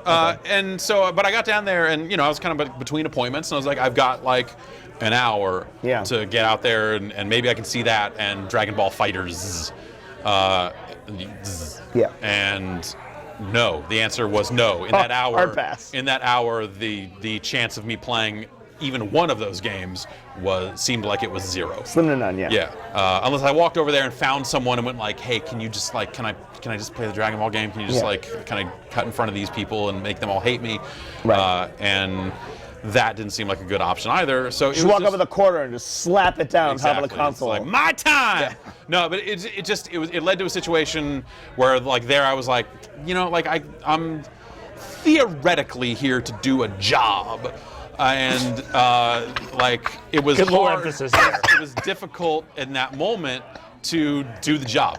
And I left the show less informed than I would have liked to have because of that. And so that's my moment of just like, the show could be better. But at the same time, I'm like, no, I mean, like, if you don't invite the public to the show, it's just going to stop happening at some point. Like, it has to evolve, it has to change, and they will figure it out. It's too important, show too big to fail, all that other stuff. If I've learned nothing from this E3 is that I don't think it's ever going to stop happening because it feels like it's been going for literally 70, 80 days at this point. Yeah. I've been here for a full week. Yeah, same here. And it's so long. I mean, I got here Friday. It's Gamescom now. We're just back at Gamescom. Yeah. You don't go to Gamescom. I don't go to Gamescom. I mean, there's less smoke. You went to Gamescom. I was at Gamescom with you. It was rough. It was 12-hour days. I've seen a lot of people comparing E3, like the way E3 felt to Gamescom. But Kölnmesse in Cologne is like the third largest venue on the globe. Right. There's like a place in China, I think, and maybe a place in the Middle East that's bigger. But I'm really glad I brought these from the swag table at the party I was at. They don't work good. Yeah, no, they're not. Well, so I feel like I should be able to go zzz and get them going. When was the last time you were at Gamescom? 2 years ago. Okay, so you still go semi-regularly. Yeah, I don't think I'm going this year, but I haven't been since I was at Harmonix. I don't know if the show has changed drastically. I went to that first Cologne year, and I haven't been back since. There's less press conferences and more just nightmare lines of people drinking beer at 10 a.m. They still let people smoke in there. They do still let people smoke. That seems like a nightmare. Directly adjacent to the show floor. So life is Sleepy 3. Yeah. Sleepy 3. Yeah. Sleepy 3. Hashtag Sleepy 3. So that's been, so you take most of your, well. Okay, while you're sleeping, I'm just going to reach across you there. Yeah, Don't just mind me. get that fidget. Yeah. All right. These are ours now. This is the rest of the segment. It's fine. So quality video game entertainment. You've been doing a lot of meetings off the floor and stuff Yeah, like that. I hide. I imagine that at that point it's pretty similar to previous years then. Let me tell you about the biggest change this year at E3. Are you ready for the highest high I've ever felt at E3 and the lowest low I've ever felt at E3, all in 24 hours? Yeah, no, let's get into it. 3 o'clock. Okay, so Sony has an area in a major hotel down here where they have meeting rooms and things like that. And there's a staff lounge where they have, sodas and waters and stuff so people can chill. In the morning, they serve a little bit of breakfast and they serve a little bit of lunch. There's no evening stuff. It shuts down at whatever, 6 o'clock. Right, yeah.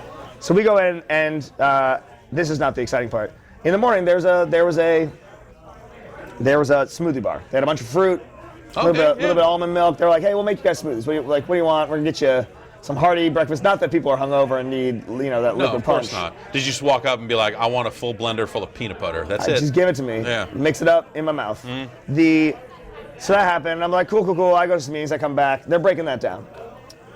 For the first time I've ever seen it, at about 3 in the afternoon, after lunch is served, that area of the room, this lady starts putting down bowls. She puts down a bowl of M&Ms. Okay. She puts down a bowl of Oreos. Yeah. She puts down a bowl of sprinkles and a bowl of maraschino cherries. I like where this is going. And I was like, oh shit, It's 2:52 at this point. Yeah, yeah. Oh shit! Is this gonna be an ice cream sundae station? Are we gonna get the good ice cream times? Yeah. And I had a meeting at 3 o'clock, and I swear to God, this woman, God bless her heart, she was making the best ice cream sundae station she could. But she was slow playing this setup, and I was like, I got a meeting in 8 minutes. Please bring out the ice cream. You have every. Then she brought out this big bucket. I was like, it's the ice cream, and she turned it down, took the lid off, and it was tiny bowl cones, like tiny waffle bowls. yeah. And I was like, that's also great, but now I have a minute. It's time. And she brought out the ice cream as my guest arrived for the meeting I was going to, and I told him to wait, stop, stay there. Yeah. I went and got ice cream without him, brought it to the meeting. That's the highest I've ever felt my entire life. So you didn't offer the guests any of the Not my ice problem. cream? Okay, yeah. No, yeah, they can find their own ice cream. I'm Yeah, not. Look, the hospitality starts and stops with us taking the If time. the deal closes, then maybe there'll be ice cream. Yeah, yeah, exactly. Yeah. Hey, what do you bring? Let's at the end of the meeting, we'll see if you get ice cream. Yeah. Let's start with the expectation you get nothing. That's good. That's a power move. I like Always start with nothing and work your way from there. So that was the highest I've ever felt. 24 hours later, today, it's hot today. It's like in the 90s today. Yeah, it was rough. I was wearing a collared shirt like an adult. I took it off for this because, Because you're a fun adult. Yeah, I'm a good time Charlie. And I walked in at 2:53, and I was like so hyped because at the end of the ice cream saga, a coworker of mine, Brad, said, yeah, did you get some ice cream? I said, hell yeah, I got some ice cream. I destroyed this ice cream bowl. And he said, did you know I beat you at ice cream? And I said, well, I don't think it's a contact sport, but please explain to me how you win ice cream. And he said, please sit down and listen, stay seated. They still had the blenders from Smoothie Time, and he had them make him a fucking milkshake. So he walked in with a milkshake from Bethesda, had this lady make him another milkshake, and then drank 2 milkshakes. And I was like, next day, I was like, I gotta get some milkshakes. Yeah. It's time. Yeah. I gotta take this to the next level. We're going all the way to Milkshakeville. And I walked in, and there was just a barren table with no tablecloth on it. And I said, are we having ice cream? And she said, the ice cream is over. There is no ice cream. And I said, why are we even doing E3 then? Because if there's no ice cream, there's no fun. If there's no fun, there's no games. And that was the best and worst I've ever felt. That's dramatic. I'm going to go out on a limb and say here that is not the highest you've ever been. Oh, yeah, Because I followed you on Twitter after your surgery. Yeah, I'm... that was a journey. Your League of Heels injury injured your heel. My real Achilles League of Achilles heels injury. Yeah, I had Achilles heel surgery in late March, early April. Yeah, everyone in that room better shut the fuck up. We're telling stories in this here. is real. Keep it down, goddammit, whatever camera. I had surgery, so I had some recovery time, and they gave me oxycodone, which is a hell of a drug. Yeah. And I got real nice. I got real friendly to people. Me and my cat had a lot of time on the couch. That sounds great. My cat got real mean. I watched WrestleMania. My cat just sat in front of me, staring at me. I shit you not, for like 2 hours. Like the cat That's the cat's telling you need to get off like, this why shit. are you watching WrestleMania? This What are is you doing? ruining your life. You paid for this. I was like, no, free Do you trial. love the And then monkey or do you love me? I love. Get off these pills. Okay, so I took the pills, and the most American I've ever felt in the history of America was, like, I've seen fireworks on the 4th of July. I've gone to Washington, D.C. and been to the Capitol. Yeah. You know where I feel most American? I was riding a knee scooter with my taped up heel behind me on a double dose of oxycodone because I had some pain.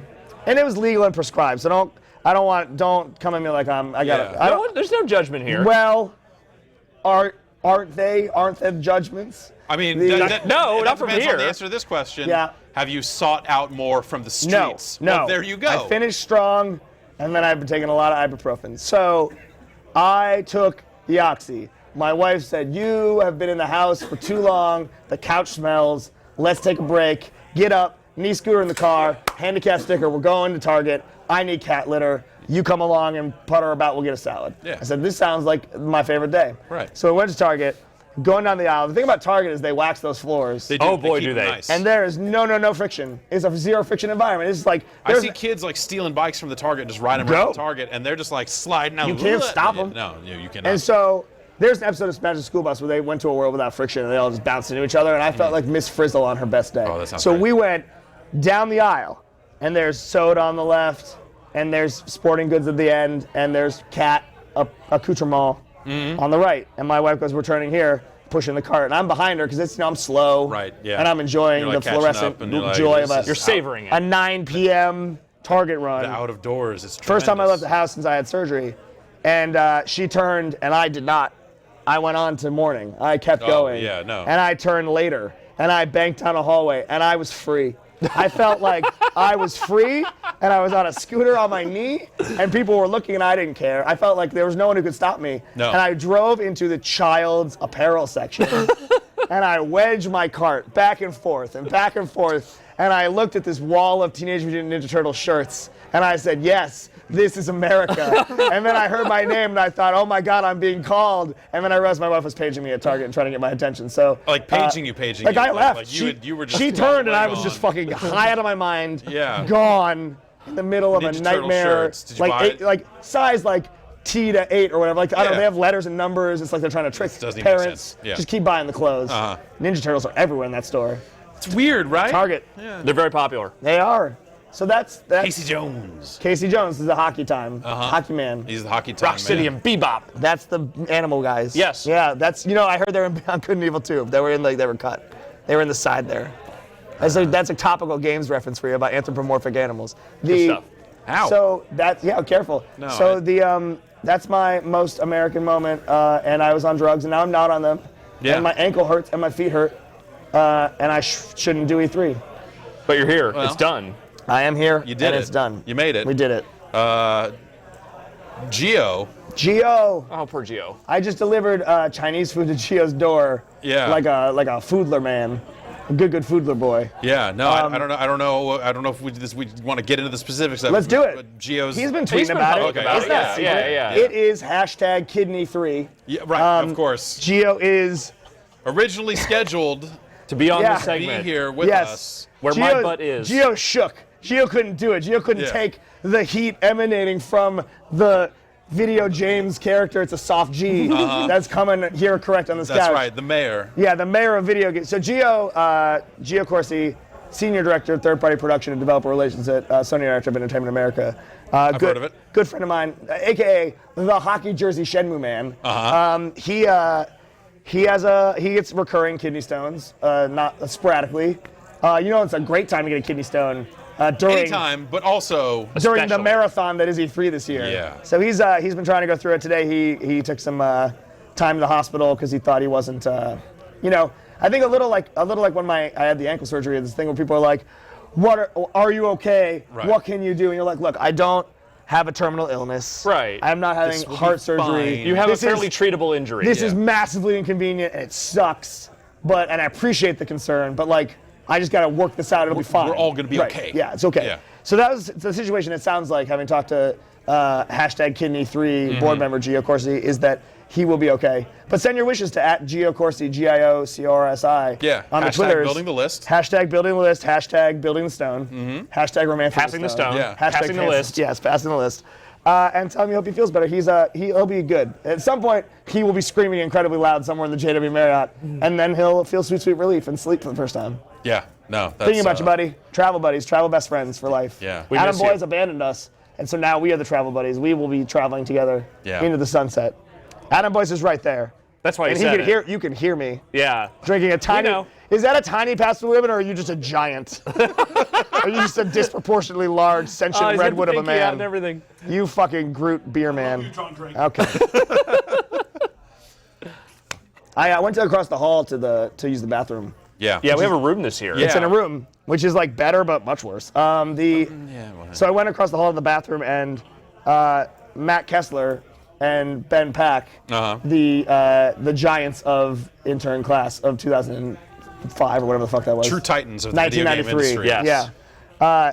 We're lying on two twin beds, facing each other and having a quiet conversation, and it was the most upset I have ever been in my entire life. And then I noticed that there was a Zoom audio recorder. They were most definitely recording And something. the red light was on, and Ben Pack and Nick Robinson from Polygon.com were both saying, it's not recording. So Matt Kessler is probably going to be looking for a job. I don't know what they were talking about, but it seemed like the darkest timeline over there. They're going to get into this say? podcasting thing. Who can say? Well, John Drake, I want to thank you for coming by and bringing these fidget spinners into my life. I'm going to give them back to you now. I do not want them. Oh. We Give own them to these Dave now. Lang. Yeah, okay. Are you teasing segments? I mean, there's only one segment that we pre-announce, and And it's is the this one one? that's up next. Yeah, It's I mean, the- it's the closer's up next, so. Yeah, I like to feel like I am the whoever plays before Rick Springfield at You're the county setup fair. man Yeah, for I'm like the this. Bachman Turner Overdrive to the other worlds, like Minnesota County Fair, 7 years running headliner. You got any predictions? About what's going to happen? Yeah. I think friendships are going to end. I don't think anyone's going to tweet a phone number out. I think that we learned that lesson. I don't think people are as drunk this year. I'm looking at one of them. There's still time. We got at least 20 minutes until they start. His thumbs are up. He was drinking wine out of a bong at dinner. Are you going to talk about that? It's fucked up. Yeah. There's a restaurant here that serves wine in a bong, and they go. I was there not with Adam because he doesn't invite me to dinner, but I went to. Look, he's so upset. That's fine. I don't need to be on your segment to cause drama, son. I can do it right here. And you're powerless to stop me. You have no microphone. He gets the last word, but that's all he gets. Well. The Lawrence O'Donnell of the audience over there. We're gonna. I said, yeah. I saw a bong go by, and I was like, I know it's legal in the state, but really, guys, this is a restaurant. But it's not all the way legal yet. Like it's Not like still, that. it's still moving. And the guy goes, oh yeah, our sommelier loves doing that. I was like, oh, is there some benefit to the wine? Is it aerated? He goes, nah. It's purely a stylistic It's just choice. because he can serve wine in a bong. And I was like, that was dumb. Yeah. But the food, the risotto was have very a good. story behind it. Did they at least let you smoke weed with like the wine, the bong water, No. like that with that? Wine rips. I don't know. Yeah. I don't know. I also don't know what happened if you did that with wine in there, but who could say? It would probably make the wine taste bad. I don't know. It'd probably make the whole thing be bad. Well. I'm not a drug paraphernalia user. Yeah. But I will ride. Not my thing. But I will ride a scooter into the bright sunshine. And I know you tried to wrap the segment up, and I went on for another 4 minutes. So here we are. Here we are. I'll hand it back to you. All right. Throw it to the nightmare. We are going to take a break, and the night is going to continue on. I'm going to keep practicing with this fidget spinner. Well, let's go watch some trick videos and see if we can figure some stuff out. We'll be back soon.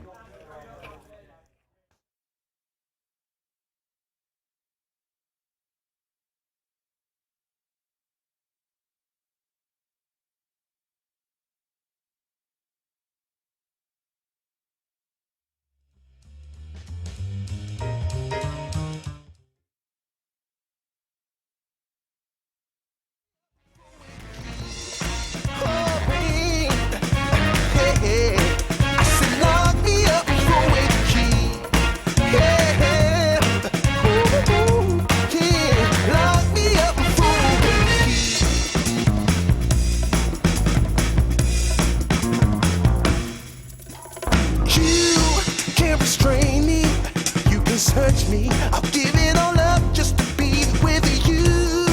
I'm so happy, now you got me. I'll surrender all my love to you. Don't you see what you're doing to me? I'm in love and I can't break free. Now I'm begging with you, baby. Please don't leave me hanging. Oh, no, no.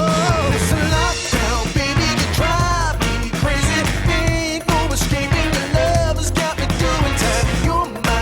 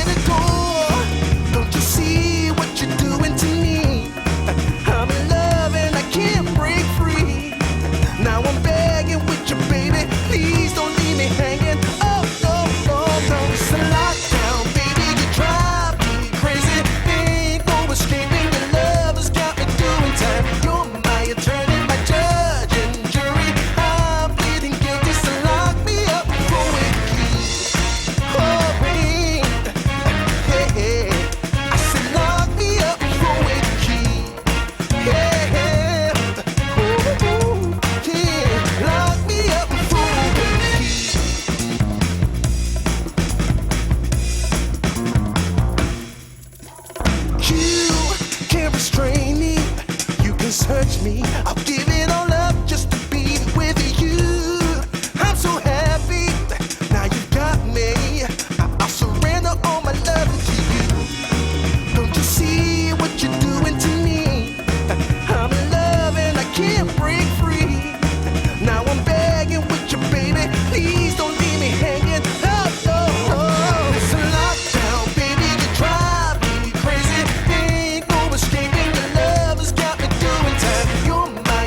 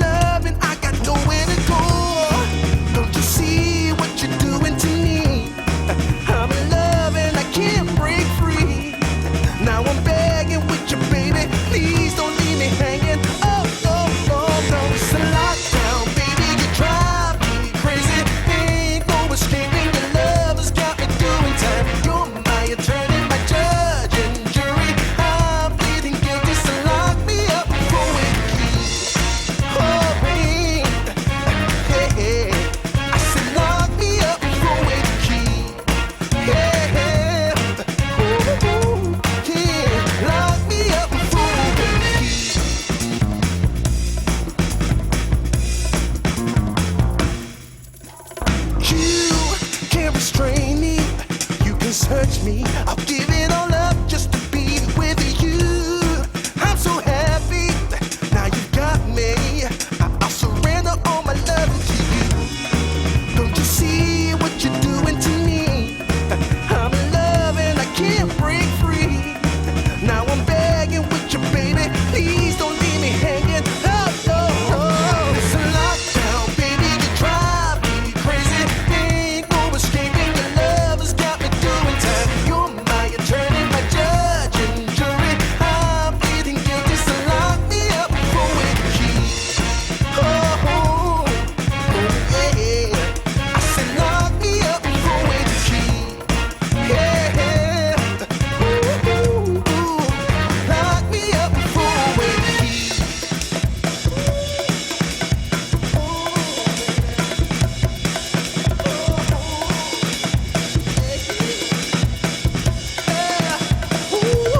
Baby, it's a lockdown, baby. You drive me crazy. Ain't no escaping. Your love has got me doing time. You're my attorney, my judge and jury. I'm pleading guilty, so lock me up for a key. Lock me. You gotta take away the key, my baby. Lock me up for a key. Keep me in there. Lock me up for a key.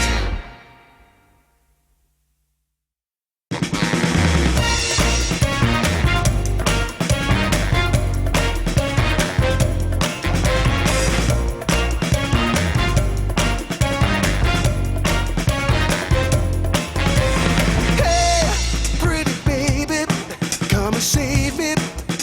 I got a confession for you. Call me crazy, but I may be committing a crime of the first degree. I'm not pretending, I mean what I'm saying. I'm coming in with my hands held high. Gotta face it, I'm not gonna make it without your love, and I got nowhere to go. Don't you see what you're doing to me? I'm in love and I can't break free. Now I'm begging with you, baby. Please don't leave me hanging. Oh, no, no, no. It's a lockdown, baby. You drive me crazy. Ain't no escaping. Your love has got me doing time. You're my attorney, my judge and jury. I'm pleading guilty, so lock me up for a key. Oh, babe. Hey, I said lock me up for a key. Yeah. Ooh, yeah. Lock me up for a key.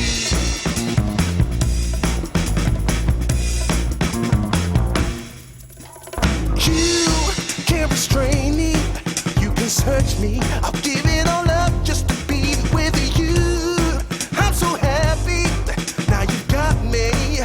I'll surrender all my love to you. Don't you see what you're doing to me?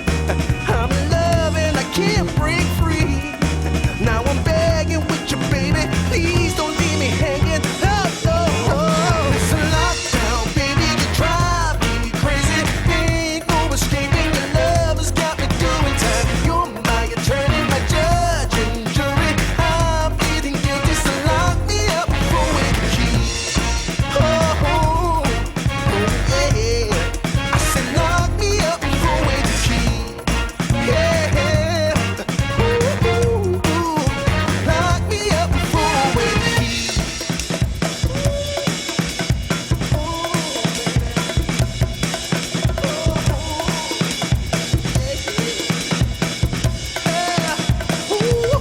Baby, it's a lockdown, baby. You drive me crazy. Ain't no escaping. Your love has got me doing time. You're my attorney, my judge and jury. I'm pleading guilty, so lock me up for a key. Lock me. You gotta take away the key, my baby. Lock me up for a key. Keep me in there. Lock me up for a key.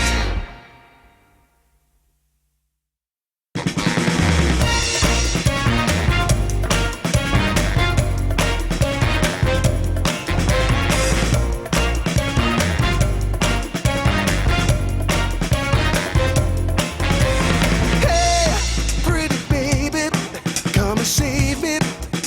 I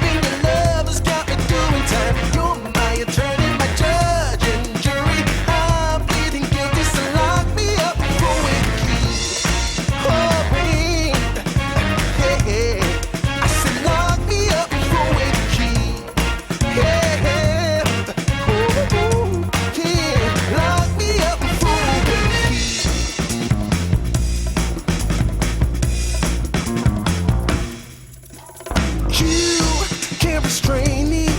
You can search me. I'll give it all up just to be with you. I'm so happy. Now you got me.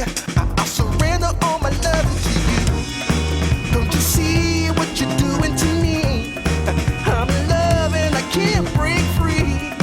Now I'm begging with you, baby. Please don't leave me hanging. Oh, no. It's a lockdown, baby. You drive me crazy. Ain't no escaping. Your love has got me doing time. You're my attorney, my judge and jury. I'm pleading guilty, so lock me up.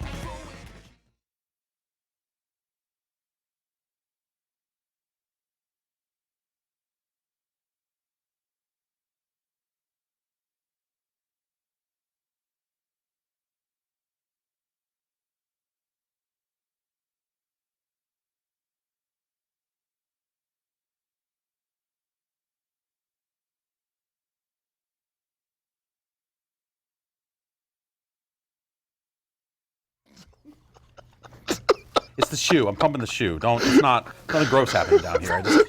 I just gotta. Yeah. Okay.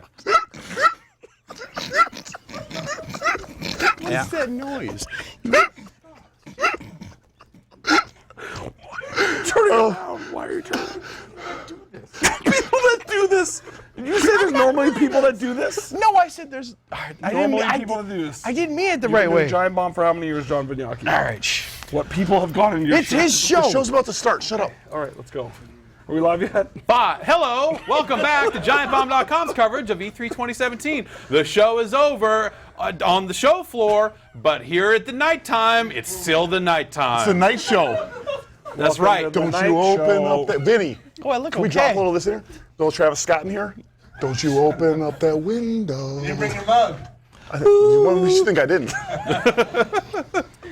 I'm joined by guests here. We were getting ready to close out the show and send it home, but we're here with some of my favorite people in the entire universe. Wow. Still, Awesome. somehow. Thanks, Yeah. Still.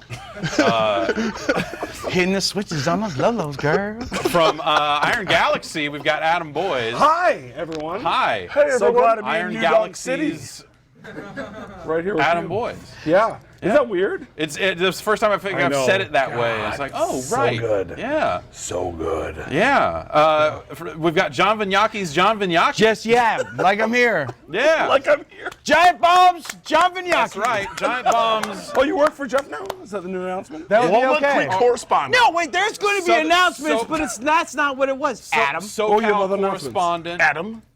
John Vignacchi is Did it come here. sharp? So called. Sharp. Was it It was sharp? Sharp A. Sorry. And Iron Galaxy's David Lang is also here.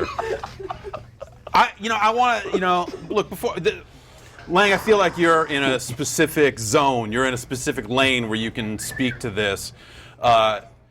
This last week of E3, video games, a lot of stuff getting announced and shown and all this other stuff, but also I've been witness to the most dabs I've ever seen here. Oh wait, we gotta in get this the problem. Hold on. room. Well, And- technically, I don't think any of them were dabs. Okay, that's why I wanted to start off with this and ask you about this, because I know that people have been sending you some images of some of the dabbing that has come out of this room, and I wanted to see if you had anything to say This is about the it. beautiful thing about Giant Bomb. I'm not just this amazing celebrity that shows up and entertains the people. I consume GiantBomb.com. I've seen every minute of all your E3 footage. I think there's an upskirt. Can you put your legs down? I think we can see. Wonka, wonka, wonka. That was next year. I've seen every bad dab. No, you don't have shorts on, Johnny. It's okay. You make me really self-conscious. I didn't want to have an I can upskirt see too. the darkness. Also, was these are spreading. shorts. It's not a skirt. It's also uncomfortable. What was I saying? Oh yeah, dabs. Yeah. Jeff? Oh, that feels nice. Do that again. Did I do it wrong? I don't know. I was wiping off the sweat on my No, you forehead. weren't. It No, felt you nice. were not. Actually, I've seen you do it before. Yo, You actually normally do. You squat and you do something like with the guns. like all the kids do. I don't even know. I don't know why you said it like that. Also, why you developed a weird affectation in your voice. That's strange. Because that's how you normally talk. But anyway. I was Jeff, let me imitating ask what you you a said question. to me at Okay. dinner. Hey, do you mind if we're having an interview right now? Sorry. Are you blow up my shit? Go ahead. When is it appropriate to do it? Like, what is the emotional equivalent of a dab? The emotional equivalent of a dab. I'm guessing here, so I'll confess here too. I have never once dabbed. You're better off for it, frankly. Yeah, but I'm going to say it's like perhaps a moment of triumph. It's an exclamation point. It's an for exclamation people who mark. can't dunk. It's a mark, not a point. Okay, Mark, you're right. You're okay. Fine. Editor in chief, I guess. We don't write anymore. You know. Like, Holy shit! You're the editor in chief. I'm talking. So say. So yes, it's an exclamation mark. When something feels great, or you just want to make a point, you want to like hammer it home. Yeah. Like if I say, "Yo, Adam Boys, you got a motherfucking cinder block for a head. Snap it out." That was mean. I was trying to help him open. I know his you beer. were. I know you were. All right, let him keep I've going. seen I mean, too it many might be people- rectangular shaped, but that was. I've seen too many people. They're like, "Oh, I'm dabbing." And it's like slow motion, fucking Jacques Cousteau shit, like underwater. Like they've only seen the end position and they don't know that there's an art Correct. to getting there? Yeah. Okay. It's a violent act that needs to be performed with authority. Just goosh, and you hit it, snap it out. Yeah. I'm 45 years old. I know what I'm talking about. They call it experience. I mean, the innovator of the cutie as well. I feel like the How cutie many- shares some things with the dab. I'm actually workshopping a new bit. I don't know. So we've all seen the cutie, right? I can do it both sides. What's happening over here? Both sides. I can hit with the cutie either way. This is okay. Now we're working on the new one. Put it down. Why are you laughing? Here it is, Austin. I'm looking at you right now. Candy? It does things, right? It takes you places. That's the new one. We're workshopping it. I went somewhere. Gotta be violent. I need something. Look with the cutie. It's great. You get to make a noise with your hands. You Yep. clap. Again, you a snap. violent Again, act. you snap it, and you can leave whenever you want. This thing doesn't have that part. It needs to work on. Yeah. Adam, boys. You know what I don't do, Dave? Hit him with the cutie. I don't practice. Hit him with the horns, Tony. Ba ba ba da ba. Ba ba ba da ba. Da ba ba. Yeah. Yo, with me. I don't care. Let me clear my throat. Did we just violate DCMA? Oh, maybe. Yeah, I No, think it's so. the left was a lifelike This whole rendition. thing's Less than getting 40 like seconds. muted on all these other Less than 40 services. seconds. Because it's so accurate to the original, they're going to think it's the original recording. These robots are Thank you just for gonna landing know. the plane on the joke. Yeah, that was good. Sorry for being random. Strong on that one. Adam, how are you doing? How are This things is going? the Can you least do me a stressful favor? E3 I've Can you ever only had. say- Are you going to interrupt again? No, he's just getting started. I'm not technically weird. interrupting yet. You were, because You you say just asked me a Adam, question. I like started JV answering. says Adam with the hard A. You say, even if it's not Well, let's tense at all. first hear you say from the Adam. source. I don't Say, mean. I don't hey, mean. for Adam. you to. Hey, Adam. You got to do it. Say something that would make me upset. No, wait, don't, hey, don't because wanna- There'll be plenty it'll of time for that be later. fine. Hey, Adam. No, do No, the angry. stop. Don't Do the angry one. All right, so you can do it on command. Don't act like Hey, you can't do it on Johnny. command. Okay, here, let's do a run through, okay? Hey, Johnny, it looks like we aren't going to be able to announce Disney Infinity on our stage at PlayStation. okay, Adam. That wasn't that I'm wasn't saying- good enough. How about this one? How about like come meet me at this party, and it gets sent late, and I get it. I'm like, hey, Adam, what party That's did you go close to? enough. All right, If that's Yeah. all, let's that was move on. horrible. You're Sorry. reining it in. Yeah. Will you We've teach got a me long to time dance? here to Because work on this. My Yeah. forehead is sweating so bad. Yeah. It's okay. I did it once, and you made fun of me. Now I feel weird about No, doing it. when you get super salty at me, do that one. Adam. No, it's way up here. Adam.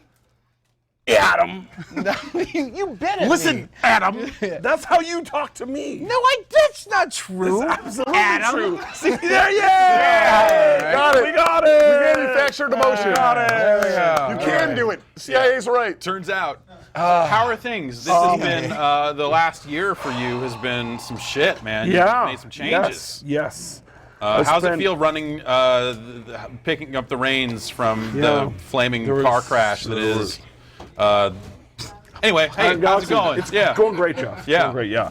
The this E3 has been a lot less stressful than ever before. Sort of rolling into it, being like, I don't have to prep anything or practice any speeches. And every time you're in a meeting with Dave Lang, right, he elevates it.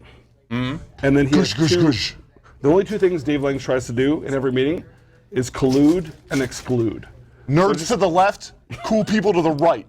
That's what he does. Yeah. So it's Collude and easier to be a exclude. mature adult, and especially when I have Chelsea on my side. Yeah. It's like the easiest shit because we just. You show up, the three of you, and then like he's the distraction tactic while you swoop in and do the deal. But he does have a superpower, by the way. Like Dave Lang has this magical. I've never seen it in my life before.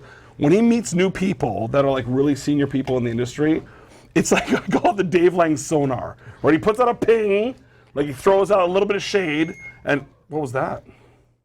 Throws out a little bit of shade, and then That's Chelsea. Hi, Chelsea. Megaphone Chelsea. So yeah, I'll throw out a little bit of shade. If they ping back, we're like, well, that was kind of rough. Dave's like, oh, they've heard me. Okay, now it's time to level it up. He's like, okay. Says some other that's either usually self-deprecating, and they're like, wow, Dave, don't be so hard on yourself. He's like, okay. So we're at the big, huge publishing dinner last night, right? Yeah. And the CEO of the company taps on his glass. Thanks for the invite, Adam. You don't work for this publisher, John. No, I was trying to do the Adam. Go, I'm sorry, I screwed it up. I'm sorry. Go. Is that like a dance? Is there like a define doing Do the the Adam. Do the Adam. Do the Adam. It's kind of easy to slow down in your chair. What's the last motion was, you did during the Adam? No, I was doing the Adam. A little bit of that action. No, it wasn't. Yeah, right. So No, wasn't we're like at this that at all. dinner. It's a really important dinner. One of our wonderful publishing partners, and the CEO taps the glass. He gets up for a wonderful speech. Okay, it's very nice that we're working with him. All this stuff. He sits down. About 2 minutes later, Lang looks over and he goes, and I'm like, what? He goes. I'm like, what's gonna happen? Okay, I'm in. I look over at Chelsea. I'm like, Chelsea. So we start tapping our glass. At which point, Dave Lang gets up at his publisher dinner that he was just an invitee. Listen, everyone. Actually, why don't you reenact it, Dave? Because it was actually one of the most magical moments. I can't Right? think It's the that- first night he's ever met the CEO and half the team from his publisher, right? Yeah. So Dave Lang All gets right, up. so we're going to substitute the publisher name for Giant Bomb. Sure, perfect. Okay. Okay. And I have to stand You don't up. have to stand up. You don't. You I can just sit have down. to stand No, up. but they You want it real? Can they pan the camera back Nah, far it's enough? actually not a problem. We'll shove the lovely Nidhogg 2 logo then, in that case. Okay. So let's. Okay. So tap. Ding ding ding Ding, ding, ding, let's ding, go. ding. Hey. This is so good. No. Sit down. You can't. They can't see you. Now we can see your crotch. There we go. There we go. Okay. there we go. No. You're not the rap group. Okay. Wow, you got this. God. Just go with the light bit. really Go helps. with the That bit. was the thing I was talking about with the guns. Just, okay. Sorry, everyone. I know almost no one here knows me, but I've just moved by this person's great speech. I would have said their actual name. I was moved by that because I feel the way he feels right now. We work together. Making games is fucking hard. It's really fucking hard. 9 times out of 10, shit don't go the way you want. People on the internet hating. You don't have enough money to do the shit you want to do. Nothing ever works out. But you know what we gotta do? Gotta believe. Win and lose together. And right now, what I'm feeling about my Giant Bomb family, we're gonna win and lose together. Let's feast. Let's feast. And then I just fucking sat down. All right. Thank you for the pity claps. Thank you. Wait a minute, Chelsea has. Hi, Chelsea. I feel like this is planned. It's a threat. All right. How did the one megaphone turn into the? We invested. We reinvested. Okay. Don't worry about it. Oh. I want a megaphone. Here you go. So that is exactly the speech. It was I feel like wonderful, I've heard moving. some portion of It's that. also- No, it's almost like he's Yeah. done it, Jeff. Like a How hundred do I times make it go? before. I call it old number 36. Yeah. Number 35 is the old Apple Teeny guys routine. Apple TV guys routine is actually 17. Okay. Well, okay. Yeah. Sorry. There's 18 bits between the Apple TV guys. Dirty South. Can y'all really hear me? East Coast hear me. West Coast hear me. All right. I just want to see if it works. Okay, it does work. It does work. You need to do the baby noise. Why am I Yeah. on the West Coast? Yo, JV, actually, give me a hot 16. Give me a hot 16. No, Adam's the one who can Yeah, beatbox. beatbox, and then he's gonna drop a hot 16. I'll do it, right? Beatbox. No. I'll sing chorus. beatbox You into can this side of it? freestyle. I'll do the chorus. I'll bring the hook in. No, I'm bringing the hook in. You're freestyling. Hot 16. Go. Wait. Go, Adam. Adam, you beatbox. Don't I need to? No one needs I'll this. sing Despacito. I'm gonna. That's my favorite song right now. The chorus needs this. Why can't I sing that? How's your E3, Jeff? It's been going pretty good. Good. Yeah, it's a weird year. Are you slammed? Save the battery. No, it's been very up and down. I've been saying having we're down here an extra day because of EA, and the way the press conferences is spread out because of Adam. Because Adam had to come down here. Do you like that you had to come earlier and you had more? No, because it's so when I think of E3, it's like once it starts, it don't fucking stop. Yeah. It's like a tractor beam just sucking you through the week, and you're like, I don't want to be here right now. We have to get. We'll get through it, and there's a lot of amazing games, and it's great. But with these press conferences spread out a different way, it meant that I had a lot of downtime, and I never would have that kind of downtime before. And so I'm used to be like, okay, well, I'm too busy to get into trouble and whatever. I do this thing. And then you texted me and said, we're getting drinks. What are you doing? I'm like, absolutely nothing. Let's do, okay, yeah, no, let me wrap up this thing and let's go. And then I met you guys out, and then suddenly it was 3:30 in the morning. It's so weird. What night was that, Adam? Sunday night. You're trying too hard now. Yeah. It's hashtag try hard. Also not a trap. It was Sunday night. Was that with you? You were there. Yeah, you were. Oh, yeah, remember you were there? Right, sorry. Yeah. And we keep going. Did you enjoy yourself, John? I did have a good time. Good. Tell me 3 things that happened that night. Me? No, him. Okay. I'll get to you next. All right. Ordered a sushi boat. No, with us. When the bill came. With us. What? Oh, actually, this story sounds promising. Keep going. Shut up! No, you didn't Yeah, this sounds like a different night. And we had. No. We got sushi the. boat a euphemism for something? You didn't pay for dinner that night. I know, because it's like, oh, everyone's got jobs. Let's pay for dinner. And I was like, He said okay. name 3 things. He said order sushi boat did not happen. Pay for bill did not happen. What was the thing? What was the thing that we ordered, hon? What was the hi Colette? What was the name of the thing that we ordered? At the Don't talk to you. Leave you out of this. Okay, part fine. of this. It was the night we were together, Johnny. Not the night. I was there. Yeah, remember? I Brad had was the there. Snapchat glasses. Yeah, You all I were remember. there. Yeah, I remember. You showed up with Pasquale. You showed up. Yeah, where is Matt Pasquale? I don't know. Yay! Yay, Matt Pasquale! I have an announcement to make about Matt Pasquale. Okay. All right. Is that how you pronounce his last name? It is. It's By the way, I not always thought it was Pascal. Pascal. He's like, no, it's gets that a lot. Pasquale. Okay. Right. So he actually said to me, like, we were walking in Disneyland. He's like, You want Disney? hold on, let me do this. Let me do You this don't have a first. magic golf cart there? Let me do this first. He goes like this. Go on Space Mountain. By the way, my name is Matt Pasquale, not Matt Pascal. I think that guy was an American dad. No, I was close. I was close. If anyone knows Matt, I was close. I was You close. were right there, and then it took a trip to the Dirty South. Well, I got Yeah, y'all really see me. I was I was close, but I have a special announcement. So, Thank you, Chelsea. It has a volume control. okay. It actually gets louder. This is mess. John Drake said not to tell me that it has a volume control. Okay. This is how we don't get to come back to this hotel, and I'm all fucking for it, honestly. Yeah. Okay. So I got engaged. Yes. Yes. Thank you. That was really nice. I mean, we've known each other for 15 years, Johnny. Beautiful. It's overdue. Beautiful. You just broke it news now. Not to you. Wait, to beautiful Clap Bar, and she said leave her out of it also. Sorry to someone. How about you pay Sorry, attention to what your someone. partner's needs? All right, okay, I screwed it up. Right, I'm Not learning. too fucking difficult. You know, I'm bad at this. Dude, you're like 30 However, Matt Pasquale, Dave? I asked him to be a groomsman for my wedding on the Guardians of the Galaxy ride. Guardians of the Galaxy. I saw the first one. Was it after a dip or like at the top of a? No, I have a video of it.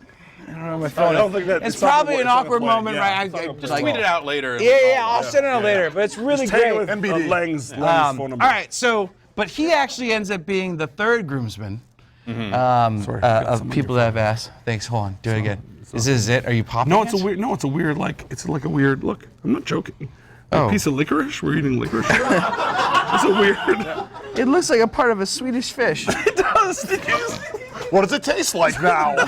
This thing that was stuck on your sweaty ass head. Smell it first. Usually smell it It first. doesn't taste like a Swedish fish. Why would you put that in your mouth?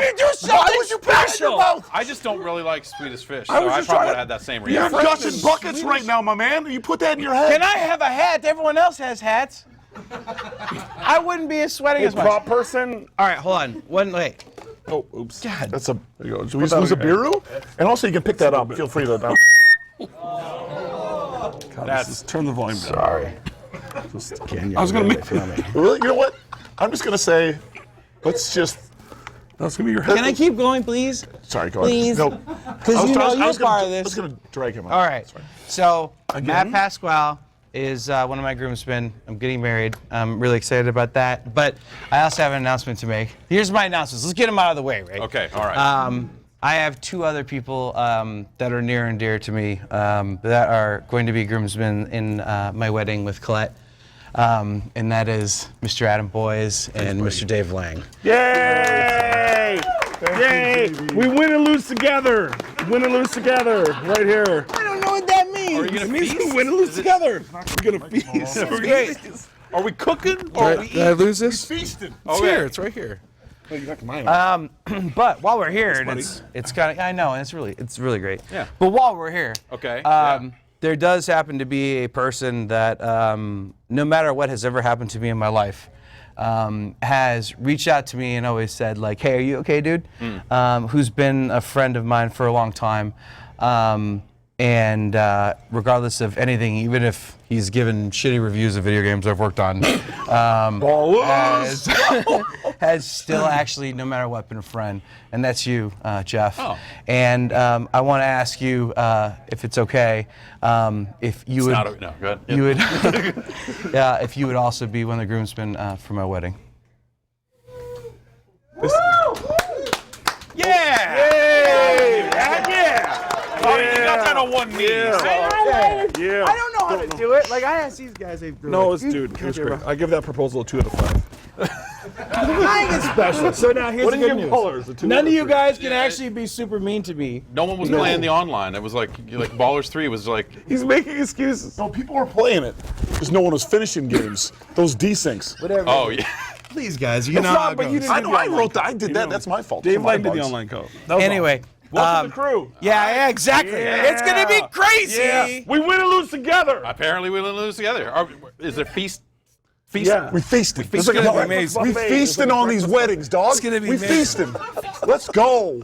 Let's go every day. I feel like Bob Barker with this thing. You should too. probably clip it back on. Yeah, don't. It's just when you move The it around actual like this, recap. Last year when you pulled that off, bad things happened to good people. Just put it back. Did it?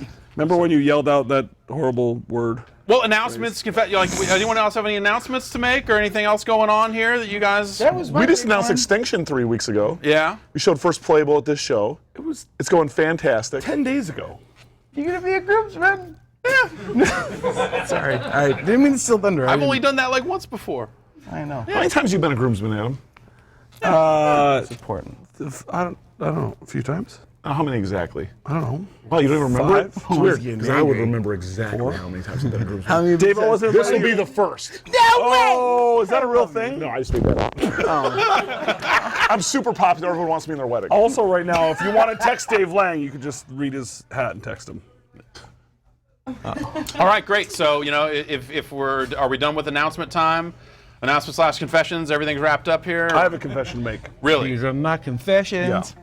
Actually, go. I would Listen, like we weren't to- going to do this. We were walking over.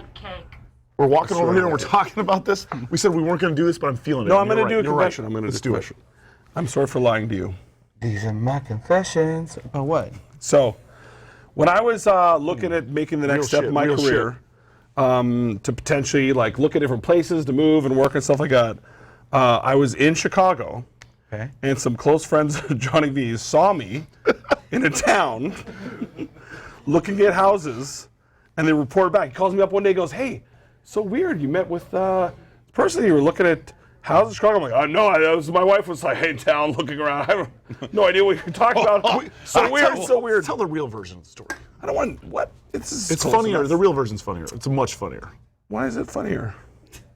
Anyway, no, getting the fact that I was seen by a person that John and I both know, and then they call Johnny V, be like, "Hey, it looks like Adam's looking for houses in Chicago." That's kind of weird. Wait a minute, I know the real version. It's much funnier Okay. and Yeah, cute. exactly. It's much funnier and All cute. right, hold on All a right, second. Just put that down. Just tell it. You tell it. Okay, sorry. Because I lied to you. I lied to you, and I'm sorry about that. But why don't you tell it? No, that was actually all right. So I forget the moment where it happened. It was probably like Thanksgiving.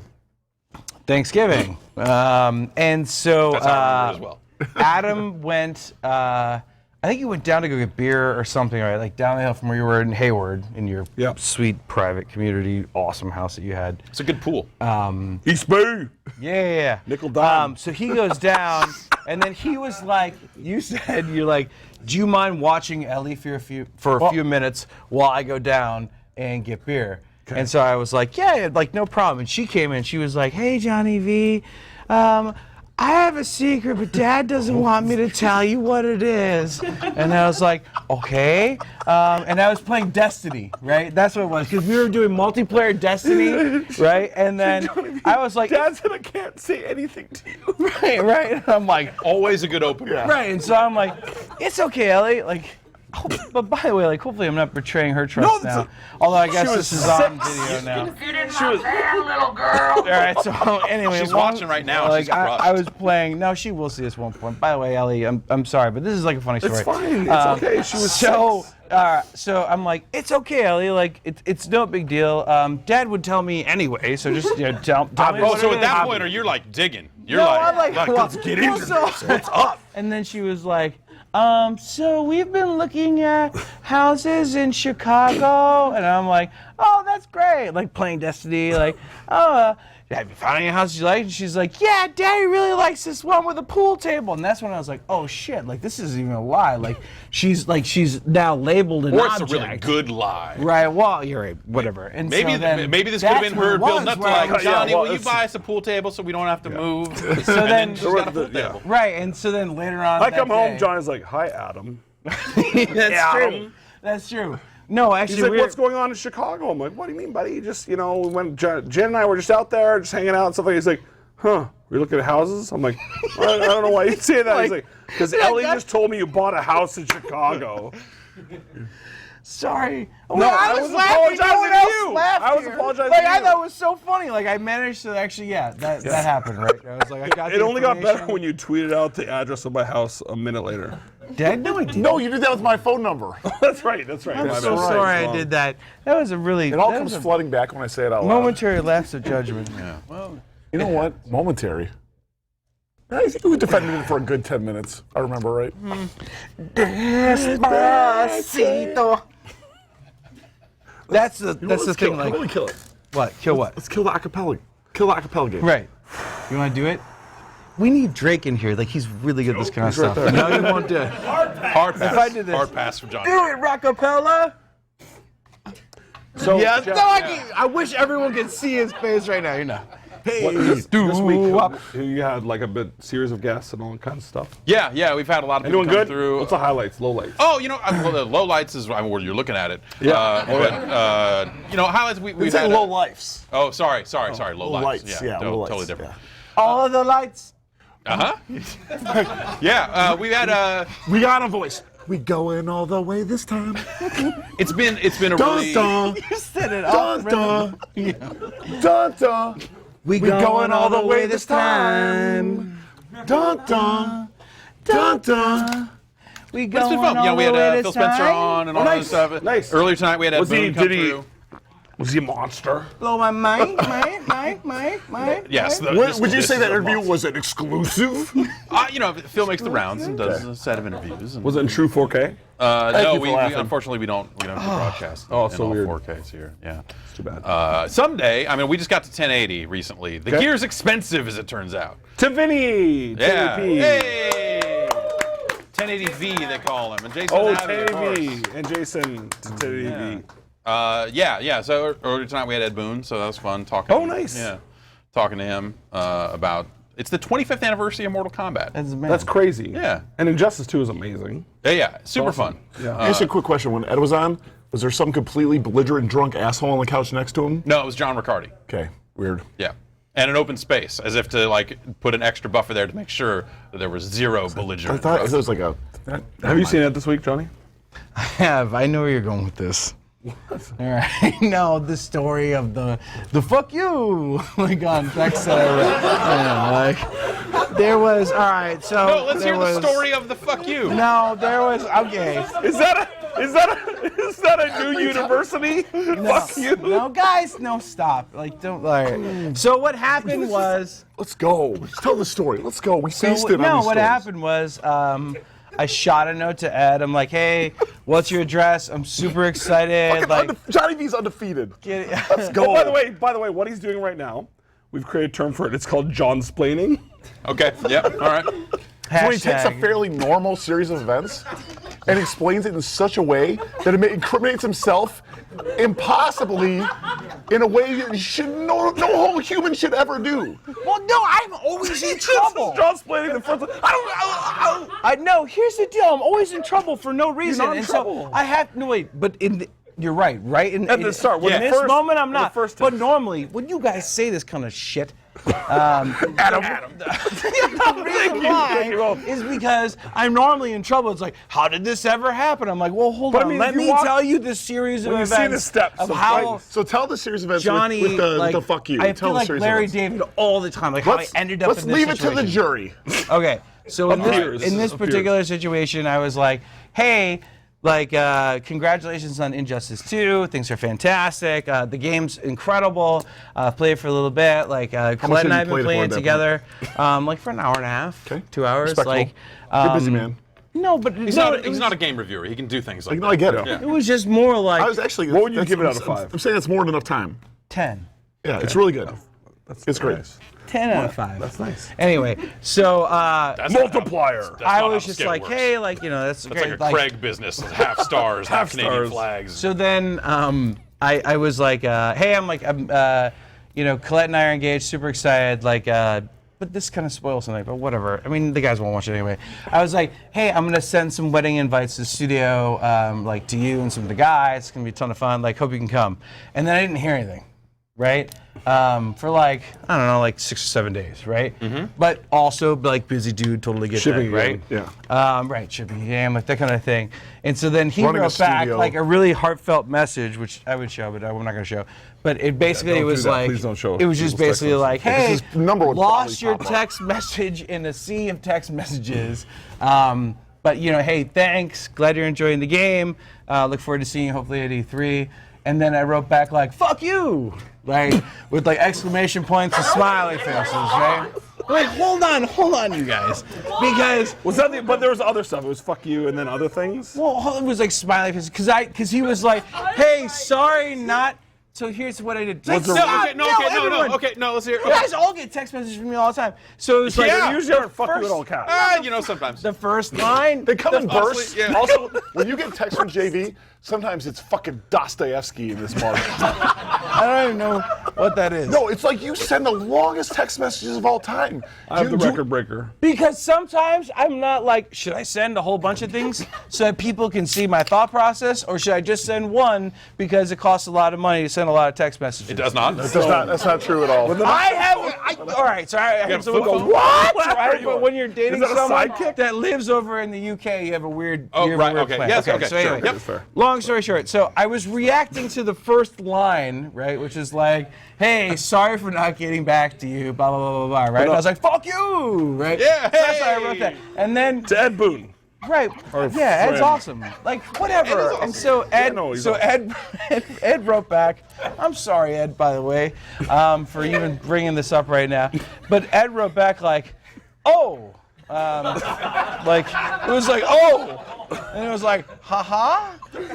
Question mark. I'm sorry, I was trying to be funny. Two of the most successful franchises in the And industry. then he was right. Fuck you! No, it was intended to be fun. And then it was I was sorry, I was trying to be funny. And he's oh, ha, ha. You were ha, ha. How does that Get in it? text? And so then, I tried calling him, and I got that, when you get a phone call on iPhone, it's you have the options to choose, right? When it's sorry, can't talk right now. That was the one I got back, and I was ugh. And then Colette was I hope you just make Ed Boon. She asked you to leave her out of it also. Yeah, also. She asked you to leave No, her out of no, it also. No impressions. Someone said that. Yeah. Again, respect the wishes of your partner. That's all I'm saying. Oh, yeah, I'm learning, right? So anyway, long story short, that was a text message conversation. It was kind of funny. I saw Ed the other day, and he laughed, and I was I'm so sorry. It came out the wrong way as I was texting and driving, which you're also not supposed to do. No, that's You said the fuck you while you're that's driving? an actual crime. No. It was with the voice, Oh, okay. Oh, haha! Exclamation point. Does anyone need a further explanation of John's planning? Are we good? He was pretty straightforward. I Do we mean- get it? Also, is that are you wiping or is that a micro dab? Is that a micro dab? Micro dab. Yeah, I guess so. Anyway. He was here earlier, and it was fun to have him on. And he's like, he was asking about the rest of the show. He's like, oh, who else? Who else you had on? I saw the Phil Spencer interview. That was a lot of fun. Yeah, he's awesome. You got who else you got? Did you ask on? Phil Spencer about Racketeer too? I forgot to bring that up. Racketeer wrecked my career. And What are you doing yoga? Getting beer. Uh-oh. Hell yeah. We're loading beer. Oh, launcher. Oh. And he said, you got those guys on at the end again. I might have to watch that later. Who said that? Ed. He's like, yeah, and he's like, you have Ed's Johnny not on? gonna He's care. like, yeah, Johnny's coming Ed later. And he's like, looks well, I better awesome get the as fuck normal. out of here. Oh, did you not say that? You did Why that. are you still pumping your shoes up? I like it tight. I ain't tight. These are my groomsmen. Yeah. Let's go. You got to pump up and air out. It's just go. like sometimes you just get like the good feeling of like. Let's hear it. Get.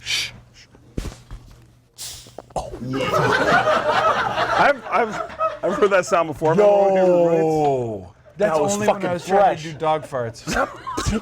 What is What? dog fart? Please Johnny, explain what why is you a said that dog right there. fart? I'm not gonna say it. It's like why? Let someone else tell. a You fucking just joke. said that's like when I do dog farts. I don't know what that is. I don't. What I You have two cats. what I don't know what doing dog farts is.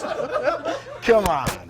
No, I Hey, hold legit on, don't hold on. I know. want to look at Okay. this crowd, right? Does anyone know what doing a dog fart is? No hands are up. I just want to say, everyone, no hands are up. 0 hands. Is that? I bet Dan Riker. Dan Riker's curious. Riker. You know what I mean? Dog forts, not dog forts. Dan Riker, dog farts. Yeah. No. Oh, by the way, also, I just want to go on the record and say right now that John Vignacchi taught my children the word fart. I did? Yeah.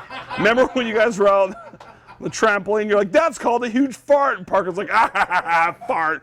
Dad fart. Anyway, dog farts. You know what's really funny? No, explain doing dog farts. What is doing a dog fart? I don't actually. I actually don't I'm know gonna what it take is. a guess. I want to try to like. Oh, yeah. Oh yeah, Your microphone going? fell. Okay. Yeah, we need all to right. make sure he's fully Dog fart, put Get a boom. Is next that a to you. euphemism for DDM? It keeps coming down. Just put it through the bottom. Yeah, let's air it out.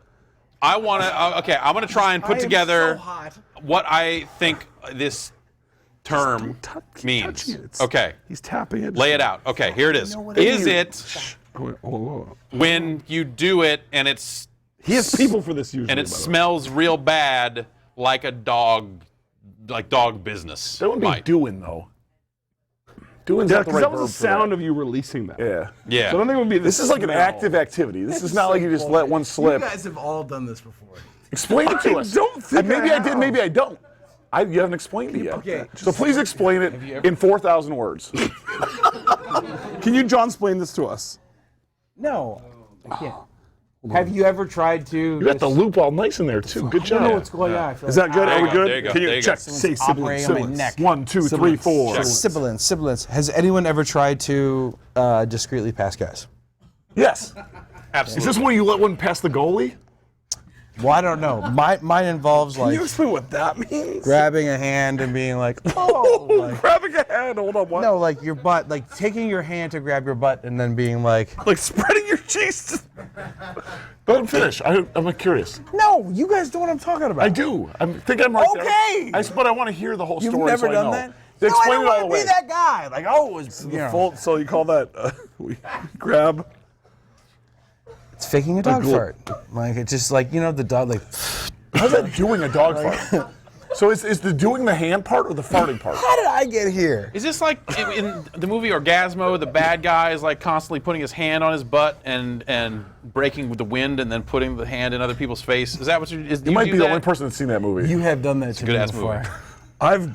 You've absolutely cupped a fart and put it in my face before. Yeah, because you taught me how to. No, that is not You true. got a PhD. That's I was working on dude, my- that's a Canadian thing. I I was have working- never cupped a fart. that and is put some it in someone's Canadian face. bullshit. I've It's been, not. I've That is been some polite no, and that's dog some farted, fucking so backwoods no one humor. knows, but that you cupped a fart to me. I know that for a fact. It's about time we got into this fart material. All right. Anyway, all right, fine. This Let's is move on to elevated something else. discourse. We'll move on to Is something it else. too early for fart material? Yeah, no. You saved that for 2/3 of the way through. I thought you guys were fucking professionals. Dog farts. God. God. So you like, spread the fold. Do you like lean also? Or? Don't even cup farter. Are you, when your hand goes back, are you smashing the cheeks together or spreading them apart? Is this to make more noise or less? What's the goal here? What's the net? To sound like a dog. Up the window. Don't you let out the antidote. You guys are showing a game here. Yes, Dave likes to do press all week long. Yeah, I Dave went and saw a game demo, and then like he was there. You weren't. No. What did you? I was crushing the business, son. Yeah, nice. That's my voices. Wait, I can't even. Chelsea and I are trying to work while I would Dave love a sincere moment of appreciation for Chelsea and Adam. But mostly Chelsea. Clap. Because here's the thing. Normally I'm here. We get. That sounds sarcastic. Trying to pitch when you do it Racketeer like 2 for the No, I 7th year wanted in a to be row. the Running my last ass person around, clapping so they know I like you the most. going to JW, doing meetings there, running over here, doing shitty live streams and talking too fast, like Scrub. Run over here, run over here, run over here. And now that we got a team, I dare say the dream team, baby. Now that we got that, I can do press stuff and then take naps. Pillow soft for life. Let's go. Got a meeting with Pillow Soft from 3 to 5. Might go long. Yeah, I mean, it was pretty impressive. I saw you walk past an IHOP today. Walked right past it. Yeah. Didn't go in. No. Oh, guess what happened last night? Don't even. I mean, we were in that IHOP. Me and Alex were sitting in there and like, oh, hey, that's. No, because we already went into Denny's. That's why we walked past the Dave, IHOP. can you explain to the crowd what an Irish taco is? All right. So we get to Denny's. We get to Denny's. Was it the Irish then the Portuguese taco? We were gonna get in there just for a real slick. It was 3:30 in the morning. A real discreet. Was this the night that I was with you? No, this was last night. A different night. Okay. This was a Just real. to be clear, Yeah, Jeff. okay. This is a different night. We're gonna get that real discreet moons over my hammy to go. Just crushing Smooth. it. Just crushing it.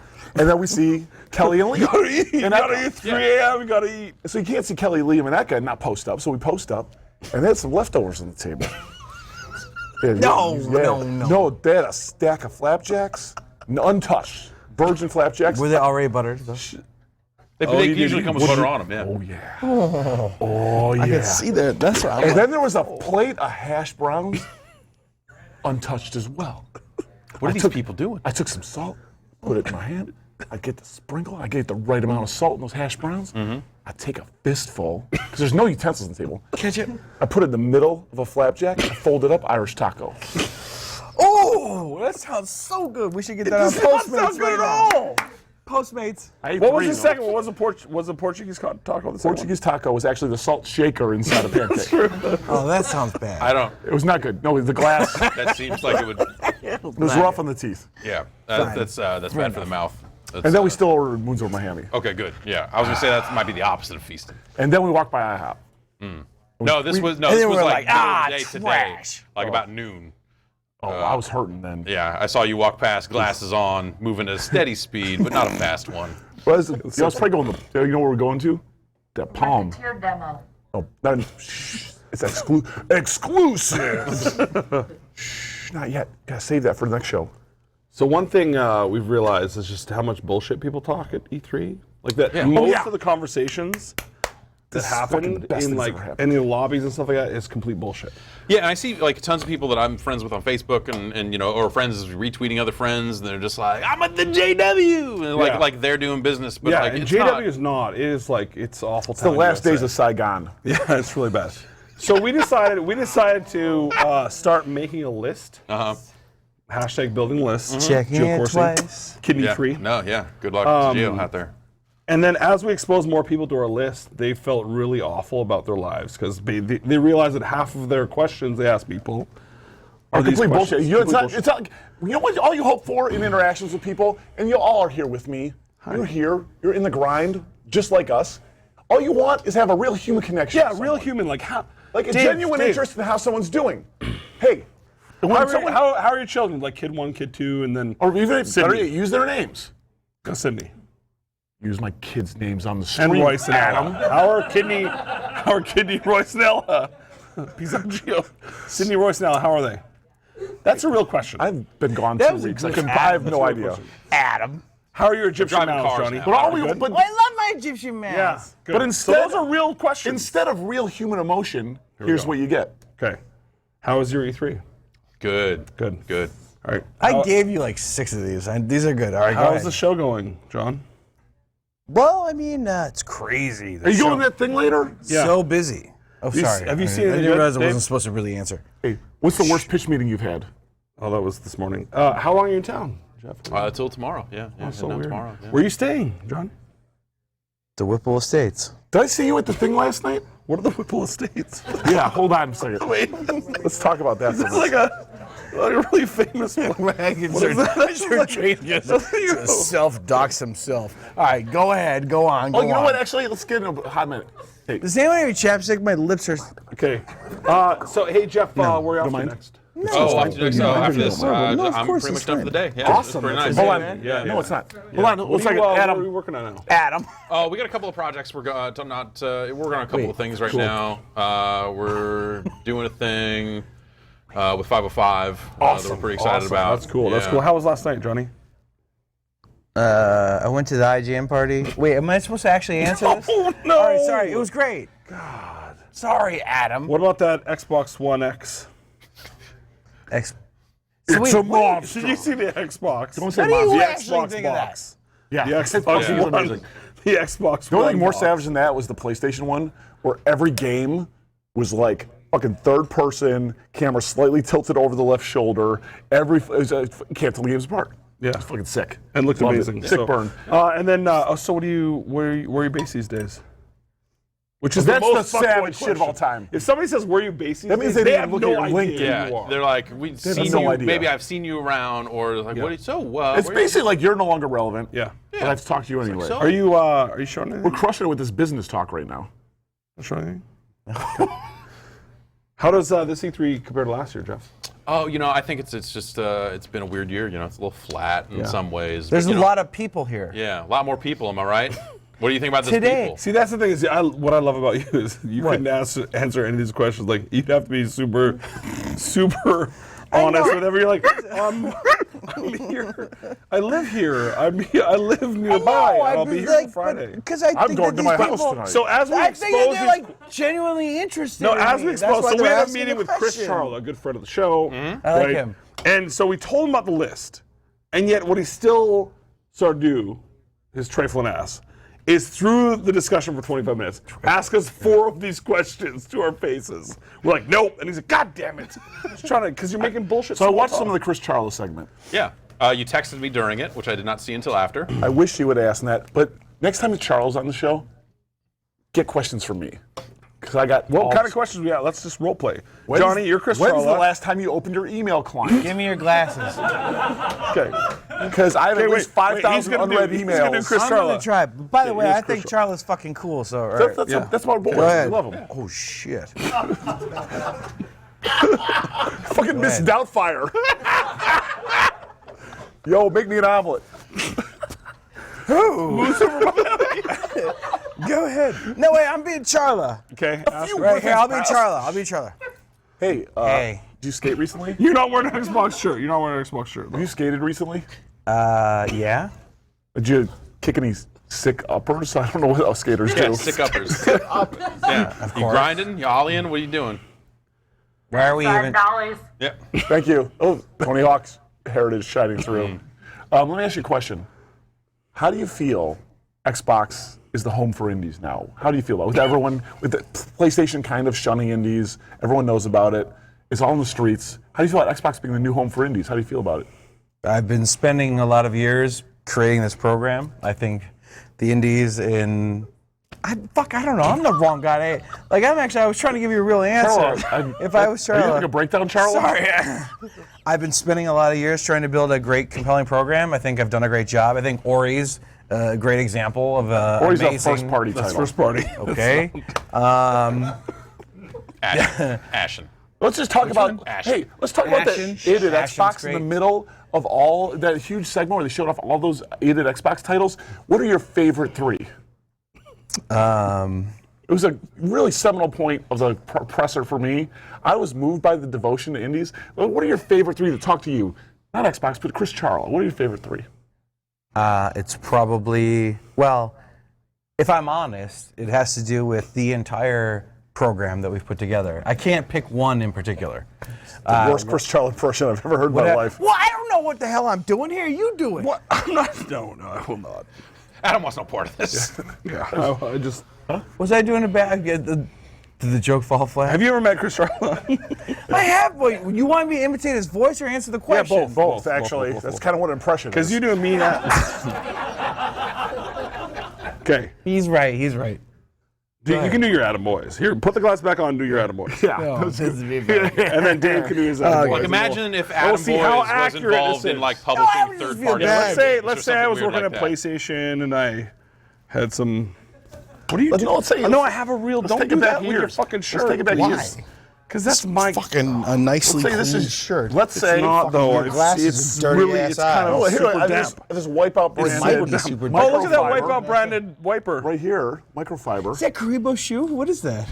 The fuck did you just say to me? Is that looks so Dog got nice. that Karibo shoe? Yeah, that Karibo shoe. We got a fight right now? You don't know what that is?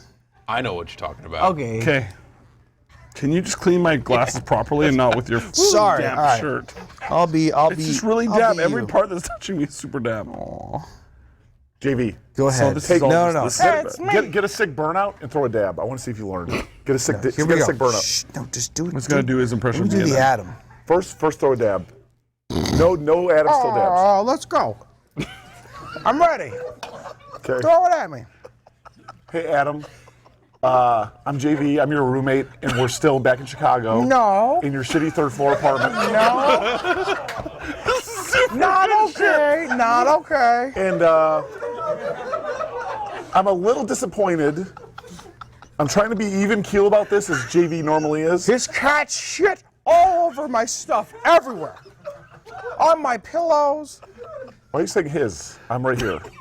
Keep your pronoun game tight. No, I'm talking about JV. He's JV. I'm JV. Oh shit. Here's the thing. I know you ruined my Grand Cherokee. I know you totaled it, smashing it.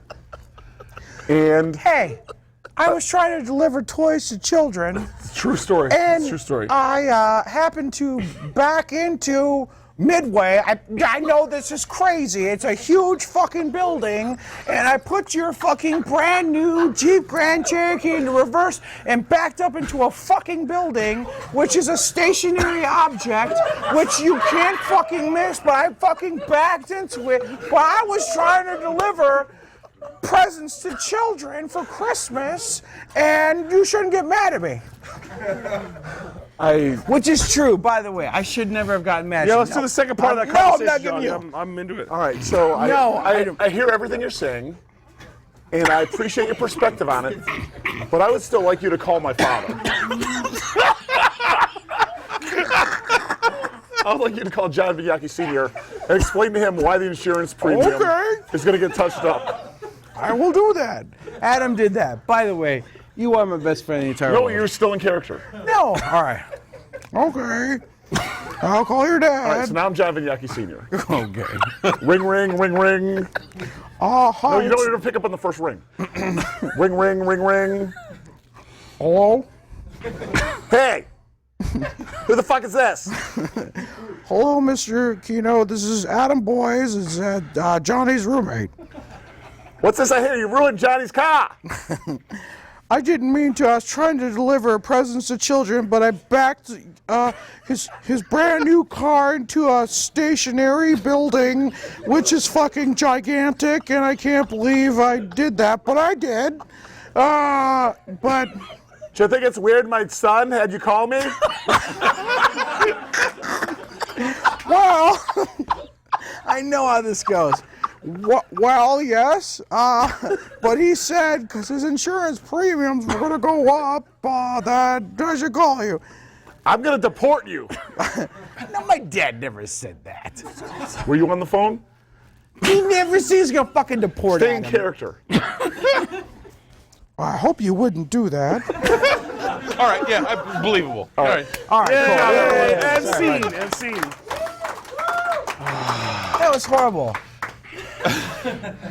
And now go you back know to how it Karibo felt shoe? to have to go through that, you know? Like, I feel like we're, by reliving this past, we're unlocking these This is good. transgressions. This is good. This is good. We lived, we learned, we loved. Hey, we win and lose together, That's the John. sound- that's the sound of your Even though when we did find out that it would be cheaper for me to just pay it out of pocket. That is Dad- true. Yeah, we your did dad find that forced out. me We did. to pay a huge premium to fix it other ways because You did hit a fucking stationary building.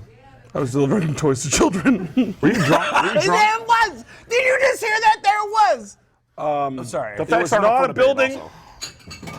Well, party foul. It was a over there. concrete Fucking thing that Rory. prevents you from hitting the building. Oh, okay. Yeah. At least 2 feet from the building. Jeff, how was your E3? No, hold on. I got one more little detail. When it happened, I drove to Johnny's house, right, his apartment. And I You said, got to say it like we impersonate you. Hey, sorry, I'm driving up Not to pathetic Johnny's enough. More house. pathetic. No, sound like you're impersonating them. I'm driving You're up to now Johnny's house. doing me imitating you. Yeah, that's No, what I. but it's even. You got to be more like Kermit the Frog. I'm driving, driving to Adam's house. All right, whatever. It's weird. All right, just tell me. No. So I drive to the house. I go, hey, No, I'm Johnny, I not got really good. bad news. I got bad news. Okay, this Bad happened. news. I'm really Yeah, sorry. bad I'll do news. whatever it takes to make it good, right? Yeah. John's like, just about to get in the shower. God damn it. And he leaves in the shower, and all I hear is smash, crash, fucking Nick throwing shit down, So pissed. slamming the fucking toilet seat. So pissed. And he comes out. He's like, God damn it, Adam, how fucking stupid are you? And I'm like, I just said I'd pay for everything. You need to smash. You need to fucking vandalize your own shower. Like, It's like at some point. now you gotta pay for those damages too, you piece of shit. No, oh I my didn't say dad. I still don't know this day why I had to call your dad. It's almost like it wasn't your car. It's almost like it was his. No, he's It's almost paying like for the that. fucking insurance. That was the fucking issue. And then he was going to be so pissed at me. Anyway, yes, you're I made right. it good. I made it Everyone, you did, actually. And we became stronger friends. wanna know because why? of it. Because we win Until and I- lose together. Jeff, how's your E3 going?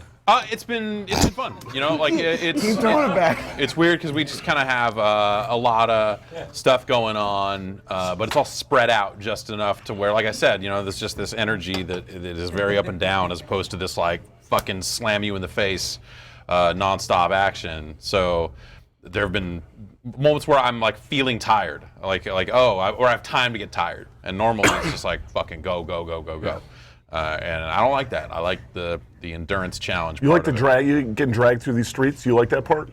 Yeah. No, I want to fucking run shit. I want to run these streets, not to get dragged. And when I got all the energy to do it, What was your? Give me Tuesday. Run these streets, son. exactly. I don't think that was from a song. We needed it. No, all right. This Questionable all right, content. This is only. All right, sorry. All right, I get it. How are I you got these it. days, buddy? I'm fine. Plan I'm for fine. a big wedding? I'm Oh, talking sorry. to Jeff right now. You My two bad. shut the fuck up. I bet. Jeff. Make sure he's okay. That was good. That was good. You know what I want? What? You know how you guys used to do fucking really cool, innovative shit? You have Drew follow people around with a camera. Drew left, Dave. And you Drew do left. all It's the really shit. I'm salty. just saying, hence. Remember when you used to do? Yeah. No. Yes. And you do like all day, like do like travel logs. Here's what it's like to be at E3. When you hear us complain about E3, listen, we love E3, but here's why it's hard. We just want you to, we're trying to give you some insight into why we complain about E3 from time to time. We used to do shit like that. It was fucking great. 'Cause you're the 1%, Why don't you Dave. do it anymore? Because we did it. But guess what? There's always more to do. It takes a lot of time. Oh, that sounds like a lot of work. Yeah. You know, it takes a lot of time that, I mean, honestly, like, you know, you want to get down to fucking business. Like, it's an ROI thing at some point. You know, it's a lot easier for us to go out and see as much as we can see and then do stuff like this that is live, that is then, you know, kind of live to tape and put up and stuff like that. But, like, that's exactly the sort of content that I have been trying to get more into for these past couple of years. And it's striking that balance between. So you can't do it all, essentially, is what you're saying. Exactly. You got to pick your fights, and right now we're picking these fights, and these eventually streets. I want to run both types. I think, you know, you got to have that balance. How many more staff do you need to run both types? I would probably say. Have you opened the head count yet? No, because we're here. I feel you we're nudge too busy me, to open Adam. head count. But, you know, we just brought on. Because we have someone who's currently I unemployed. debug you fucks. Okay. I know yeah. exactly where it's going. A slow build We need here. a correspondent from Gamescom. Yeah. Oh, nice. Let's drive. He's got inside access. Let's take the ferry. He's got Let's take the inside ferry to access. Gamescom. No, I know him He does well have- enough to know he did this. Like, Well, yeah, he's your where's the groomsman. I camera? hope you know him well Turn the camera at me. By the way, This hold is on, what Jeff hold on, did. listen, This is what Jeff did on my face. He goes like this.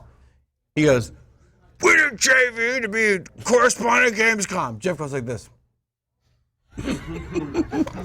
Like there was a visible swallow puked in his of mouth. nervousness. Yeah, he kind of puked right, in his mouth. exactly. Hey, one question: who's the best man?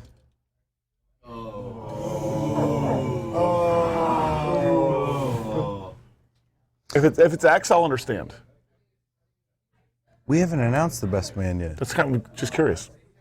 We're doing a road trip back. You gotta say, like, Why we'll are be you- talking about that around August. Why have you taken something so wonderful and made it bad in a minute, right? Who are you talking to?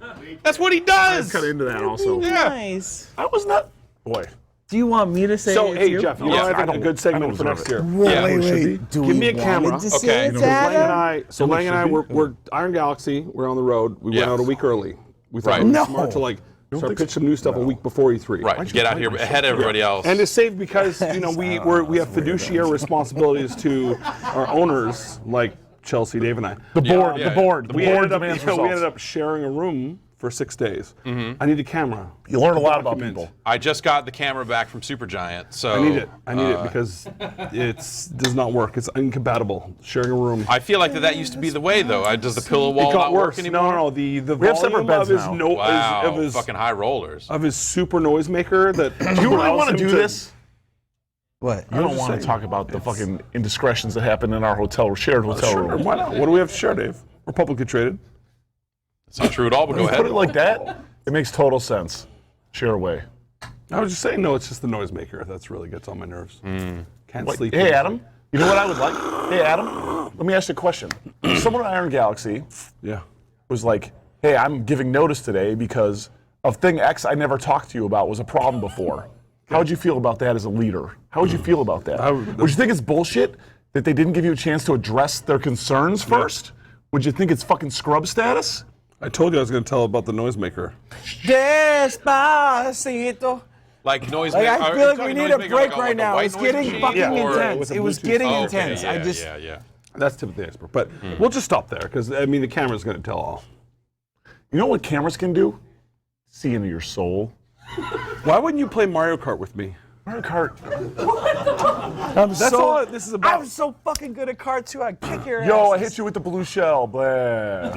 No. Why would I be hitting you with the blue shell? Dave? And I It's hit you almost with I'm in the. the I room. hit you with the horn. You know what we should talk about? Nidhogg 2. Dun, dun, dun, dun, Okay, dun. okay. Dun, Dun, dun, dun, dun. Dun, dun, dun. Yeah.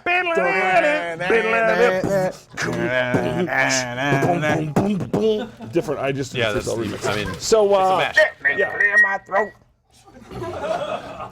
So the fastest death. Have mercy, man. The fastest death ever. Hope you don't mind. We went over and played some Nidhogg 2, Yeah, and I hell of beat a game. Dave in Hell of the a game. fast. It's fucking Nidhogg 2 is amazing. fucking Yeah. fantastic. Holy shit, Nidhogg 2. Amazing. Holy shit, is Nidhogg 2 good? Yeah, I beat Dave Lang in like less than 90 seconds. Whoa. He's found some new tech. Bad news, everyone. Level up. Vidyaki found a third button. Teared up on this shit. Dive kick the third button. So let me ask, Jeff. Whoop whoop. You appreciate competitive game scene. You understand Yeah, like and what if it's you're like the fastest at murderer, Evo, these you're tournaments. God damn it, just fucking. All right, stop, please. It's so exciting. It's not. It's All right, not. come on, You're chill, not chill. adding All value. right, everyone, stop. I am not adding. value I add. always add value. Let's go. I mean, yes, but Which is also something no one that has value would ever say.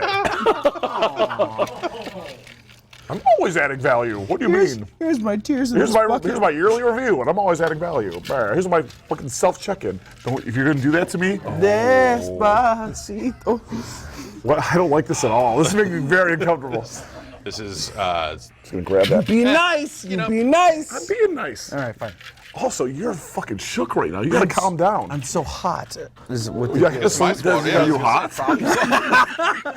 Don't do that. You're so shook. Competitive. Yes. Sure. I can appreciate a competitive So you game. know why you play sets, right? Why do you play sets in summary? Why would you say people play sets? in You fighting play games? sets because you want to try to eliminate flukes and actually determine Just randomness true that skill. happens in Yeah. the course of a game, right? Yeah. some would say. If someone beats someone like a drum 2 out of 3, it's probably, statistically speaking, the person that got 2 out of 3 is probably better and the person got 1 out of 3, independent of how fast that one match those two was wins won. took like 12 minutes, and the first win took less than 2 They were minutes. straight up tug of war whodunits. I think the first Stone Cold one is whodunits. like bodied. But we You got won. Bodied. The first one, Bodied. Jeff. Yeah. We should tell a Nidhogg 1 story while we're at it. Hey, Johnny?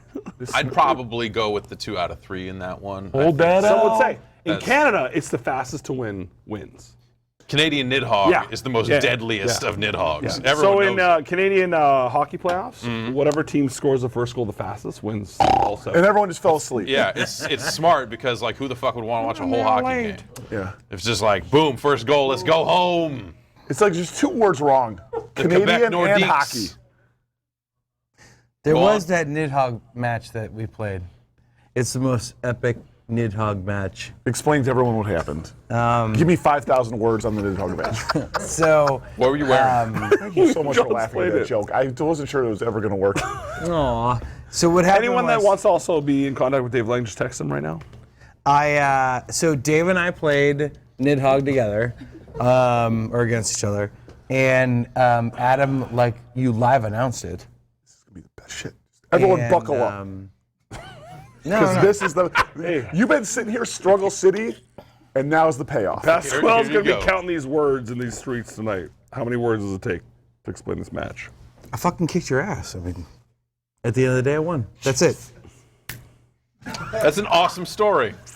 Well, I don't know. I would have told the whole it's an story, awesome segment. but then you wanted to be talking a long story, so I just made it quick. All right. It's not really a story when you, You say made it. it- That's a summary. You made it awkward. I want a story, not a summary. Can you please give us a story about it? You forgot. Paint a picture. You Paint a forgot pic- how to throw the sword. Paint a word picture. We I played love the back and breakfast. forth. I love the breakfast though. What breakfast? You made us breakfast. That wasn't. I tried to make you guys Awesome. breakfast. Yeah. Johnny Was it and, Nidhogg shaped? and other people made breakfast. Yeah, we can't. We Other can't people say. that asked not to be named Yep. made us breakfast. That's right. It was good. lovely. Yeah. Thank We had you. Thank you for coming by. I fucking stone cold bodied him in Nidhogg. No, you did. Then tell the story, the whole story. No, I can't. Like, it's whatever. I'll upload the goddamn video. It'll be fine. What? Sorry, Sharon. Thanks for the cut there, Vinny. I appreciate it. So, John, I get a lot of questions from people. I have questions. Yeah, it's like, we haven't heard from Johnny V lately. Like, How many wristbands does he have on right now? What is Johnny? I got a dragon bracelet. This thing is Did you get the awesome. dragon bracelet? I did. So we went to a lunch together at the Bay Bridge, son, and I was How do you like, spell Bay? B-A-E. In my life, right? Glenn just goes, oh, sorry. God damn it. She who This is should not not hard. be named. I know I screw This it up. is really I'm fucking not used easy. to this. This is really. What do you mean you're not used to it? John splaining. Not used to respecting the wishes of my partner. It was the Bay Bridge, and I spelled it B-A-E. Yes. Whatever. Anyway, Get it? I got the. It's a bridge. Oh, It's like we're all another not as bridge. fucking cool as you. All right. So anyway, long story short, I found this bracelet. Well, you know. I mean, I told Yeah. you the story. It was Yeah. great. In the So I got water. the dragon Hey, bracelet. give me the spinner. I'm gonna show everyone the new shit. All right, fine. Call of Duty. All right. I don't get it. Call of We've been Duty working. We've got the double. We've been workshopping this for a hot minute. Okay, hold on. This is Yeah, the new tech. I think all the kids are gonna be doing this shit. Roll it out. You keep talking. I'm gonna do it here in this. Yeah, just keep telling the Like story about this. interpretive spinning based Watch on this. the conversation. No, watch just what you gotta keep going. And then I was playing Nidhogg, Yeah. and The fidget spinner down. Dave kept on thinking he was gonna win. There's He's a Call busting it of out. Duty one. This is horrible. Every Who time- in licensing did this? Every time Phil Spencer during the Microsoft press conference said 4K, Dave, Sorry. fidget spinner dab. Still spinning. I showed this to my son this morning. He goes, Dad, that's not a real fidget spinner. There's no ball bearings. It's true. Finish your story. Yeah, go ahead. Whatever. I beat you in Nidhogg. Like, let's move off that. Jeff. That was the No, last. Jeff was asking you other questions. What are you up to? Oh. People want to know. Nothing I can talk about at this point. Okay. All right. But, yeah. No, I mean, I have to ask. You know, that's these are cool. the I'm interview curious. questions have to get. I wouldn't say it's asked. nothing you can talk about. You can talk about aspects of it without getting into the details. No, Okay, I here's can't the talk thing. about anything. Are you in or out of work? I'm doing okay. Okay. All Great. right. Johnny V is doing okay. He's making money. Are you making money? Are you like, is there a salary involved? Am I generating income? Yeah. There is a company that's generating income. Do you or do you not live Will you stop doing this? Can we talk about anything else but me? in the porn capital of the world? Laguna Lake. Would you say your side hustle is Laguna Lake. lucrative? No. Did I not just imply you're doing porn? Can you comment on that? I am not doing that. No. Methinks doth protest too much. What did you say? Doth protest too much. No, I'm in Toluca Lake. Why is it called Toluca Lake? Did I just say that wrong? All Why is right. it called- explain the story. He baited Explain me Toluca into Lake. doxing myself, which is brilliant. Fine. Whatever. You didn't dox yourself also, you doxed me. I didn't mean to. If I said what? Explain Toluca Lake, because it's not on a map anywhere. How did you explain Toluca Lake to me, Adam?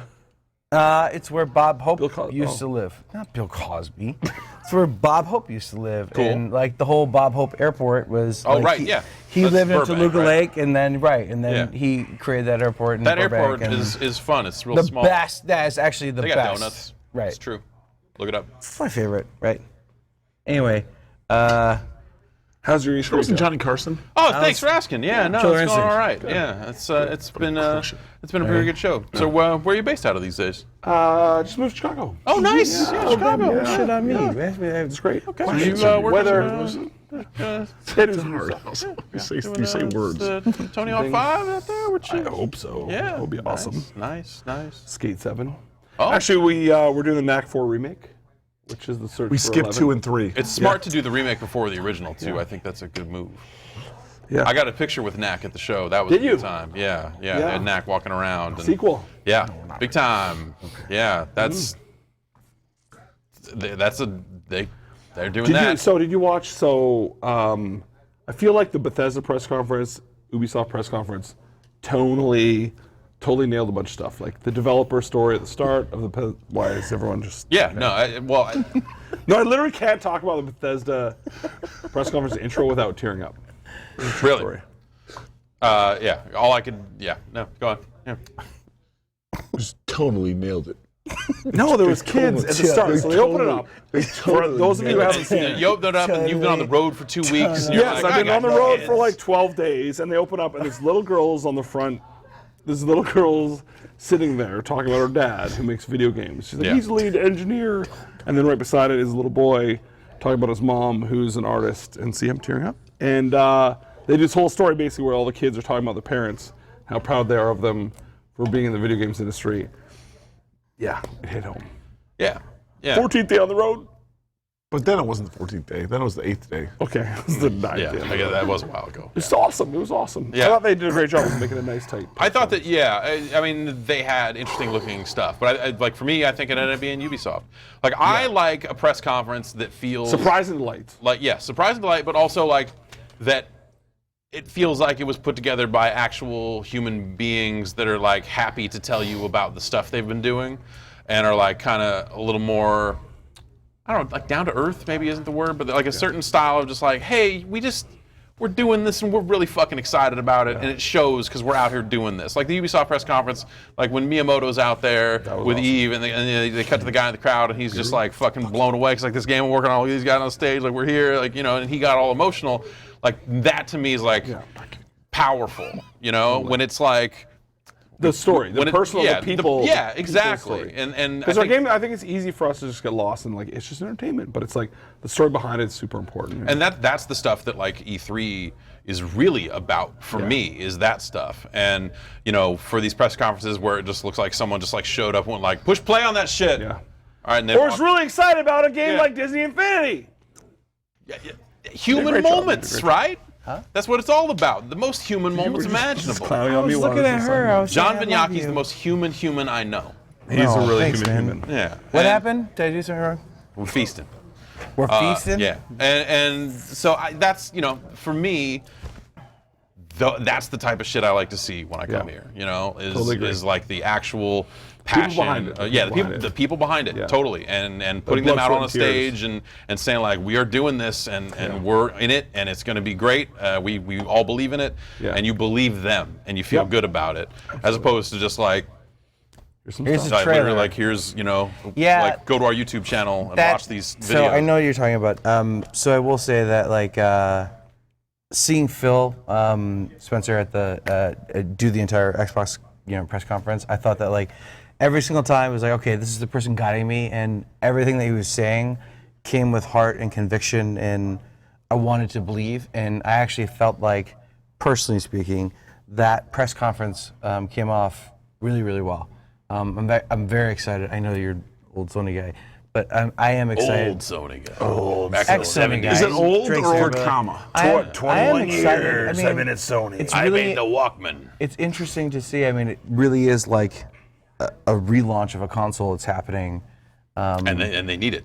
You know, yeah, like, and they totally, do. like they're, you know. But at the same time, like I'm really excited about that. And so anyway, when I was watching that press conference, hearing that, like that person to person, that conviction, that was really exciting to me. So Yeah, like that's the stuff that I feel like I'm here for, and that's part of why we do this show. You know, is to just get in touch with people that Talk to people that make games and the people that are getting paid to do things that they can talk about in the future. I'm looking forward to your story one day. No, I'm not. No, there's no pressure. I'm just excited for you to talk about your story. A little bit of pressure. The John Vignacchi story. It Yeah. continues. Can you give us one nugget? No. Sorry to I don't ask. want to get in trouble. All right. I don't want you in trouble. I always get in trouble. I just like from who, though? accidentally. Like, say hypothetically, who would you be in trouble with if you were to spill something right now? Who would you get a phone call? Would someone show up? You know, Back your here. cubicle? Like what? You know. What city would they have come from if they were to visit to get you to scold you? Yeah, no. Shanghai. You know what I saw today? Safe bet. I saw Ken Dave, we Lobb said today. no spoilers. I saw Ken Lobb today. I saw Ken Lobb today too. We did, yeah. I did too. He's a great I didn't person. see Ken Lobb today. He's someone I always cared a lot about. I mean, That was pretty weird, actually. Every But I time saw I'm- Ken Lobb too, motherfucker. It was pretty weird. Every time I meet with the other platforms, like, hello, Adam. It's sort of like the Newman moment. Oh, like, when you well, walk in? Yeah. Well, Are they to be weird fair, with you when you walk To in? be fair, Nintendo's not like that. No, Nintendo's super rad. Yeah. Hmm. But the other it's more like all the other platforms. Can you stay in this weird waiting room with 4 dark walls and no windows? That sounds. Yeah. Yeah. But you know. And no doors. Oh no. Well, wait a minute. Is it like The Sims? What are we talking about? They moved. They sold the door. Okay. Yeah, they put you My in the name door, is and then they Big built a Boomy moat. Low Voice. Oh, you guys. It's been a great year, Jeff. It has been a great year. New starts, new Yeah. beginnings, new things that we can and or can't talk about. Yeah, I To mean, wreck a tier 2, wreck my career more. Right. Yeah. And Dive Kick 5. You know, Yeah. just like Dude, all this like, other stuff. And the Like, craziest, for bestest bunch of new groomsmen. Yay! Like, that's gonna be so much fun. But dude, we're gonna have so much fun. Yeah. We'll do this thing. I'm gonna. Yeah. So I'll wear a suit or here's what I something. want to do. don't know. How's it work? I want to bring my Show- own show me tuxedo. some- Am I Look at bring my Dave, own like, tuxedo, or are you gonna make me wear some of your squares? Black tuxedo. Talk to the Black boss. tuxedo. You know What? the what? I'm Again, you know, don't I'm the bring- one wearing what red did you- jeans and I all wanna- that sarcasm. You talk to the boss. She I want to knows. buy some custom shit. I want to do it right. I want to get everyone faded out on that where we're going because I can't want to say it out Don't loud. say boss. Fair enough. Let's just. Can I have the hat? No. I'm hot. Well, that won't help. Yeah, you are. I'm sure you know By how the hats way, work. big ups. Dave Lang did a 5K recently. Johnny V's lost a lot of weight. You guys are looking great. Did you do a 5K? Congratulations, I both did. you guys. 3404. That's awesome. Hey. Yeah, see? 5K. Let's hear it for us, Yeah. Hey. you fuckers. Yeah. I went from 275. Yeah, I'm at 215 right now. Nice. Yeah, dude. That's Yeah. awesome. That's Well, I'd numbers say right after there. that you're probably 217, but Yeah, probably. That's probably true. That's probably true. That's probably true. Let him celebrate for once, Dave. Jesus Christ. No, like, I know what he means. I'm So a he's reporter in these absolutely right. streets. You're a reporter now. I'm a reporter in these streets. That's all I can see it. Well, let's get out in these streets. What do you say? Yeah. Let's do it. All Thanks right. for having us again, Jeff. Thanks for coming. Sorry As that we brought our always. ratings down Hey, this wait a year. minute. No, Yeah. we didn't bring the ratings down. We just need to close with a song. I think, like, if I don't was want to actually- wait for our lives No, to no, be I want over. everyone to come out. Can we make everybody come out? Yeah, Jeff, I mean, is it okay? Yeah, it's okay. All right, fine. What are we singing though Let's first? do it. Wait, hold All on. of my life, all of. I wanted to do Despacito, but no one else No, wants to do because that. we don't know. I've never no one knows heard that song. Despacito. No one knows what that is. It's like a good karaoke Don't song. that be we a can- big gigantic prickle. It's a, it's I a don't think great those are song. I can't. I just. No. I just Can you don't bleep think that those are the word, words. Vinny? I don't Can think you you bleep- actually know the words to Despacito No, now. no, I'm not even convinced that it's an actual He song. shambles Let's vowels pick- and consonants. Stop. All right, let's pick a song. No, see, you had to have it in your mind. It was a Where's great- Drake? He would know. He's like. He left. Should it be a Christmas song? I mean, or a holiday song? You know, I Sorry, think it's that's just. what I think we should Just shut it down gracefully. Yeah, I think that's. I want to. No, pick a goddamn. I'm not gonna. It was your idea. All right, It fine. was such an I wanna eloquent. thank Can anyone everyone help for me with a coming. song choice Jeff, that we he's can the all host. sing Give together? him A lot of great guests come through. I love ending the show Anyone, with please? you guys. Please? I'm really into the fidget spinners, as it turns out. This is very exciting. It was a great idea, dude. It was. And I want to thank everyone who joined us. You know, Alex for getting all these guests together, and Brad for booking all these appointments, and Ben and Dan. And, Abby, Everyone, They do it for you. Jason, They do it for you. Hold on. Everyone at Giant Bomb works their fucking ass off for this show. Everyone, Matt Rory for keeping us alive. We would not. Shout outs to the green room. Yeah. Yeah, the green room for people being on time. That's awesome. The other thing that I think is super important to always acknowledge is that so many people, thousands and thousands of people around the planet, put in so much blood, sweat, and tears to make their games to be shown at these shows, and they never get to be on stage. They're not the people they get to be. They work their asses off. So I want to thank everyone that fucking just. And this is always where crushed some it. press asshole goes, doesn't matter if the game sucks and I spent $60 on it. Yeah. Doesn't fucking So matter. shout out to every game developer out there $60. that's been busting their ass, making their dream come true, and being able to show it off at E3. Sacrificing. That is the most important part of E3. Celebration of art. And someday more of them will be able to tell their stories. But Right here, unfortunately, no on one this gets couch. media clearance, and none of them get to tell the Okay. cool fucking stories. I've got the That's true, I song. was not permitted to be on the stage. I've last got year, You know what? so I bet. came You know what? anyway. Actually, Jeff, ask for. Here's a preview for Smash next year. cut. Okay, Smash no, okay, cut. yeah, 2018. Dave Lang has a new phone. The Capcom NDA expires in March. In March.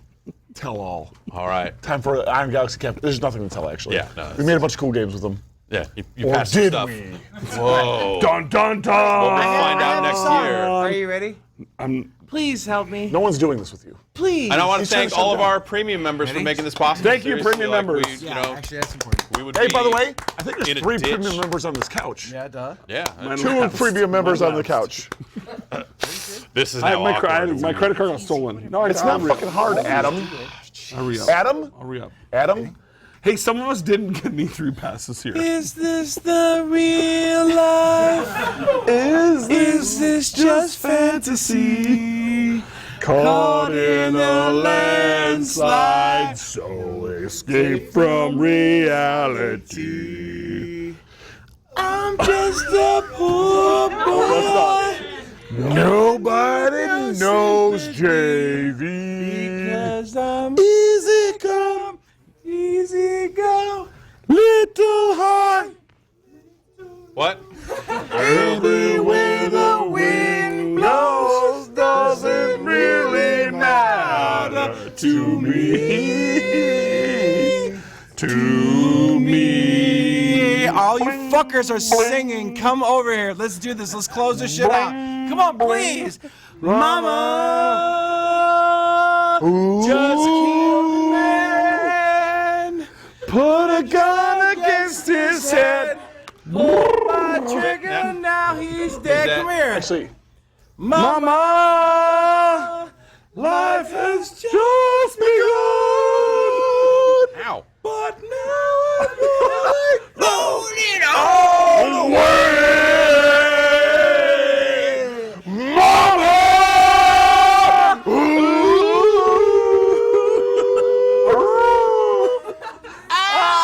wanna die. Sometimes I wish I'd never been born at all. Carry on, carry on. Fast forward. Boom. Okay. Yay! GiantBomb.com/profitability/sign up now. It's a website presumably about video games. That's right. Subscribe Yeah, now. this is where you go for the information about video games. I rewound There it. are no other websites I muted to visit. it. I muted it. This is all that's left. Yeah. And we'll be back next year, right? Yeah. There'll be an E3. Let's keep doing this. What do you say? Yeah? All right, fine. One more year. Well, maybe 20 more years. Fuck Yay! USA. USA. Too soon. Oh, You can do that. Calgary. USA. Calgary. USA. Calgary. He was trying to wrap up, by the way. Oh, sorry. Everybody No, have a fantastic You night. told me stop singing. And thanks for watching. The voice of the people. We'll be back. I'll miss you, Jeff. No, I'll miss you soon. He's right here.